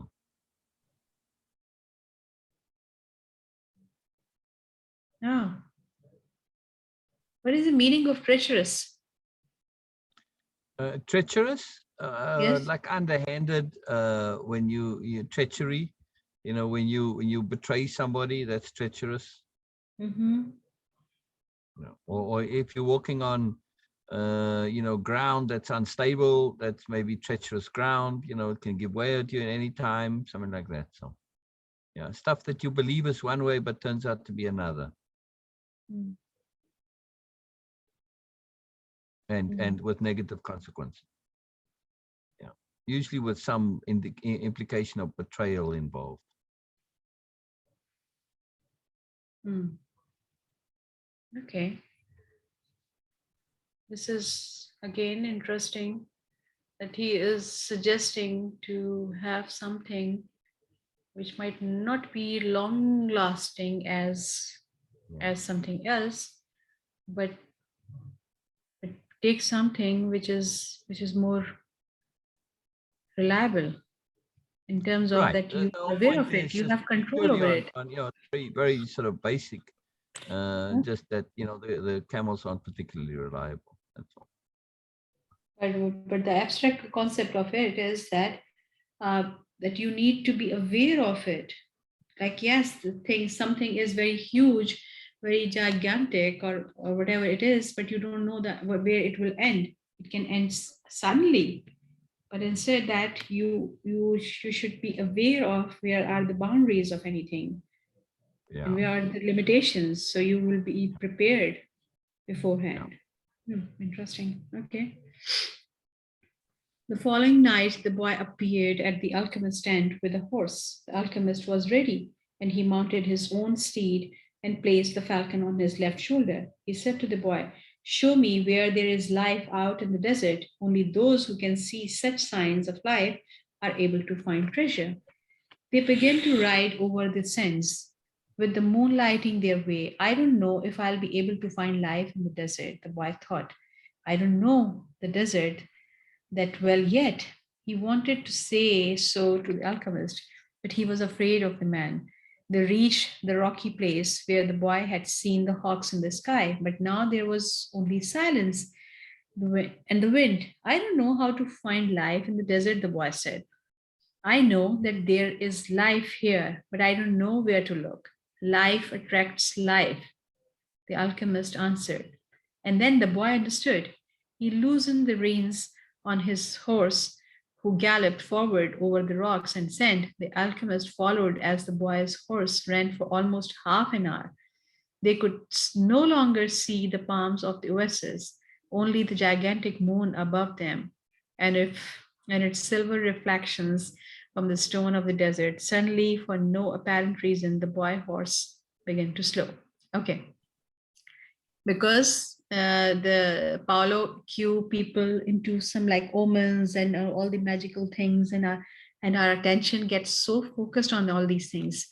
I was observing that, okay, every single time it happened like many times in this reading, during this reading, that I use a word and then we get this word in after 2 or 3 paragraphs, or okay, in the next paragraph. When I use a word like first time in our conversation, at least today, and then suddenly it appeared that. It is all about the focus and the attention. And this book is a masterpiece for cueing that. And it keeps your focus on receiving and at your perceiving end. And when you actually start seeing things and observe things magically appearing in your life. Yeah. When does That's good.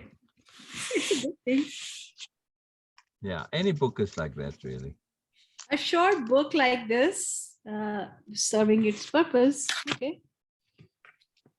No, I guess so.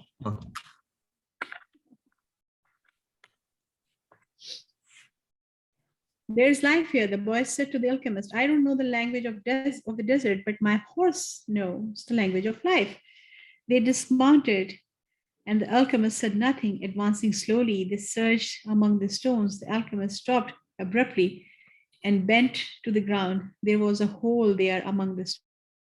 His hand into the hole, and then his entire arm up to his shoulder. Something was moving there, and the alchemist's eyes, the boy could see only his eyes squinted. His arm seemed to be battling with whatever was in the hole. Then, with the motion that startled the boy, he withdrew his arm and leaped to his feet. In his hand, he grasped a snake by the tail. The boy leaped as well, but away from the alchemist. The snake fought frenetically, making hissing sound that shattered the silence of the desert. It was a cobra, whose venom could kill a person in minutes. Watch out for his venom, the boy said. But even though the alchemist had put his hand in the hole and had surely already been bitten, his expression was calm. The alchemist is 200 years old, the Englishman had told him. He must know how to deal with the snake of the desert. The boy watched as his companion went to his horse and withdraw a scimitar. Yeah? Yeah, leave out the C and then it's easy to pronounce. Yeah. Yeah, scimitar. With its blade, he drew a circle in the sand and then he placed a snake within it. The serpent relaxed immediately. Not to worry, said the alchemist. He won't leave the circle. You found life in the desert, the omen that I needed. But why was that so important? Because the pyramids are surrounded by the desert. The boy didn't want to talk about the pyramid. His heart was heavy and he had been melancholy since the previous night. To continue his search for the treasure meant that he had to abandon Fatima. I'm going to guide you across the desert, the alchemist said. I want to stay at the oasis, the boy answered. I have found Fatima, and as far as I am concerned, she is worth more than treasure. Fatima is a woman of the desert, said the alchemist. She knows that men have to go away in order to return, and she already has her treasure. It's you. Now she expects that you will find what it is you are looking for. Well, what if I decide to stay? Let me tell you what will happen. You'll be the counselor of the oasis. You have enough gold to buy many sheep and many camels. You'll marry Fatma and you'll both be happy for a year. You'll learn to love the desert and you will get to know everyone of the 50,000 palms. You will watch them as they grow, demonstrating how the world is always changing, and you will get better and better at understanding omens because the desert is the best teacher there is. Sometime during the second year, you'll remember about the treasure. The omens will begin insistently to speak of it, and you'll try to ignore them. You'll use your knowledge for the welfare of the oasis and its inhabitant. The tribal chieftains will appreciate what you do, and your camel will bring you wealth and power. During the third year, the omens will continue to speak of your treasure and your destiny. You will walk around night after night at the oasis, and Fatma will be unhappy because she'll feel it was she who interrupted your quest. But you will love her, and she'll return your love. You'll remember that she never asked you to stay because a woman of the desert knows that she must await her man. So you won't blame her. But many times you will walk the sands of the desert thinking that maybe you could have left, that you could have trusted more in your love for Fatima. Because what kept you at the oasis was your own fear that you might never come back. At that point, the omens will tell you that your treasure is buried forever.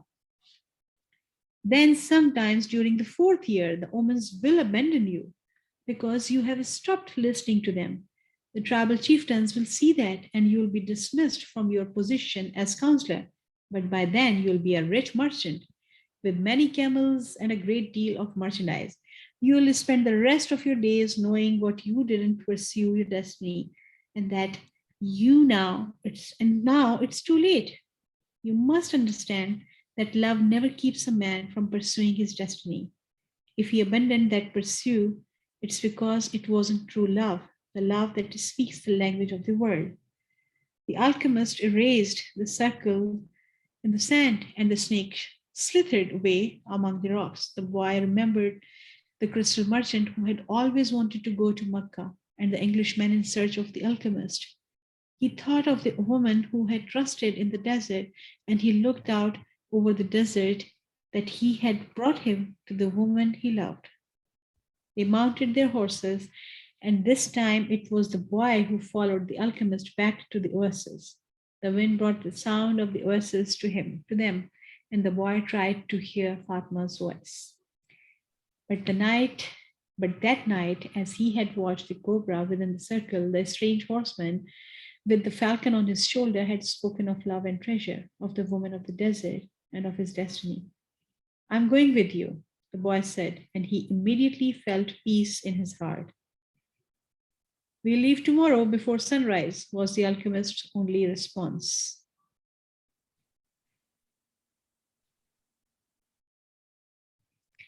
The boy spent a sleepless night. 2 hours before dawn, he awoke one of the boys who slept in his tent and asked him to show him where Fatma lived. They went to her tent, and the boy gave his friend enough gold to buy a sheep. Then he asked his friend to go into the tent where Fatma was sleeping and to awaken her and tell her that he was waiting outside. The young Arab did as he was asked and was given enough gold to buy yet another sheep. Now leave us alone, said the boy to the young Arab. The Arab returned to his tent to sleep, proud to have helped the counselor of the oasis and happy at having enough money to buy himself some sheep. Fatima appeared at the entrance of the tent. The two walked out among the palms. The boy knew that it was a violation of the tradition, but that didn't matter to him now. I'm going away, he said, and I want you to know that I'm coming back. I love you because. Don't say anything, Fatma interrupted. One is loved because one is loved. No reason is needed for loving. Ah. Yeah, that's a good thing to say. I like that. Yeah. There's no But the because boy- to love. You just love. You just love because, not because of anything. Right? You just Yeah. love. Why? Because. That's it. End of story. There's nothing comes after because. You just love because. Love is the cause. That's why there is nothing after because. Exactly. That's But it's nice to play with the words for a little bit, no? Yeah, but the boy continued, I had a dream and I met with the king. I sold crystal and crossed the desert. And because the tribes declared war, I went to the well seeking the alchemist. So I love you because the entire universe conspired me to help me find you. Oh, the two embraced. It was the first time either had touched the other. This is really interesting that, okay, he's still saying that the whole universe conspired me to come to here because it was his destiny. We were assuming that whole universe was conspiring, okay, for him to be there, but he is considering it as Fatma. Well, okay, so I objected when he saw her and she smiled at him. Oh, that's an omen. What is supporting this is that he smelled her perfume all the way in Spain. Right? So if that But had been the thing, but also the robbery, because if he was not robbed, he would. I agree that no, I understand the conspiracy part of the world. Everything has conspired definitely to get him there. But the there needs to have some legitimate pull, and it's not made clear in the story. You know, I mean, why her? It could be something else. So it's a little vague. I mean, to me, it's that he smelled her perfume. All right, fair enough.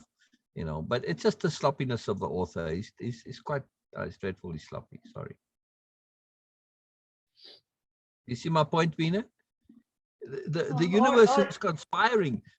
This is clear that the universe is conspiring, but as to what, not so clear. He's just assuming it's to bring to her. For me, Fatma herself seems like more an omen, because and she is continuously telling him that, okay, he need to pursue his journey. He need to pursue that. Yeah, she's And part of the conspiracy. Exactly. Not the end, but you know, he's in.